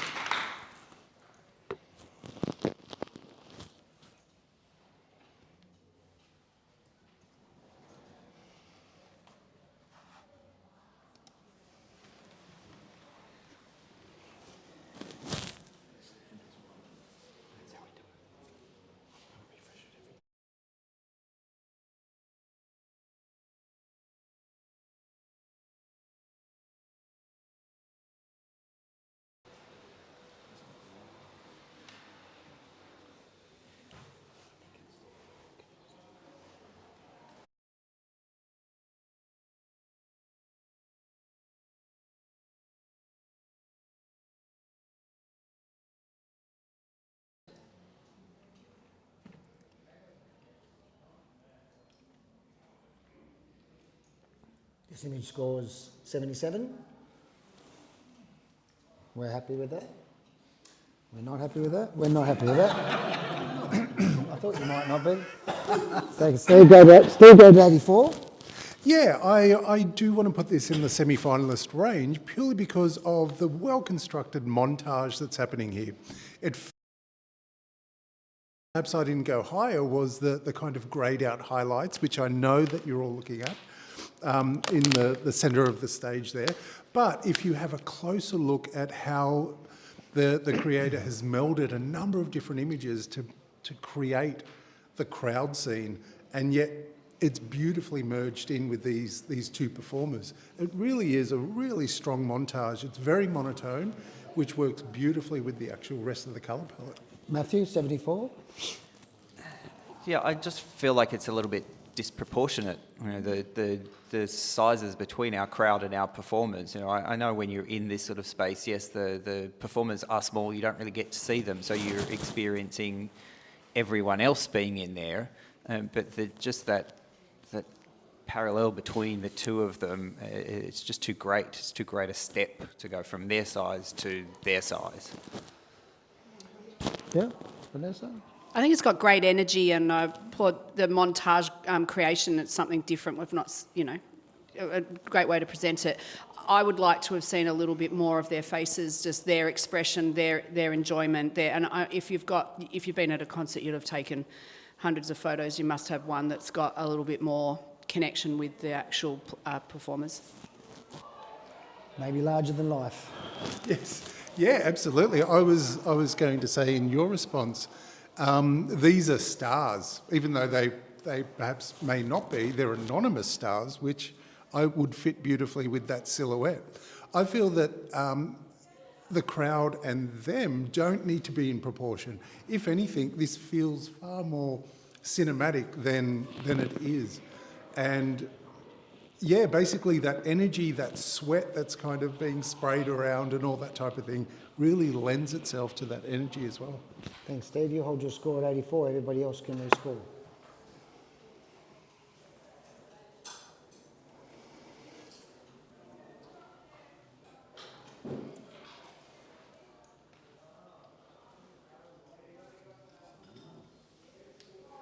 Image score 79. Yeah. Next image, please.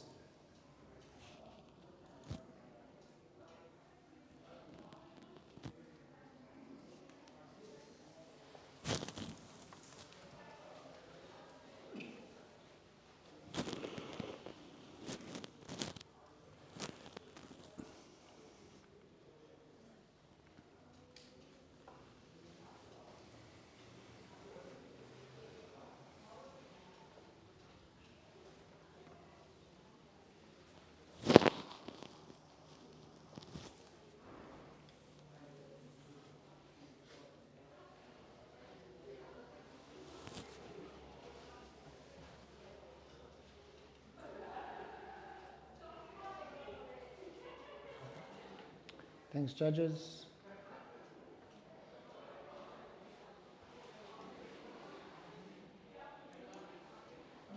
Image scores 84. I think we're all pretty happy with that. That where it should be. Have a quick comment, if I can, please, from Vanessa.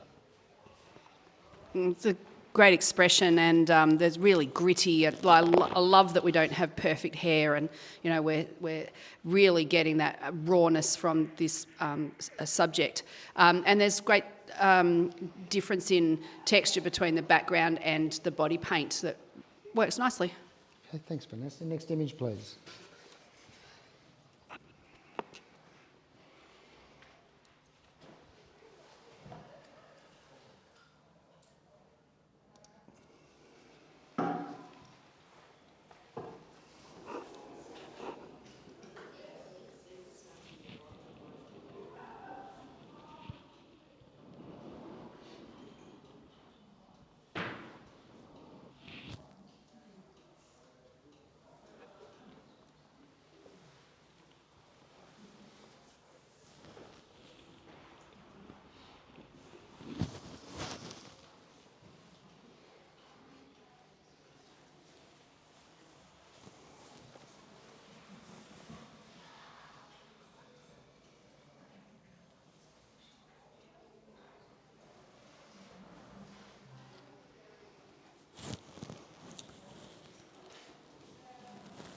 Image scores 87.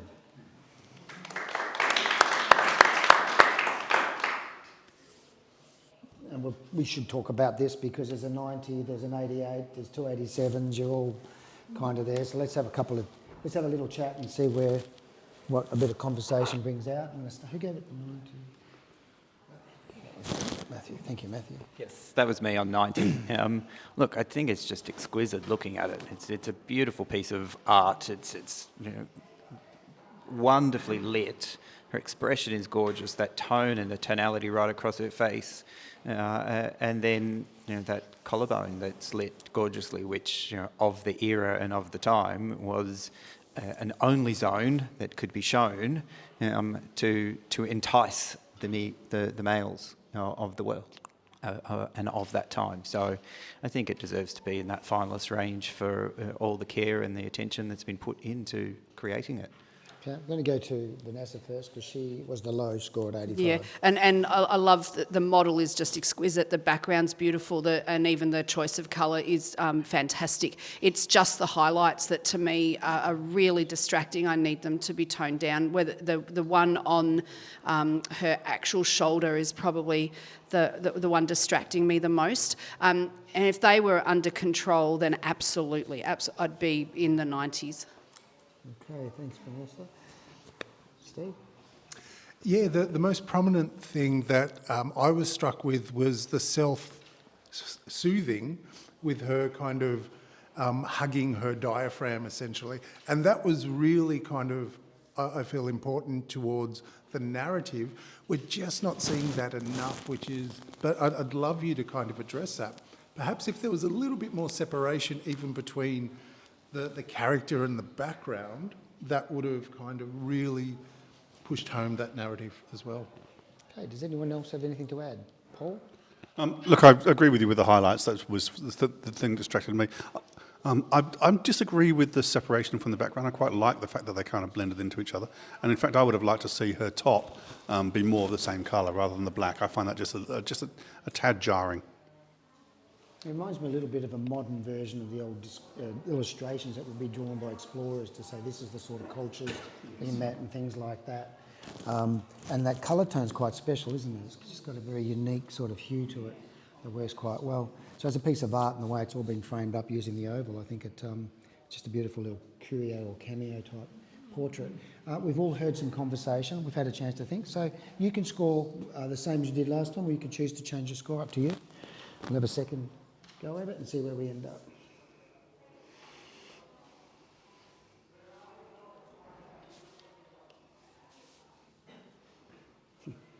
Image will get 89, I'm going to guess. There we go.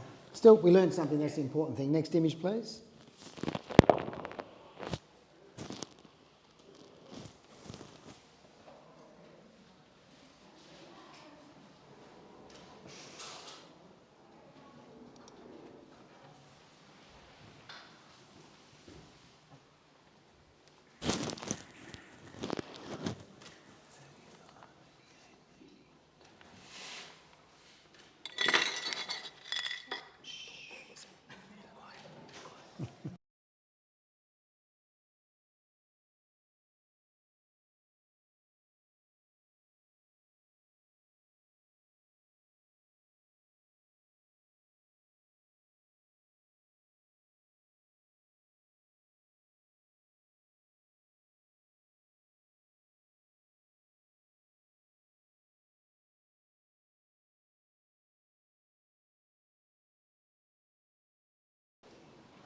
Thanks, Paul. Your score is 79. And we're going to come back for review. Let's get a quick comment if we can. Belinda, thank you. Yeah, I scored this at a 78, so I was right there.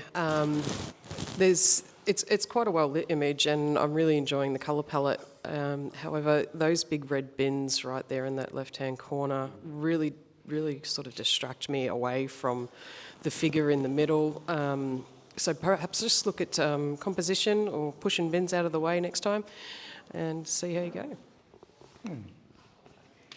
Just to stir the pot, I would have actually liked the bin. I like the bins there. Actually, I like the fact that there's paint and stuff on it. And I think when you said it, if I in my mind take it away, I had this big empty space and all of this busyness, and I think that balances it, and that leads me to that figure which is half hidden in the dark. But just goes to show different opinions and different ways of looking. Neither of us is right. One of us is probably more right than the other, and it'll be you. Next image, please.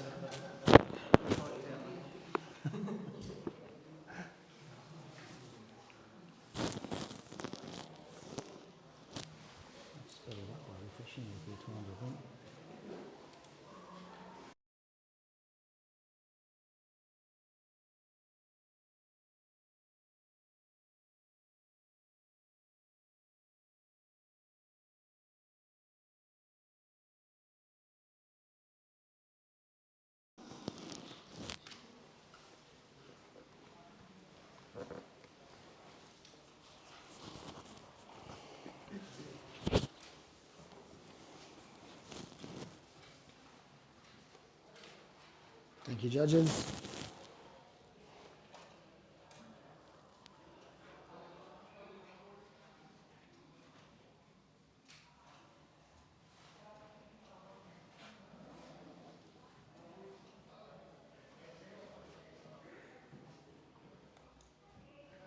And the score's 83.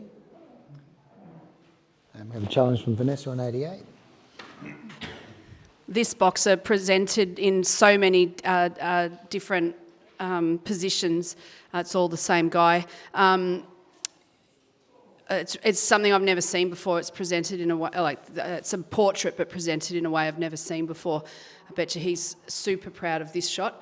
There's energy. There's that I feel that readiness to fight, but also presented in such a elegant and sophisticated way. I think it's fantastic. Now let's listen to somebody on the 82 range. So Steve or Paul? Yeah, what thinks certainly. Steve? Yeah, I see that narrative, and I kind of applauded it at that semi-finalist range at 82.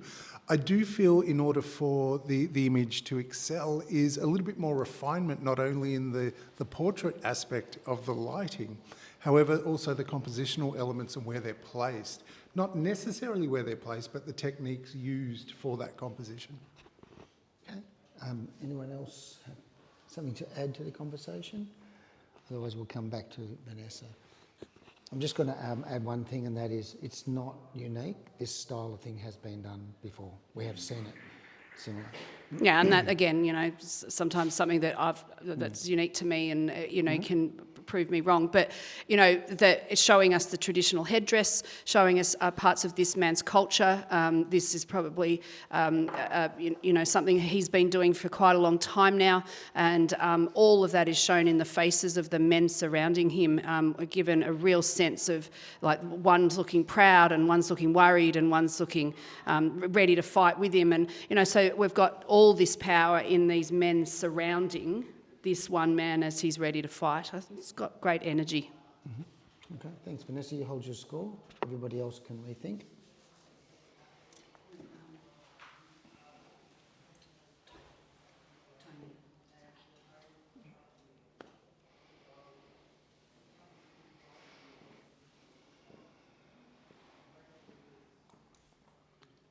Image scores 84. Next image, please. Well done. Yes, semi-finals. Next image, please.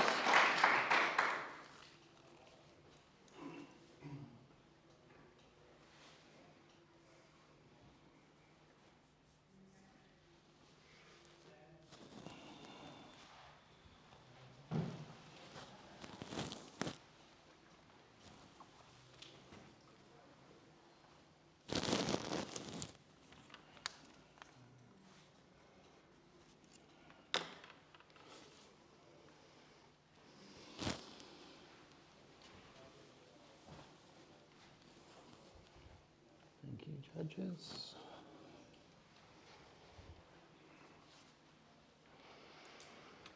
Image scores 71. Let's have a quick comment, if we can, please, from Matthew.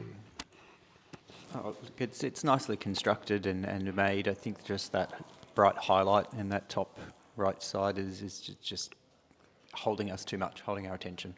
Yeah, it's blown out a bit, and also the dark shadow at the bottom is distracting. Next image, please.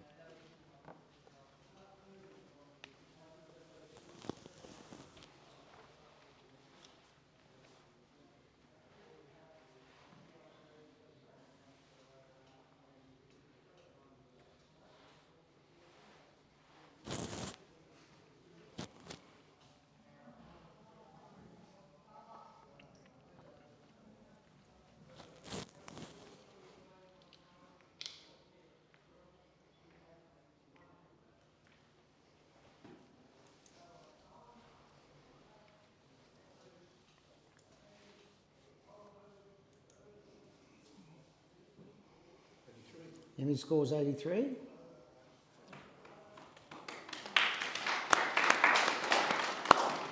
happy with that? Okay, we'll have a quick comment, please, from Steve. Yeah, certainly. I do want to commend the photographer for their colour theory and the use of the colour. Perhaps consider refining post-production techniques. Smoke is a very difficult element to keep under control, as well as the creation of shadows and elements like that, in order to give everything a bit of that gravity or gravitas. Thanks, Steve. Next image, please.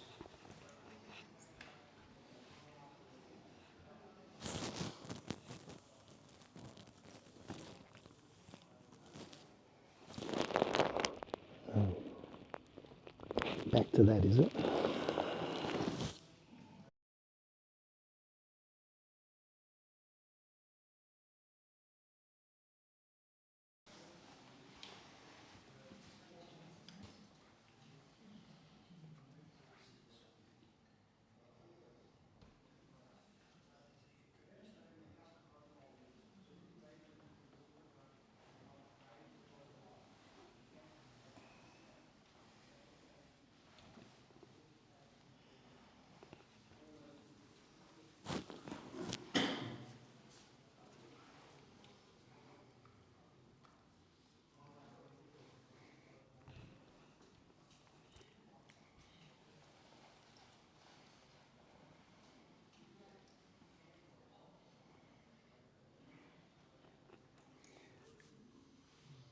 Image score's 88. And I'll challenge that for you because everybody's right up there. You obviously think it's some pretty good stuff happening there, so let's have a little chat and see where it could end up. So let's start with you, Paul. You're on 92. So I'm on 92. I think this is definitely a finalist image. So well constructed, so clean. I looked at those tomatoes and I thought they might have just been clones of each other, but they're not. Each one's lit differently. It's just exquisite in the design of the image. Okay. At the low end of the scale, we have Vanessa on 85. Have you got anything to add? Or Matthew on 86? Yeah, no, look, I'm pleased with how they're putting it together, and it's hard to tell whether that's been done in Photoshop or it's been done for real. So that's a really good sign that it's done nicely. But then I was just a little bit, and what, you know, it's just a flat background. I don't know. Just please talk to it for me. Anyone got something to add? I feel the same way as Vanessa about that. It's that more flat nature of it. Yes, it's beautifully constructed. I mean, the first thing that I see in it is those two little tilted tomatoes at the bottom who are straining under holding the rest of the tomatoes up.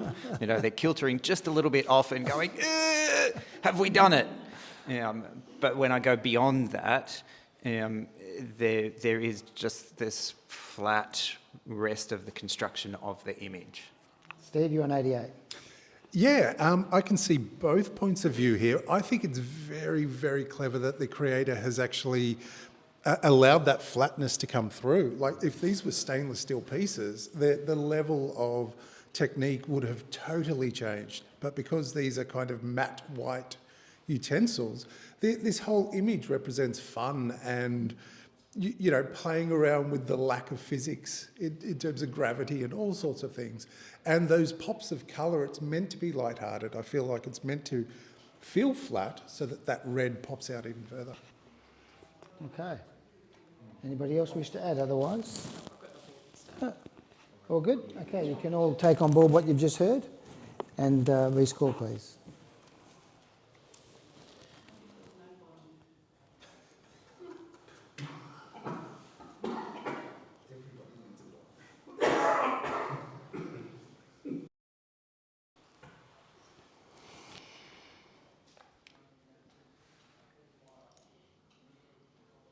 And we have a finalist at 90. I'm trying to look at it and decide whether it actually, can it balance with those weights in those positions. And it's just, I'm feeling, but then the tomato itself could hold a certain amount of, you know, grip. Yeah. Next image, thank you. There we go. better. Cutting myself.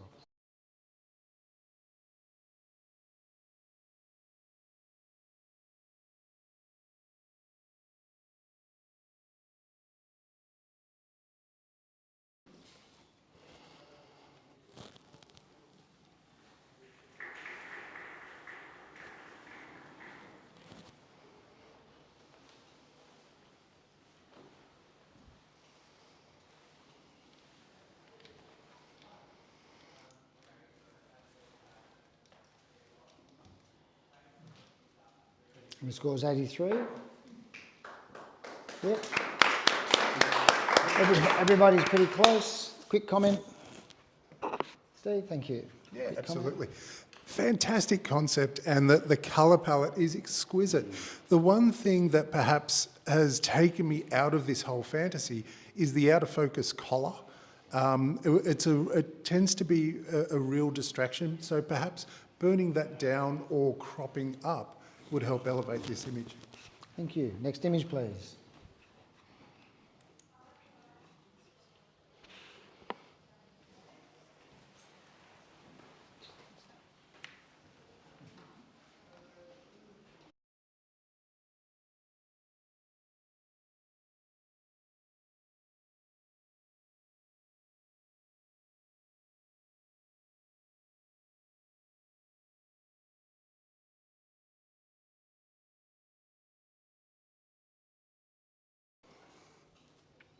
Thanks, judges.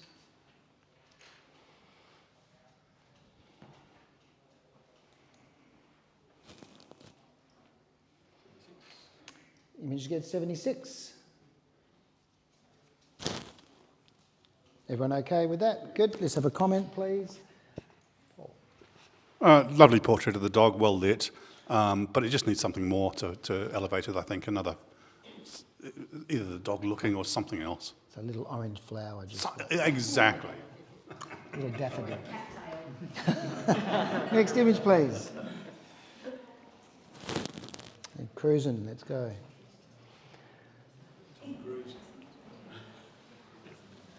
Just waiting to see if anyone will pick it up.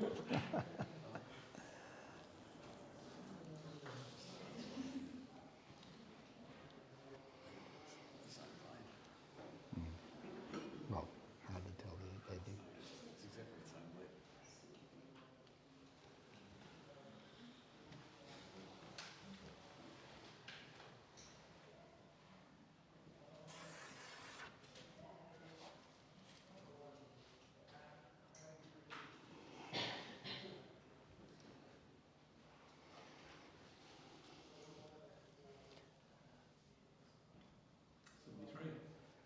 There we go, 73. All pretty much in that same spot. Let's get a quick comment from somebody. Yes, thanks, Tom. Yep. Really enjoyed the concept here. What the mismatch that is present seems to be the lighting. So perhaps dealing with a crop might alleviate that and elevate this image higher. Yeah, there's some pretty harsh discrepancies over here in terms of highlights and things pulling this out. Next image, please.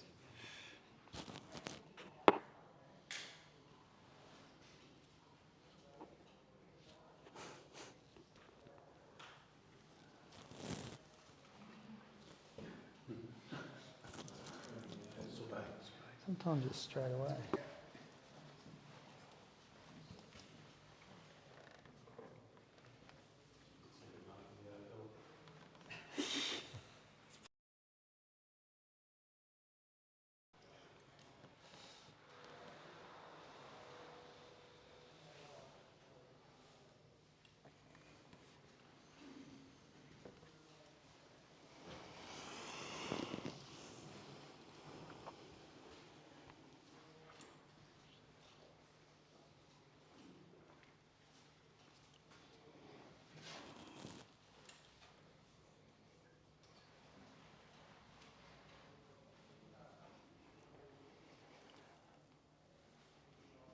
Thanks, judges.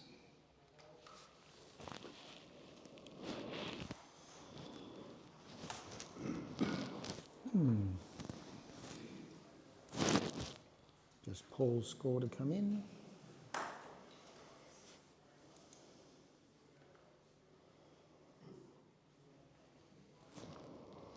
Image scores 61. Oh no, it's upside down. 91.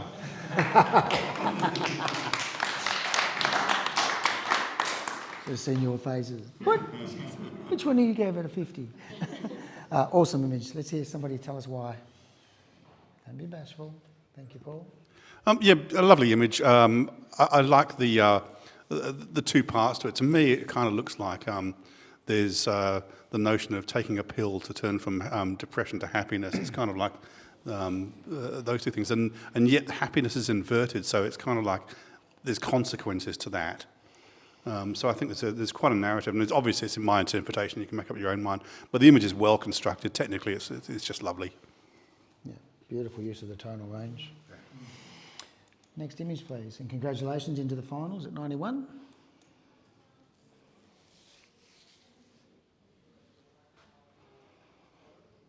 We're going to have to help you along.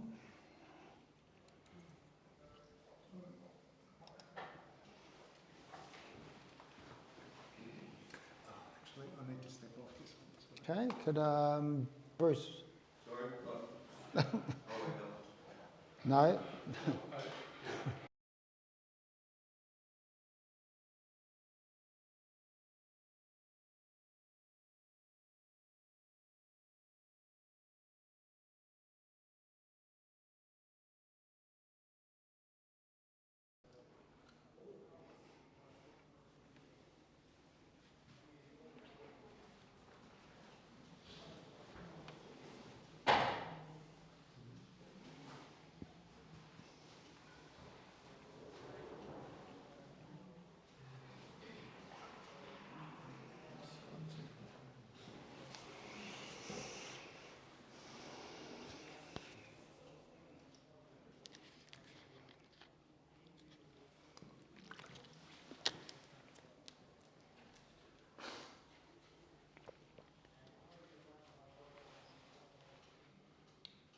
This image scores 82. Semi-final.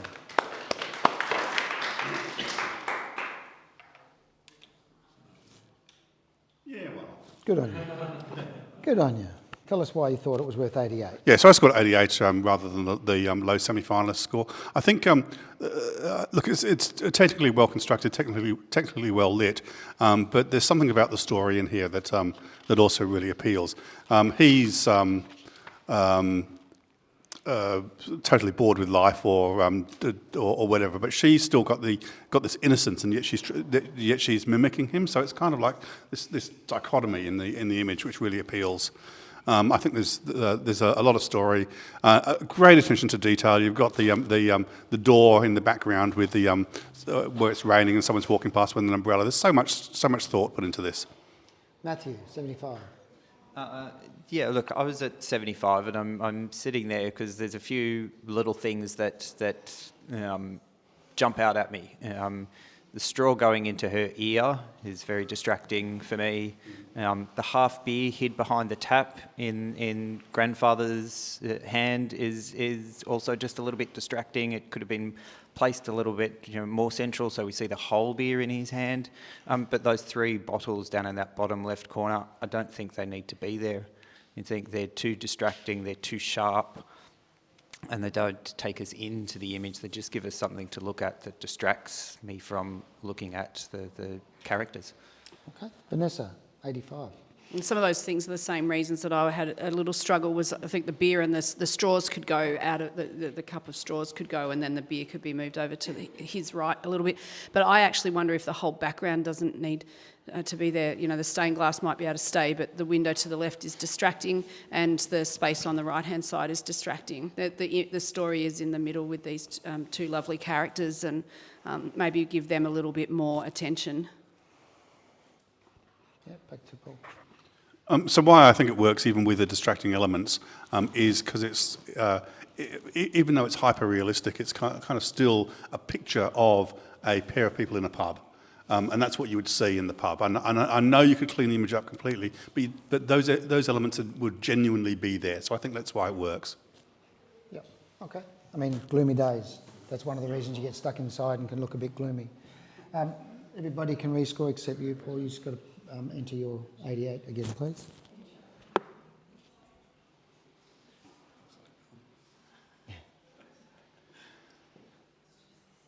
And we now have a score of, which is why I was saying it slowly, waiting, dragging. Hold your breath, Tony.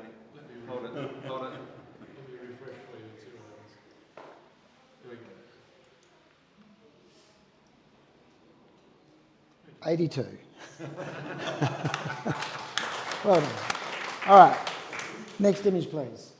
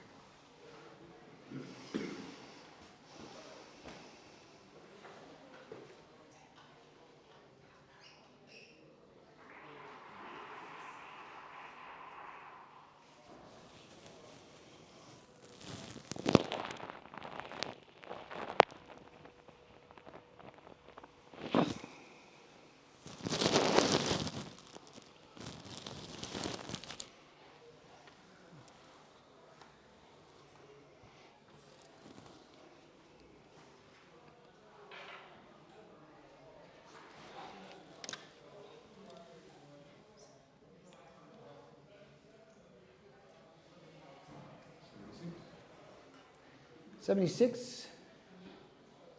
Everybody very close to that. I really enjoy the concept, and I think having the concept of, I'm guessing it's mum and daughter, or mum and or grandmother and granddaughter or something over time, bringing them together. Lovely little sort of echo of history and bringing it together. I don't even mind the two kids in the background giving it scale. Horizon through their head's not always a good thing, so maybe have a look at that. A great concept, just work a little bit more, maybe a little bit of vignetting or modelling of light rather than this sort of overall flat look will help this image. Next image, please.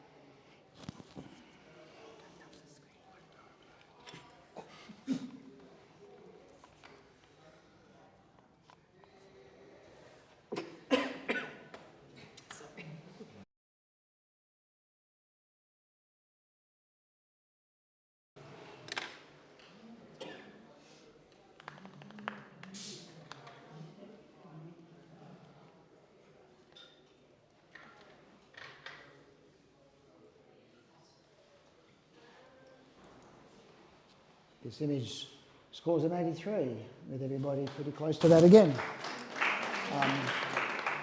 Have a quick comment if we can. Steve, thank you.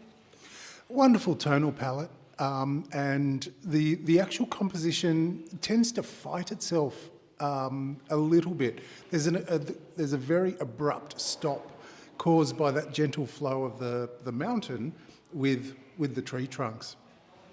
Thank you. And just a little bit of competition strategy for the entrant. When you put 3 or 4 images which are very similar in, the third or the fourth image can sometimes lose a bit of impact with the judges, but just something to consider. Next image, thank you.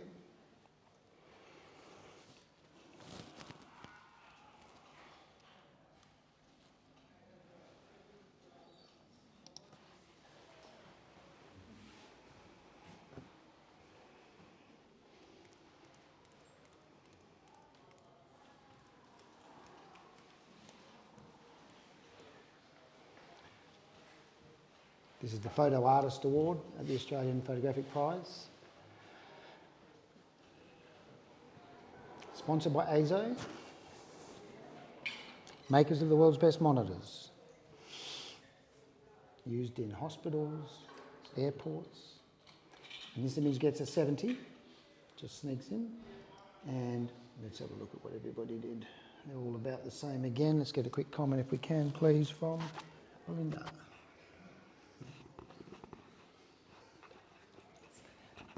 Belinda. Thank you, Matthew. Look, it's striking to look at. I think probably maybe the thing that we're all looking and struggling is what is the image saying to us? What's it talking about? I agree.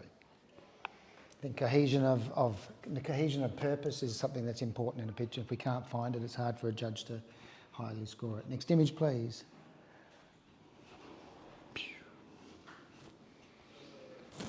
Slowing down again.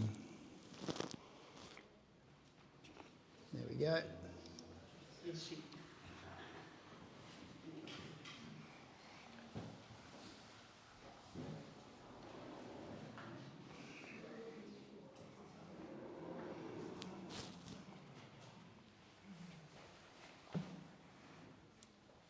Oh, sorry.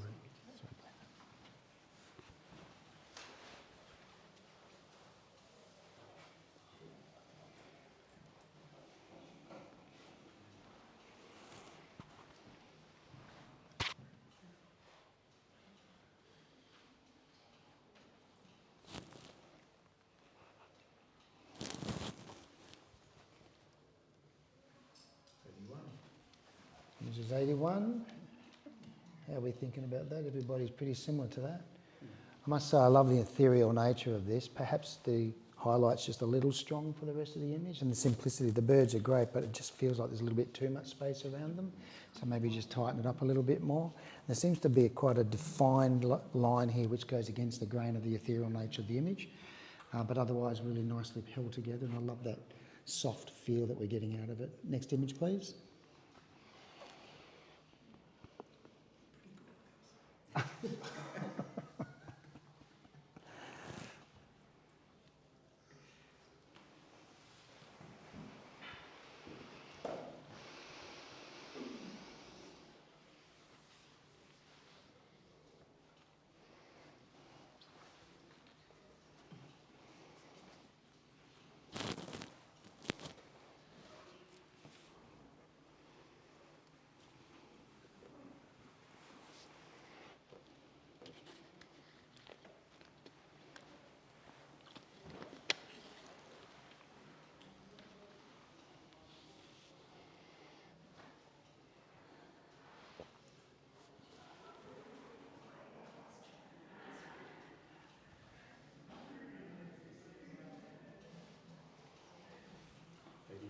Image scores 87. Yes, Steve, I hear you. I'll have it in a minute. I heard Paul actually. Paul gave it 94, so we've got a challenge. Two of you in. Oh, absolutely challenged. This should be a finalist. There's no doubt about it in my mind. It's so. I love the ethereal nature of it and the monochrome nature of it, and then you look closely in that little hut with the welcoming man and dog, I presume. You see the yellow light. And the boat coming towards shore. There's such a story in here. Technically, it's very well done. It's just the right level of monochrome, not too contrasty, not too faded. It's just right for me. Okay, let's go to Matthew or Vanessa on 83. Somebody. Okay. For me, looking at it, I feel like there's just a layer too much in the post-production of it. Like you've got to push through so many things to get to the story, get to the boat on the water and the man and the dog on the shore and the hut. I feel like I'm pushing through too much fog and too much of the elements to get to that. To uncover it, which is why I'm sort of sitting where I'm sitting with my scoring at the moment. Mm-hmm. Yeah. If you've got something to add. Yeah, I feel it's a picture of two halves, and to me, I'm considering whether a massive crop and removing most of the left. I know there's a little bit of a balancing act going on between the high mountains on the left and the trees of the right, but the story's on the right-hand side, could be just before the boat or something like that. And then that's got a beautiful ethereal storytelling element to it. Okay, Steve. To me, this is tissue paper realness. There's a wonderful, and I really adore that you mentioned that you had to fight to get to the content, because that's the feeling that I believe the creator is wanting us to respond to. To me, compositionally, it's balanced wonderfully. The actual boat in the centre of the lake acts like a fulcrum to the dark mountains and the clump of trees. There's a beautiful balance of scale there. And yet again, we're led towards that tiny little hut with the couple of humans. Without those mountains there, you don't get a sense of the huge scale that this image is depicting.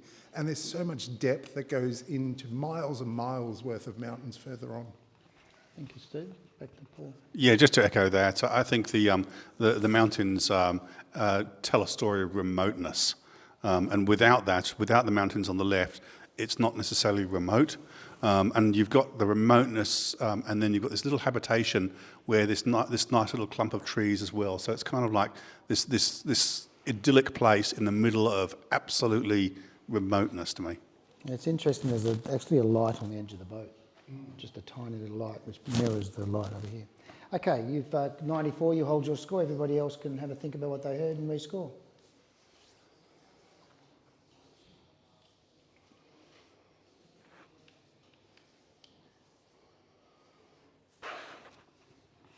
We have a 91. Finalists, well done. Next image, please.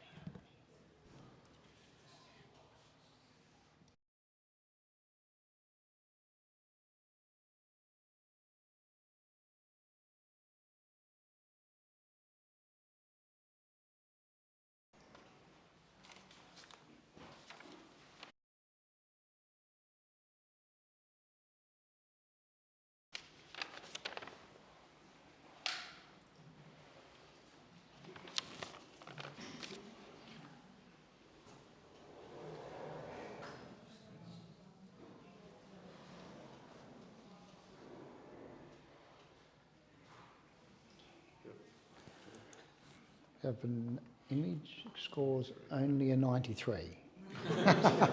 93 finalists. And we had some pretty high scores there.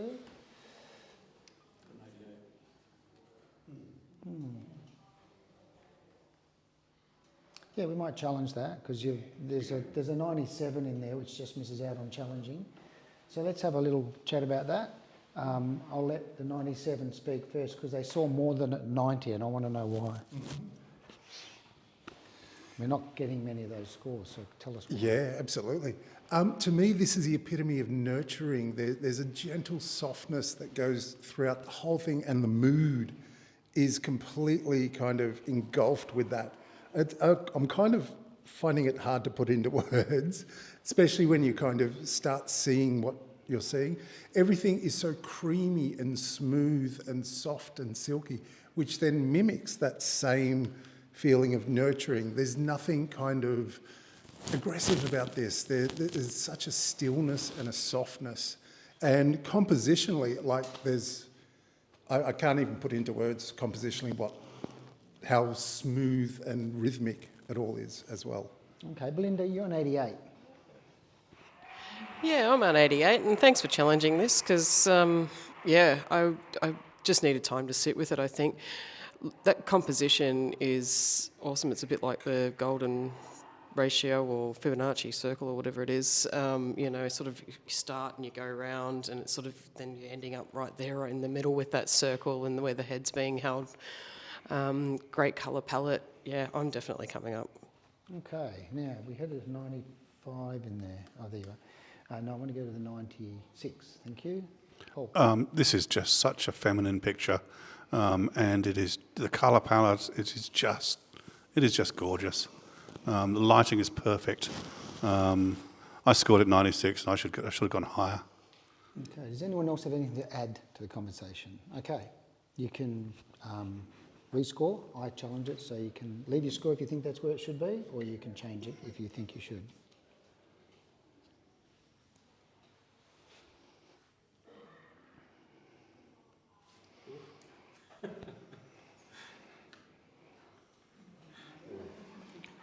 This image is now a 96. Congratulations. Next image, please.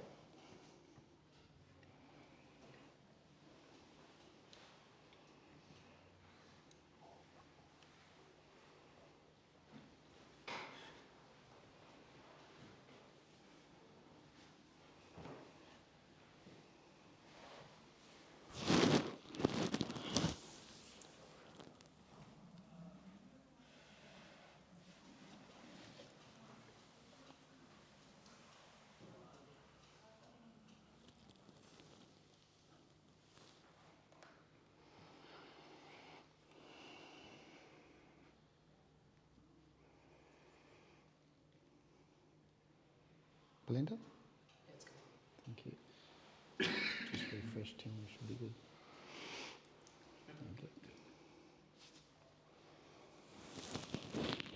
Image scores 87. I'm going to challenge it. I think this is brilliant. Sorry, guys. What a magnificent statement about the plight of the South Sea Islands and how simple the narrative, but in a very, very clever way. And you know, how often can we say having a horizon line running through the head is absolutely perfect? So I'd like a couple of chances for you guys to have a chat about what you saw as the strengths, and if there's weaknesses or things that held you back, please share that with the group so that we can get to the right answer. The right answer might be where we are right now. It might be something different. If you have something to say, I'm going to start with, there was a couple of you sitting in the 90. So let's start with the 90, which was Vanessa. I'm right there with you, Tony. His expression too, it's not like, it's really subtle in that sense. He's not crying tears, which they might be his tears within that, but he's just looking at us imploring, saying, come on, this is, you know, we've got to do something about this. I'm about to lose my home. And the crop just actually gets me a little bit emotional. The crop just gets me right in the heart because he is front and centre. Love him when they put him straight in the middle of the frame. We can't avoid this image. We can't avoid the story that he's telling us. It's not a story. It's his world. That's where he is. I'm devastated with myself for only going 90. In fact, you know, sometimes I love it when we just get a chance to sit with an image for a little bit longer. And then the palette, the colour palette itself, helps to tell he's still roaring in front of us in his normal skin colour, but the behind is that brooding kind of, you know, we're in real trouble here, guys. Matthew on 80. Yeah, look, maybe I might have been a little bit shy, but the things that stuck out to me, like I agree with all of those elements of the crop, the colour palette, the placement and those things. Our trees are underwater behind. We are, you know, potentially looking at those that they may be 3-4 metre trees or so, which means we have very high water. My water marker on the right says that I'm under 0.8 of a metre on the right-hand side. I'd love to have seen that water marker sunk to 2 metres with nothing above it. That, to me, says power, and much more power, that we are underwater and we are just about sunk, not we're going underwater at the moment. Anybody else have anything to add? I read that a little bit differently. Those are mangroves behind, not trees. From memory, the 0.8 of a metre is what it takes for the sea level to rise to completely inundate the islands. That's right. And that's why it's deliberately placed on that number, I believe. And look, I gave it 88. I feel stingy. I'm going up. Anybody else have anything to add? No. I challenged it pretty quickly because as a piece of communication, that's extremely powerful from my perspective, and it's contemporary, and it's hard to miss. I hear what you say. Semantics sounds disrespectful. It's not meant to be, but I didn't see them as trees. They are mangroves, and the point is that's just indicating that the sea is rising, and this is very poignant. How it affects him. It's, you know, even to the point where he's going to find it hard to breathe. You know, like so. Anyway, up to you guys. I'll hand it over to you. You can all rescore. You can put exactly the same score as you put last time if you choose.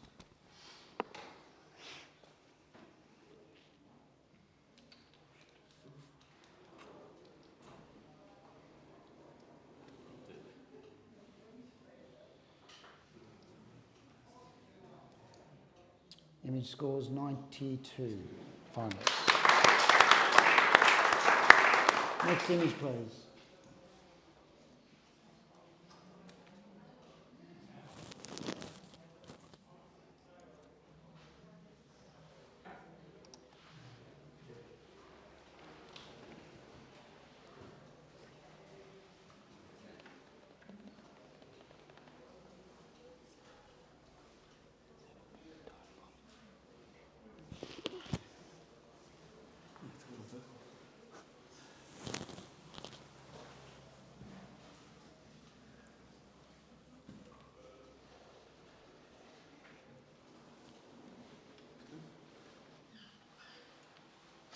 Thank you, judges.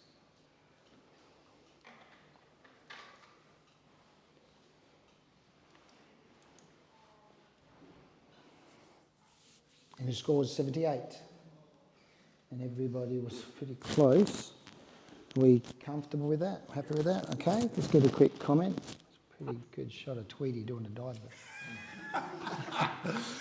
Initially, the dynamicism of this image is really strong. The colour palette is fabulous. What took me out of this wonderful reality that the creators created was the actual air conditioning duct, which takes me completely out of that whole sort of fantasy realm. Right, okay, thank you. Great concept, work on it. Next image, please.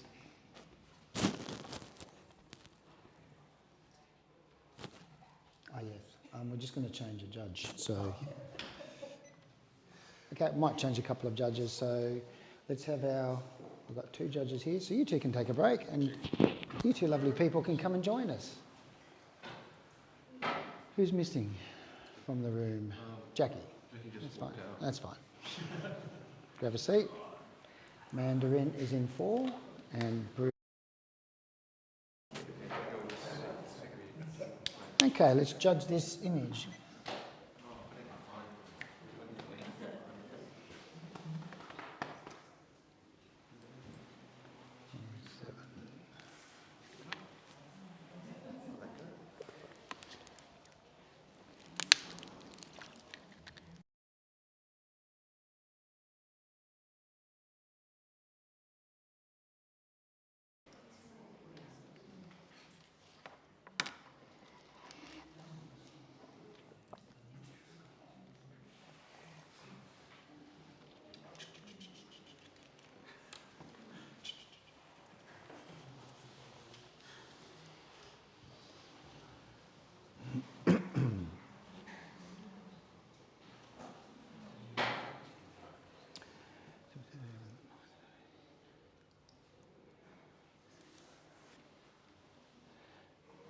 Okay, we have a score of 84. 93. 93 for Steve. So this image kind of transcends reality as it should, but it almost feels like the plastic sculpture of a 3D scan. It's hard to put into words what I'm trying to get at. However, it feels like a tangible object, like a product photograph. However, it is something that is showing dynamicism in movement and tone and frequency even. So there's all these other elements, not only just visual, but also kind of that auditory that the senses are starting to come into. It is a human figure, and it's a human figure in motion, but it's relayed in such a different way to what I've seen before that I think we should reward. Okay, thank you, Steve. Let's go to Vanessa on 77. I'm applauding the photographer for exploring this style of photography, and it's obviously really developing into something fantastic. But I'm just looking for more background, more something. I don't know. It's a lovely sculpture, and that's where I stop.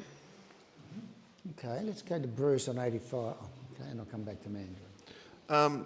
Yeah, I applaud the technique. I really like it. I think it could be refined, even with some dodge and burn, just to sort those little highlights out, give us a little bit more texture to flow into. I fully get the idea here and that, but I just think we can really refine this. So I gave it semi-finalists because, yeah, I think this is worth it. You gave it 85, actually. What? You gave it 85. 85, yeah, semi-final. You just said I gave it 75. Oh. It's late. Leave me alone. Mandarin. It's my birthday. There, we'll go with that. Happy birthday, Bruce. Mandarin. Happy birthday, Bruce. So you should never assume that an image that you've already seen a few images ago is by the same photographer. However, what I will address is, if it is, then I really applaud the photographer for this image and how it has moved much further in its execution. So there's a better chiaroscuro, there's better shaping. The arms actually mimic feathers on a bird, so I'm really enjoying that. What I'm struggling with is the bottom is cropped off, it's fuzzy, the feathery shape at the bottom has just, it's not there. So attention to those sort of details would really lift it. Okay, back to you, Steve. Yeah, and I saw those details too, especially down on the kind of ground area. This is the Photographic Artist Award, and I want to applaud the technique that I necessarily haven't seen before. This could have been done via flash techniques and or scanning, but there's definitely, I feel that the creator's pushing the boundaries into creating something completely different and something that we can actually enjoy. Steve, you hold your score at 93, thank you. Everybody else can rescore.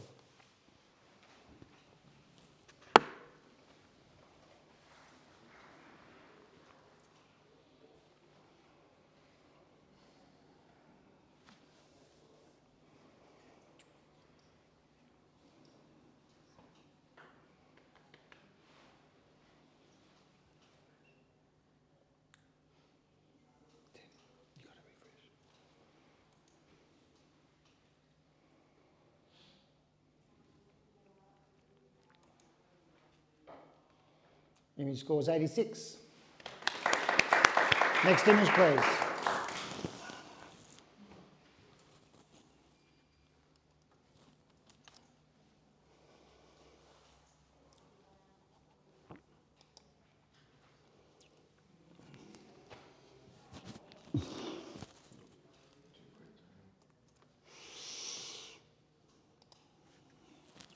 Let's go, judges.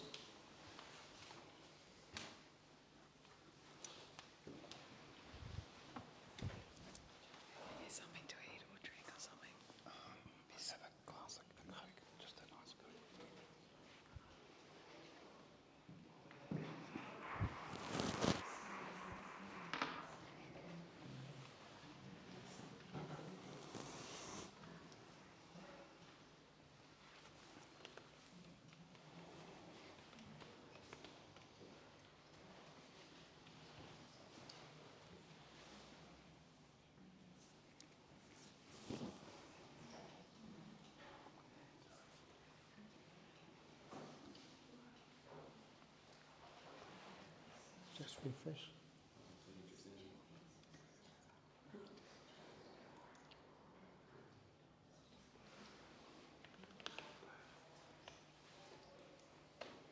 Image scores 82. Everybody within 1 point. Perhaps that bird being in front of the figure is a little bit confusing. And I mean, I love the use of the soft palette to run this through, take us in. this plant, the plant on the left is a little bit too strong and kind of competes with that figure on the bridge. But a lovely idea and a lovely ethereal feel. I love the cold colour balance too, that sort of drops that sort of mystery into it. Next image, please.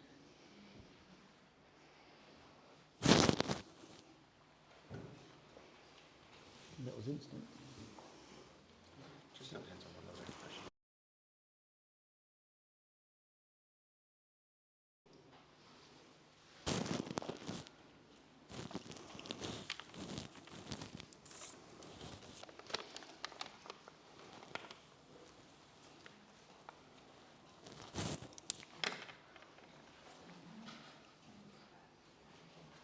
Thanks, judges.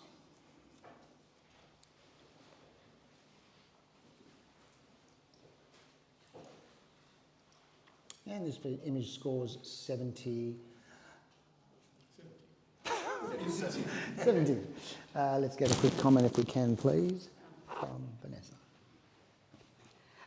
Congratulations to the photographer on exploring this technique and giving us beautiful wings on the angel. I just think maybe look for a situation that's a little less distracting, so less obstacles that might take us away from the main subject. Yeah, the ethereal nature of the figure has actually been compromised by the heaviness of what's around it. I think it's just a bit too heavy. Next image, please.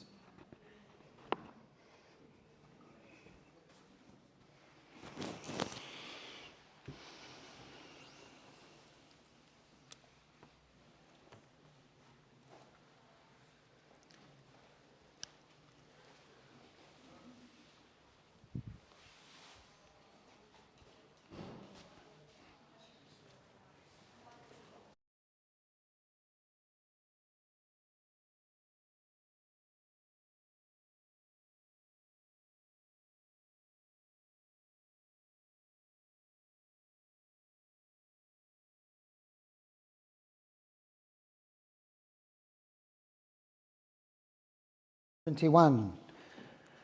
Okay, and again, our judges are all in reasonable agreement there. I had a couple of people thought there was a fair bit that could be helped with this image. Can we just have a comment, please, from Matthew on 67?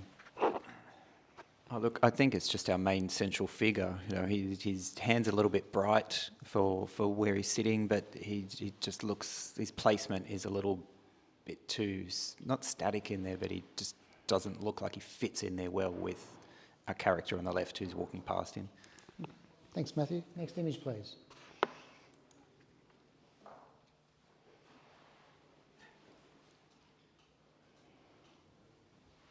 Thank you.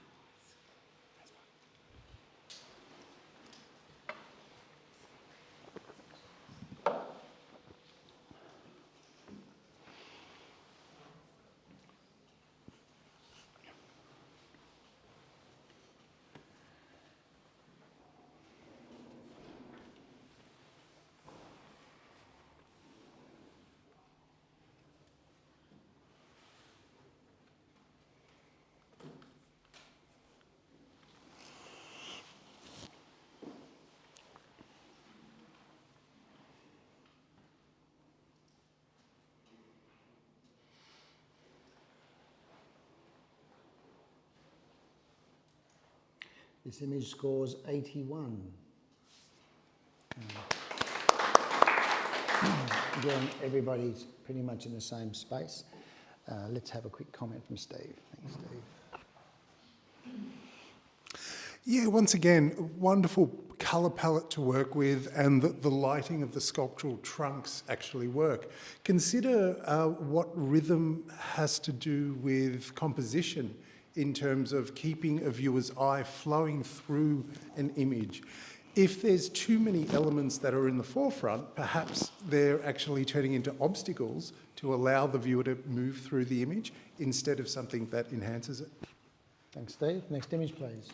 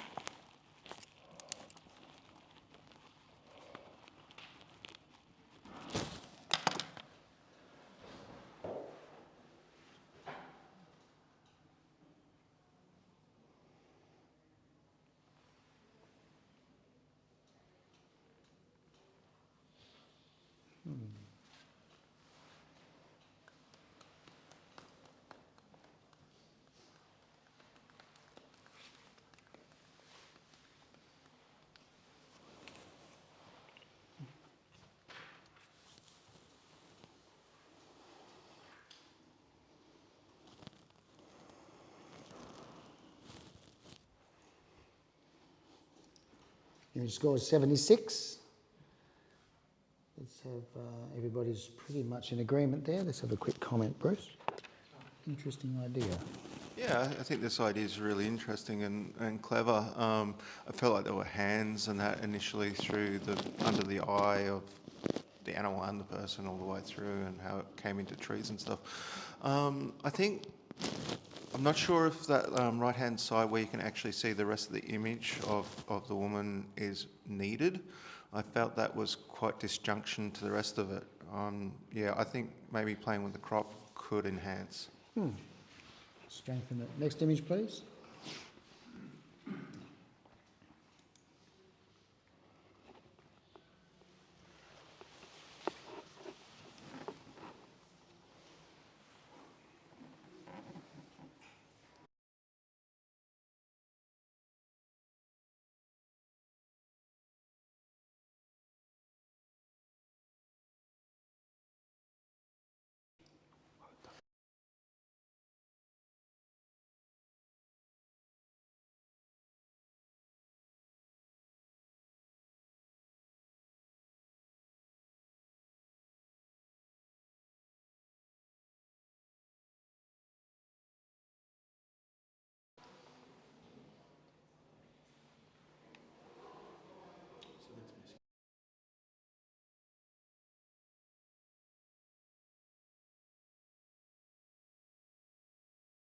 Thanks, judges.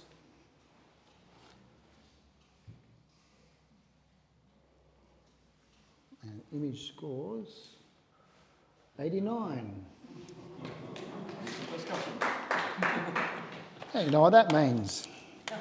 You either do it now or you do it later.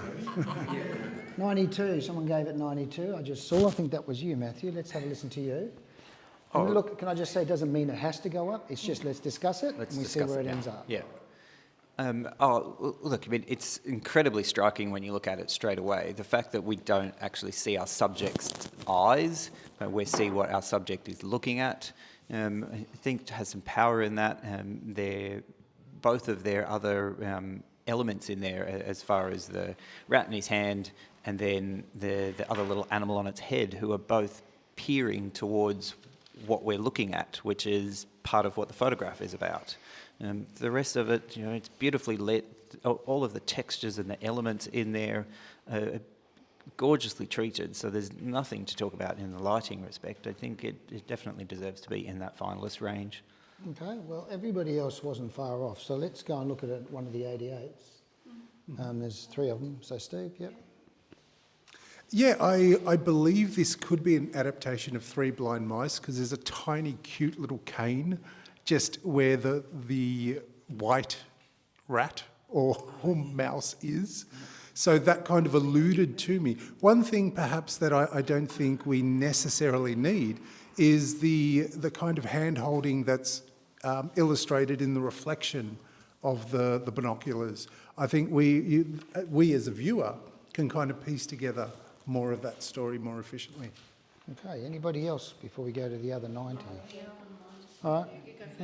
Either one. Thank you for showing me that cane. I didn't actually see it. It is stunning. It's beautifully put together. I love the little monocular on the mouse on the top.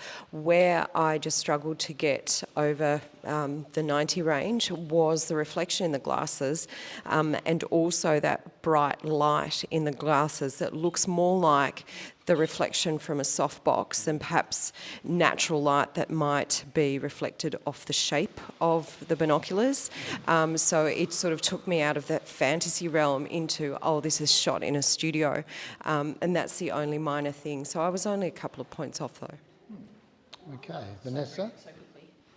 See, because this image is so close to being, absolutely perfect, there's shaping them, moulding the lighting just a little bit more so that the attention's less on the right shoulder, etc. But also there's little bobbles on the hat brim or the ribbon on the hat, and if we're getting right down to it, you can retouch those and make those less of a distraction. Just things like that take my eye away from the actual amazing work that's been done.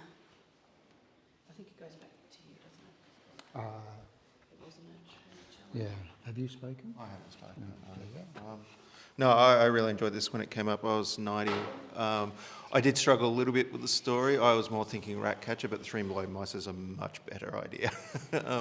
Once you see that walking cane and that. I agree with the actual softbox and the monocles. I think that is a little distracting, but like, overall, it's pretty damn good, guys.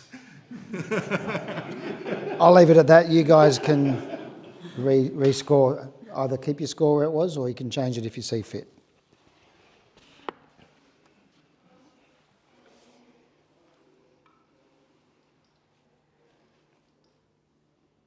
We have a finalist at 91. Next image, please.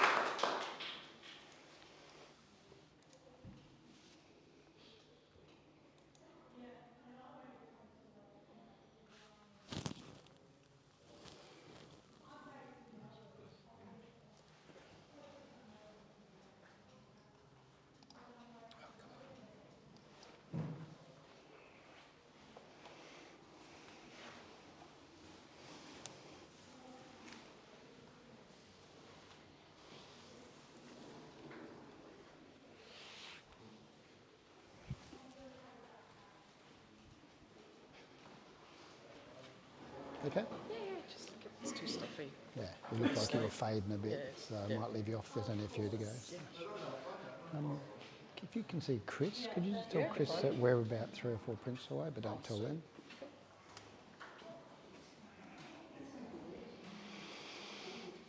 Okay, we've got a score of around 67, exactly what I was going to say. We have a comment from Steve. Thanks, Steve. What can be done to help this image along? Yeah, congratulate the photographer. One of the, for the technique of dragging the shutter and kind of creating that movement in camera. Consider playing around with different types of light, so either daylight, even desk lamps and things like that, to enable a little bit more sculpture within the body form. Is it? I wonder if it's a combination. If it might be some shutter drag, but there might also be behind glass or something. And shower screen or something. Yeah, it's certainly got some strengths going. The fingers are very dominating. We'll have a quick judge change. Now I brought you three in, so I'm going to give you two a break. And let's bring in Jackie and Paul.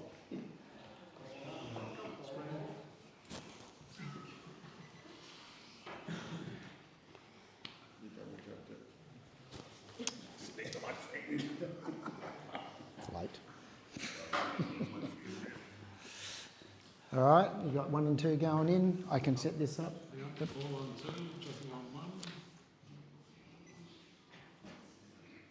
Here we go, judges, thank you.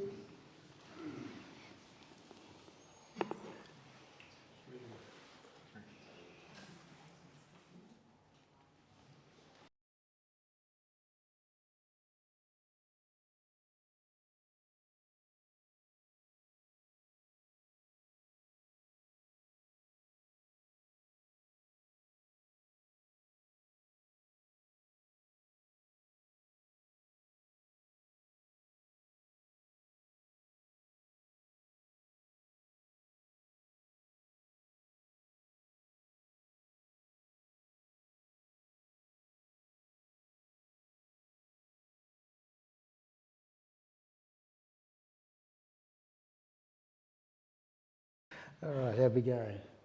We have got some varying opinions on this one, which is interesting. We have an 84, and we have a challenge, I'm guessing. And Steve.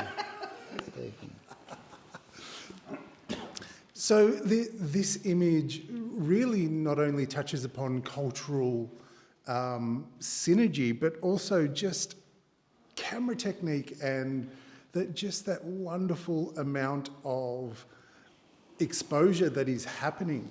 So we get to see, and I still can't determine whether these are kind of individuals or a play on a single person that has been multiplied. It actually doesn't matter. It's a group, it's a cultural group working together in harmony. And the kind of sand and the kicking up the dirt almost looks like fire in terms of what's actually happening here. Diagonally, compositionally, it works really well. There's a strength that goes from right to left, and it pushes through. There's that huge band that has been backlit, can only assume that is dust, that actually kind of forms like a front of energy that keeps going. So it's such a dynamic image, and I think the photography should be rewarded for it. Let's listen to Mandarin on 78. Thanks, Mandarin. Yeah, it's such an awesome moment to capture. So the things with the image that I struggled with a little bit was who was the one that I was supposed to be looking at. So the dance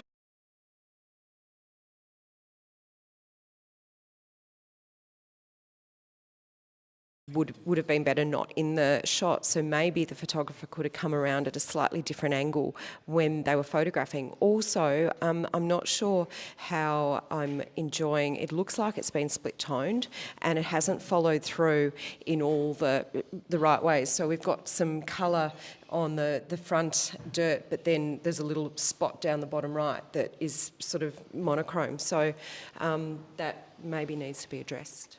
Okay, let's have a chat to Jackie, who gave it 83. Yeah. No, I've been to Ghana and photographed this sort of dancing, and usually there's a spotlight which is it catches the dirt as it's sort of flown up. So it wouldn't be even if that's the case. But I do find the image a bit confusing. I mean, I would really like to see this awarded something, because they're special people, and I think the photographer's done a great job capturing that dance. And the dance lasts, they dance a bit and then it stops. It is a semi-finalist. Semi-finalist, So yeah. It's got an 84. That's great. All right, back to you, Steve. Yeah, certainly. In order to address a couple of comments, the person or the character that is, or the viewer should look at, is the one that is in focus, I believe. And that's the one that is completely separate from the rest of the crew or the kind of cluster. The monotone kind of split toning, I feel actually works. There's a number of different elements that are removed, and that allows that kind of energy, that yellow and even the blue, which is sort of monotone, to really come through. So those complementary colours work beautifully. What I'm seeing, and the further away I kind of step back from it, what I'm seeing is almost like a sound wave of energy pushing forward from the left to the right. And I think that does kind of have that extra level of narrative. Okay. Thank you, Steve. You hold your score at 93. Everybody else take on board what they've heard and score as you see fit.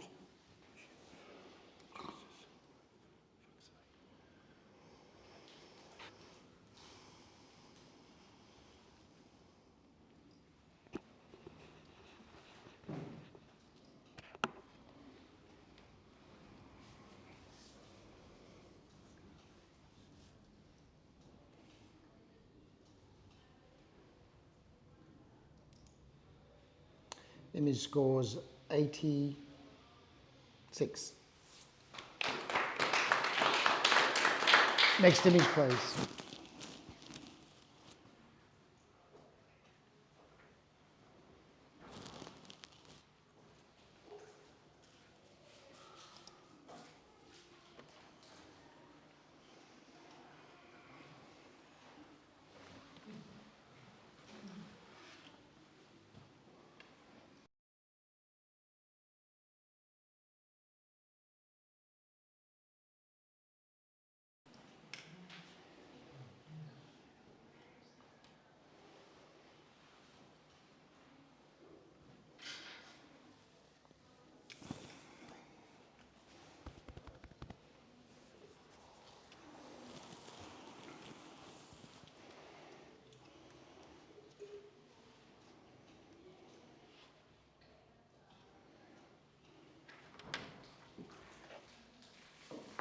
Judges, thanks, Paul.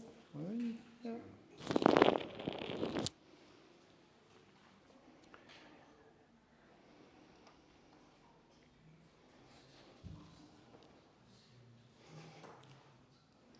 This image.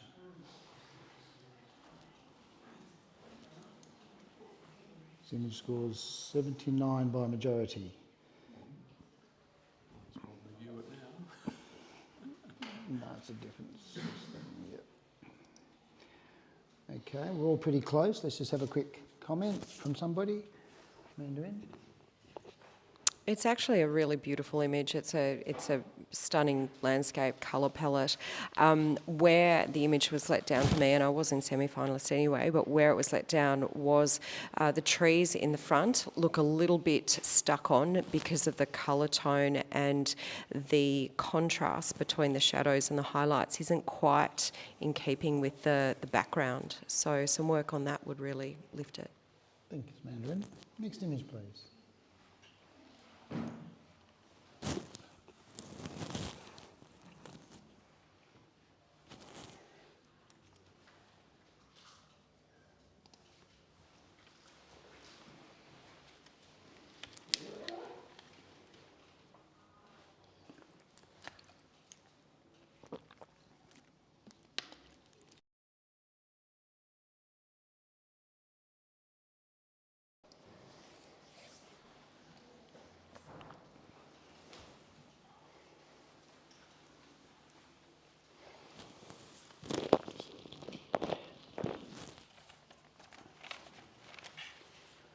The Photographic Artist Award, the Australian Photographic Prize competition, sponsored by AZO. AZO means image. Now you all know that.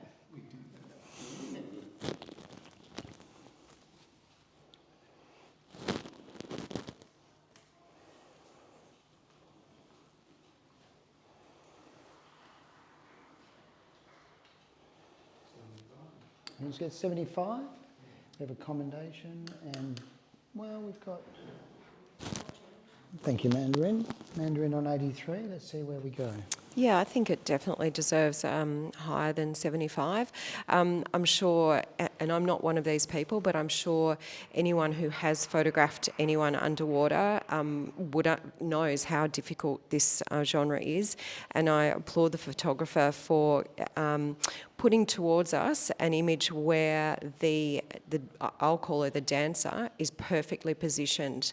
The arch of her back is this beautiful 90-degree angle. You can see the light is showing the beautiful muscular look on her legs.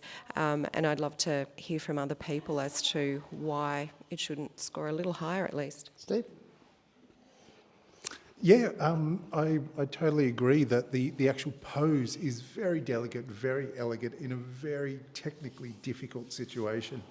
Perhaps there needs to be a little bit more separation in the tonality, the contrast, so the mix between darks and whites, and perhaps even focusing in, whether it be a technique like dodging and burning, to really focus in on enhancing that elegance that the photographer wanted us to see. Okay, let's just jump to Bruce, who gave it 65. Yeah, I was pretty harsh. I apologise, but no, but it is a hard place to shoot, and it's a hard technique to get down. And I applaud the photographer for trying it. Now, I think a lot of things let it down, or could be improved. Like the skin tones, they feel dead to me. Like it's been desaturated a lot. I'm not sure if that's just due to not being able to handle where the saturation has gone with the shot, because things do change underwater. And while I do agree the pose is quite delicate, I also find it very lopsided, just because I know we're trying to keep the horizon, maybe because that's what it feels like with the bottom and top sort of level, but it feels like she's falling to the left to me. So I think there's a bit of work to do, and with Steve's comments, I think you could definitely elevate it. Okay, back to you. Okay, Thank you for the comments, great comments. As far as the desaturation, I really enjoy that. If it was more of the skin tones that you might expect, it wouldn't have that beautiful ethereal quality that it does being desaturated. So I'm really enjoying that. I'm not sure, I think, and this once again is why it's great that there's 5 of us here, I am not seeing that she's looking lopsided. I'm seeing that this is just perfectly positioned. I love the little bubbles coming out of her mouth, and I also really enjoy the fact that we can't see her face or her eyes, which makes it more sort of surreal and ethereal. So yes, it could be maybe a little bit more dodging and burning, but that's why I didn't go up even higher, and I think it is worth a semi-finalist for sure. Okay. You hold your score, and we will get the other judges to rescore as they see fit.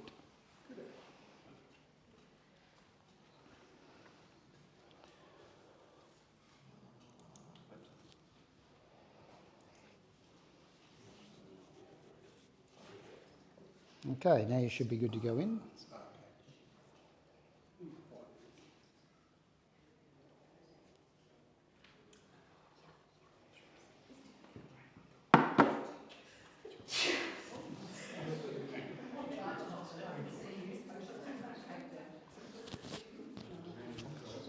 Mandy, you got a... Oh, you only take 2 then. Thank you. This image scored 78. Now that's the end of that category.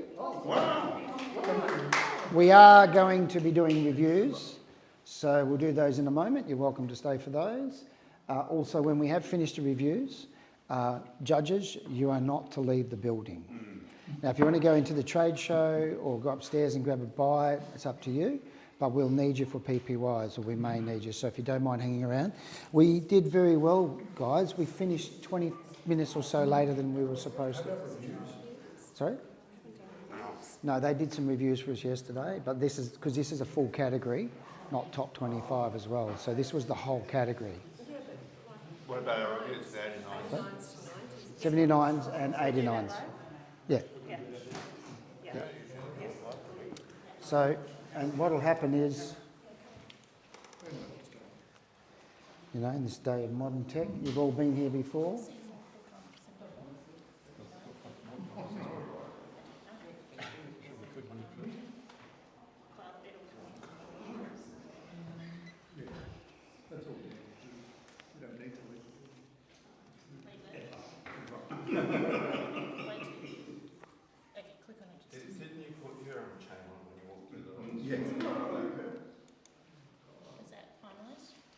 Oh, maybe that's what it is.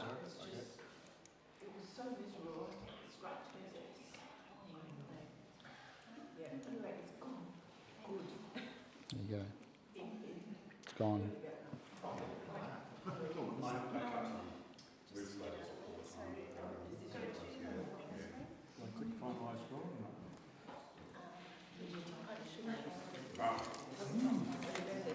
Can you see the other one of those? Yeah.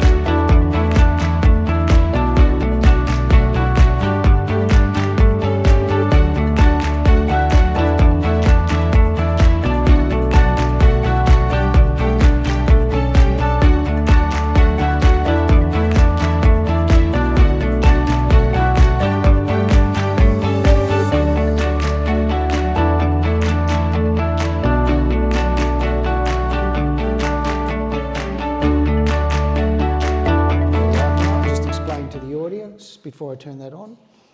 So we've got a live audience. We have. Just an explanation that we finished the category. However, any scores that were on 74, 79 or 89, which is the cusp of the next division, we will be reviewing. Our panel will look at that image as it comes up and will be asked to consider whether it should stay where it is or go up 1 point. Those on 74 can move up to 75, but the judges may choose to leave it at 74. 79 may go to 80, which makes it a semi-finalist. And of course, the important one for some people will be if they're sitting on 89, will they be tipped up into 90 and then be in that room when they're looking at the finalists. So we're going to start with the 74s. I'll turn the screen on. Our judges are just going to indicate, yes, I believe it's deserving of going up, or no, I think it should stay where it is. Is that clear for my judges? Thank you. This image is a 74. Yes. This is a 74. It's now a 75, which is a commended award. Well done.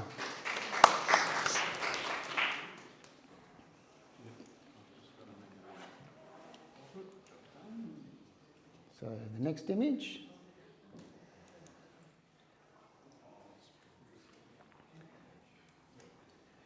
This image is also a 74, which may or may not show up in the next small period of time. Oops. It's all right. I am. Bruises all over me, Jackie. Okay. Here we go. I was just catching up with the system. Okay, let's do that. So we're filtering out everything, just looking for those images that ended up with a 74. And I think that was it anyway, but let's just make sure. I'll just turn that off, sorry. Make sure we get the right one.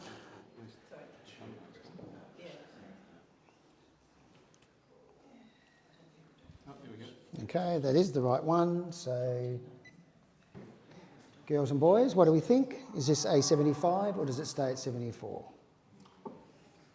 Beautiful, we have a 75. It's now a commended image. Well done. Okay, next image. We're going now to the 79s. The next image will be a 79 when it comes up. We're just going to let Tim catch up. Well, Tim's driving the machine. All right. I'm missing a couple of cylinders.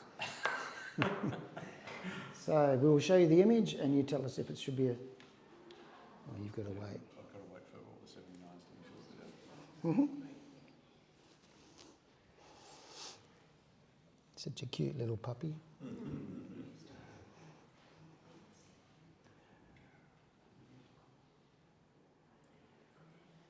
Okay.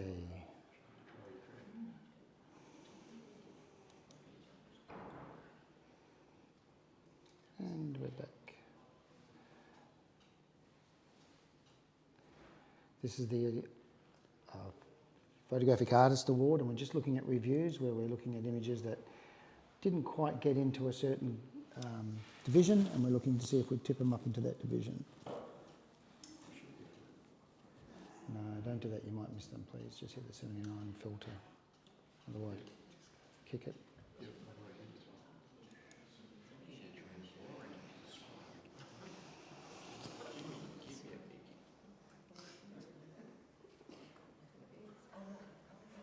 Have you guys been into the trade show at all? Yeah? Good. Good. Was that? Haven't had a chance. No.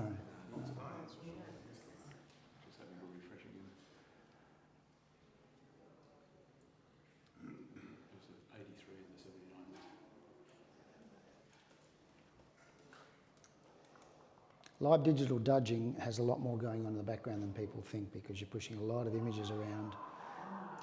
Print judging is a little easier because it's a physical thing and you can put it there and look at it and take it away. Online judging is a little different, of course, because everybody's sitting in their own little bubble and we're relying on their own bandwidth. But when we're all in the same building and all trying to use the same pipeline, sometimes we get bottlenecks. Are you having to search for them? No, we've got filters, but it's not loading them. We need to load them up, and it's not loading them up, and it's just kicked us right out of the whole system. So what?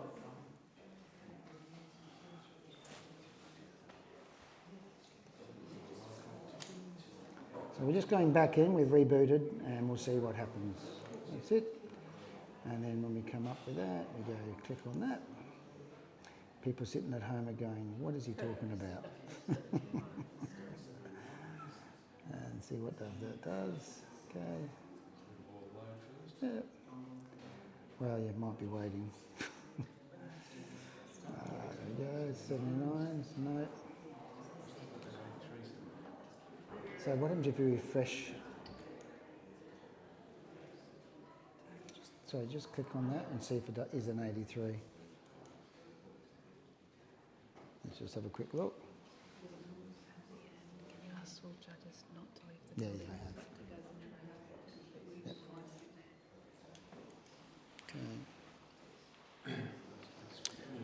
Okay, this image that's about to show up shortly.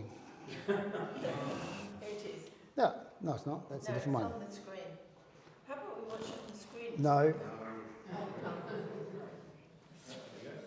So we're going 79. Do you think this deserves to be a semi-finalist with an 80, or do we leave it at 79?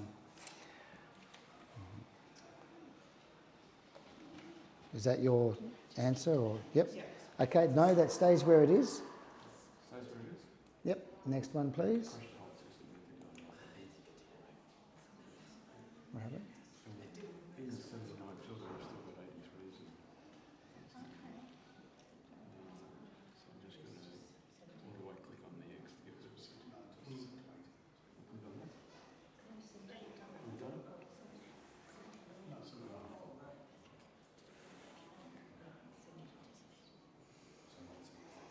Let's choose an entry to advanced.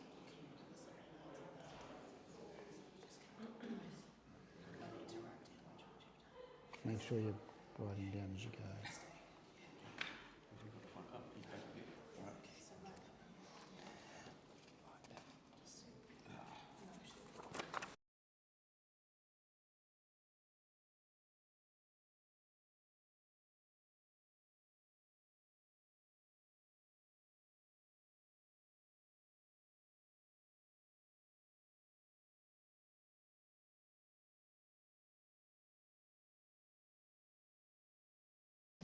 Okay, let's do that. Okay, we're working our way through. This image scored 79. What do you think? Does it go up to a semi-finalist? And we have a yes, yes, yes, yes. So that goes to 80. Congratulations. Woo!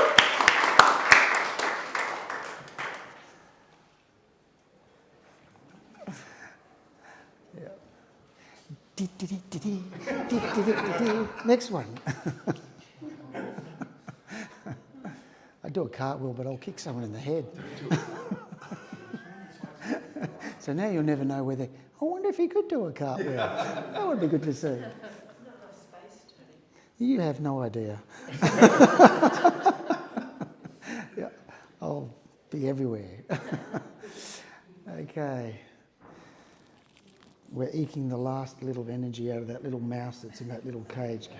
Another one. Here we go. We have another 79. What do we think? Does this stay there or does it go up? No, no, no, no. This one stays there. Good try. It stays as a commended image. Next image.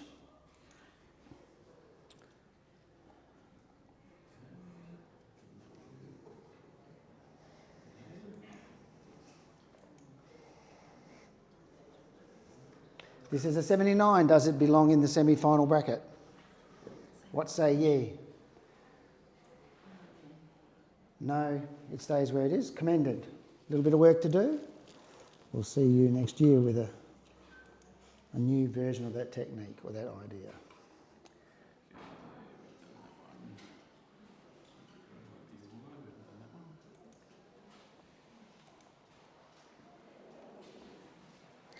This image is also a 79.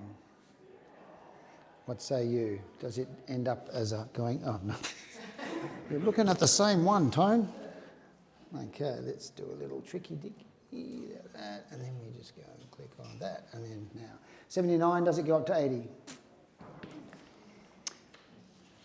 Yeah, baby.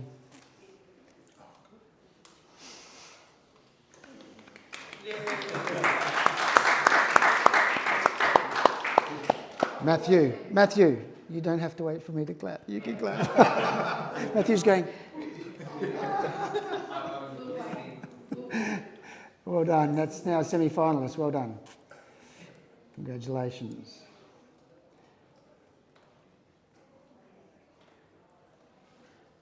And back in. We need that little. Here we go. Next image is not coming. So this one is a 79, and we're wondering if this should be an 80. 79 or 80? Is it a yes or a no? Does it stay where it is or does it go up? Okay, we have one answer, we have another answer. We have a, yeah, and Jackie, deciding vote. Yes, it goes up. Woohoo! Semi-finalists. That's it, that was fun. Pump it up. It's not midnight, it's mid-afternoon.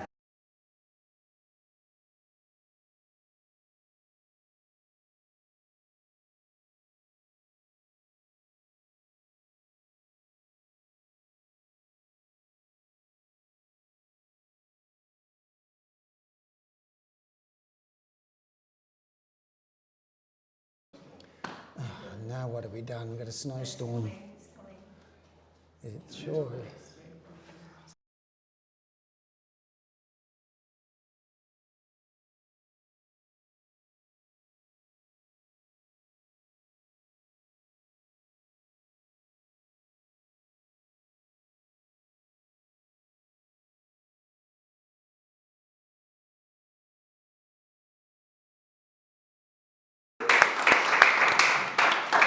And if it's your print and you're watching, or if it's your image and you're watching, just remember what I said about competition strategy. Think about it.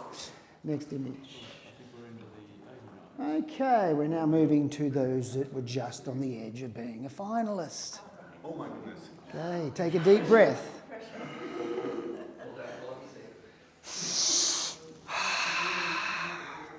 Yeah, but the air hasn't moved in here for what? 9 hours.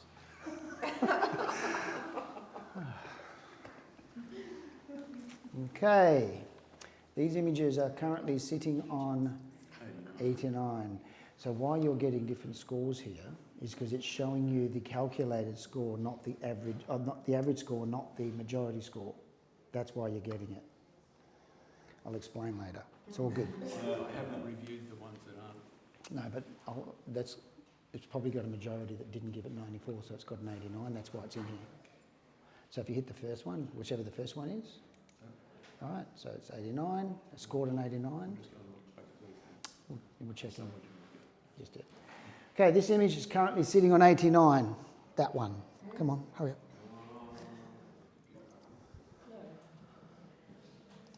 Okay, this is currently 89. Yeah, I know. It's the, for those watching, it's the picture of a sheep with a rainbow jumper in front of a house, with a jumper hanging on the clothesline with 2 black birds and a chimney with smoke going vertically up, which is the way smoke tends to go. Where do we think this belongs? And we have a finalist! Woo! See what a bit of Coke does? You might want to give context. A glass. Glass. Coca-Cola. Okay, next image.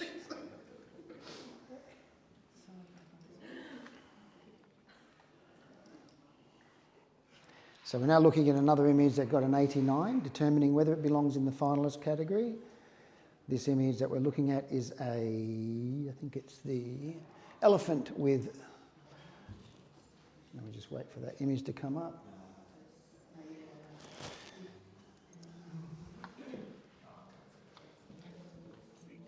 You haven't seen it yet.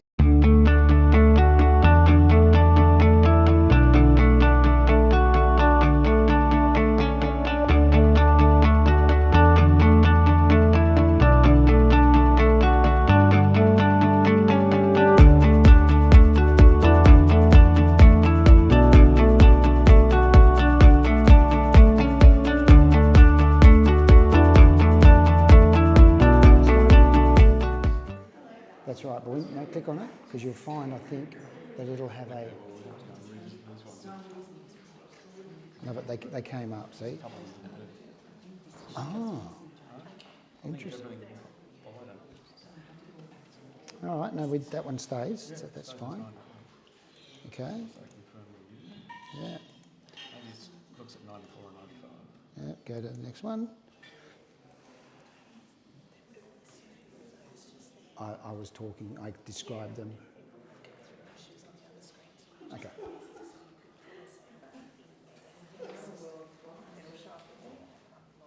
Okay. Yeah. Okay, this image is currently 89. Do we think it deserves to be a 90 in the awards? And we have got 5 yeses. Yep. Well done. Being a very generous lot. Just moving up.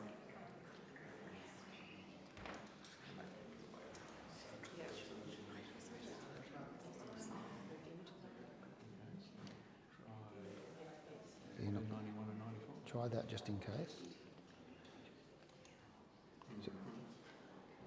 Okay, now try the next one. Let's review it, confirm review. Yeah. This one might be 91, but average 89. No. Okay, well that's fine. Yeah. If you guys can just hang 10, we're just going to double check we haven't missed any.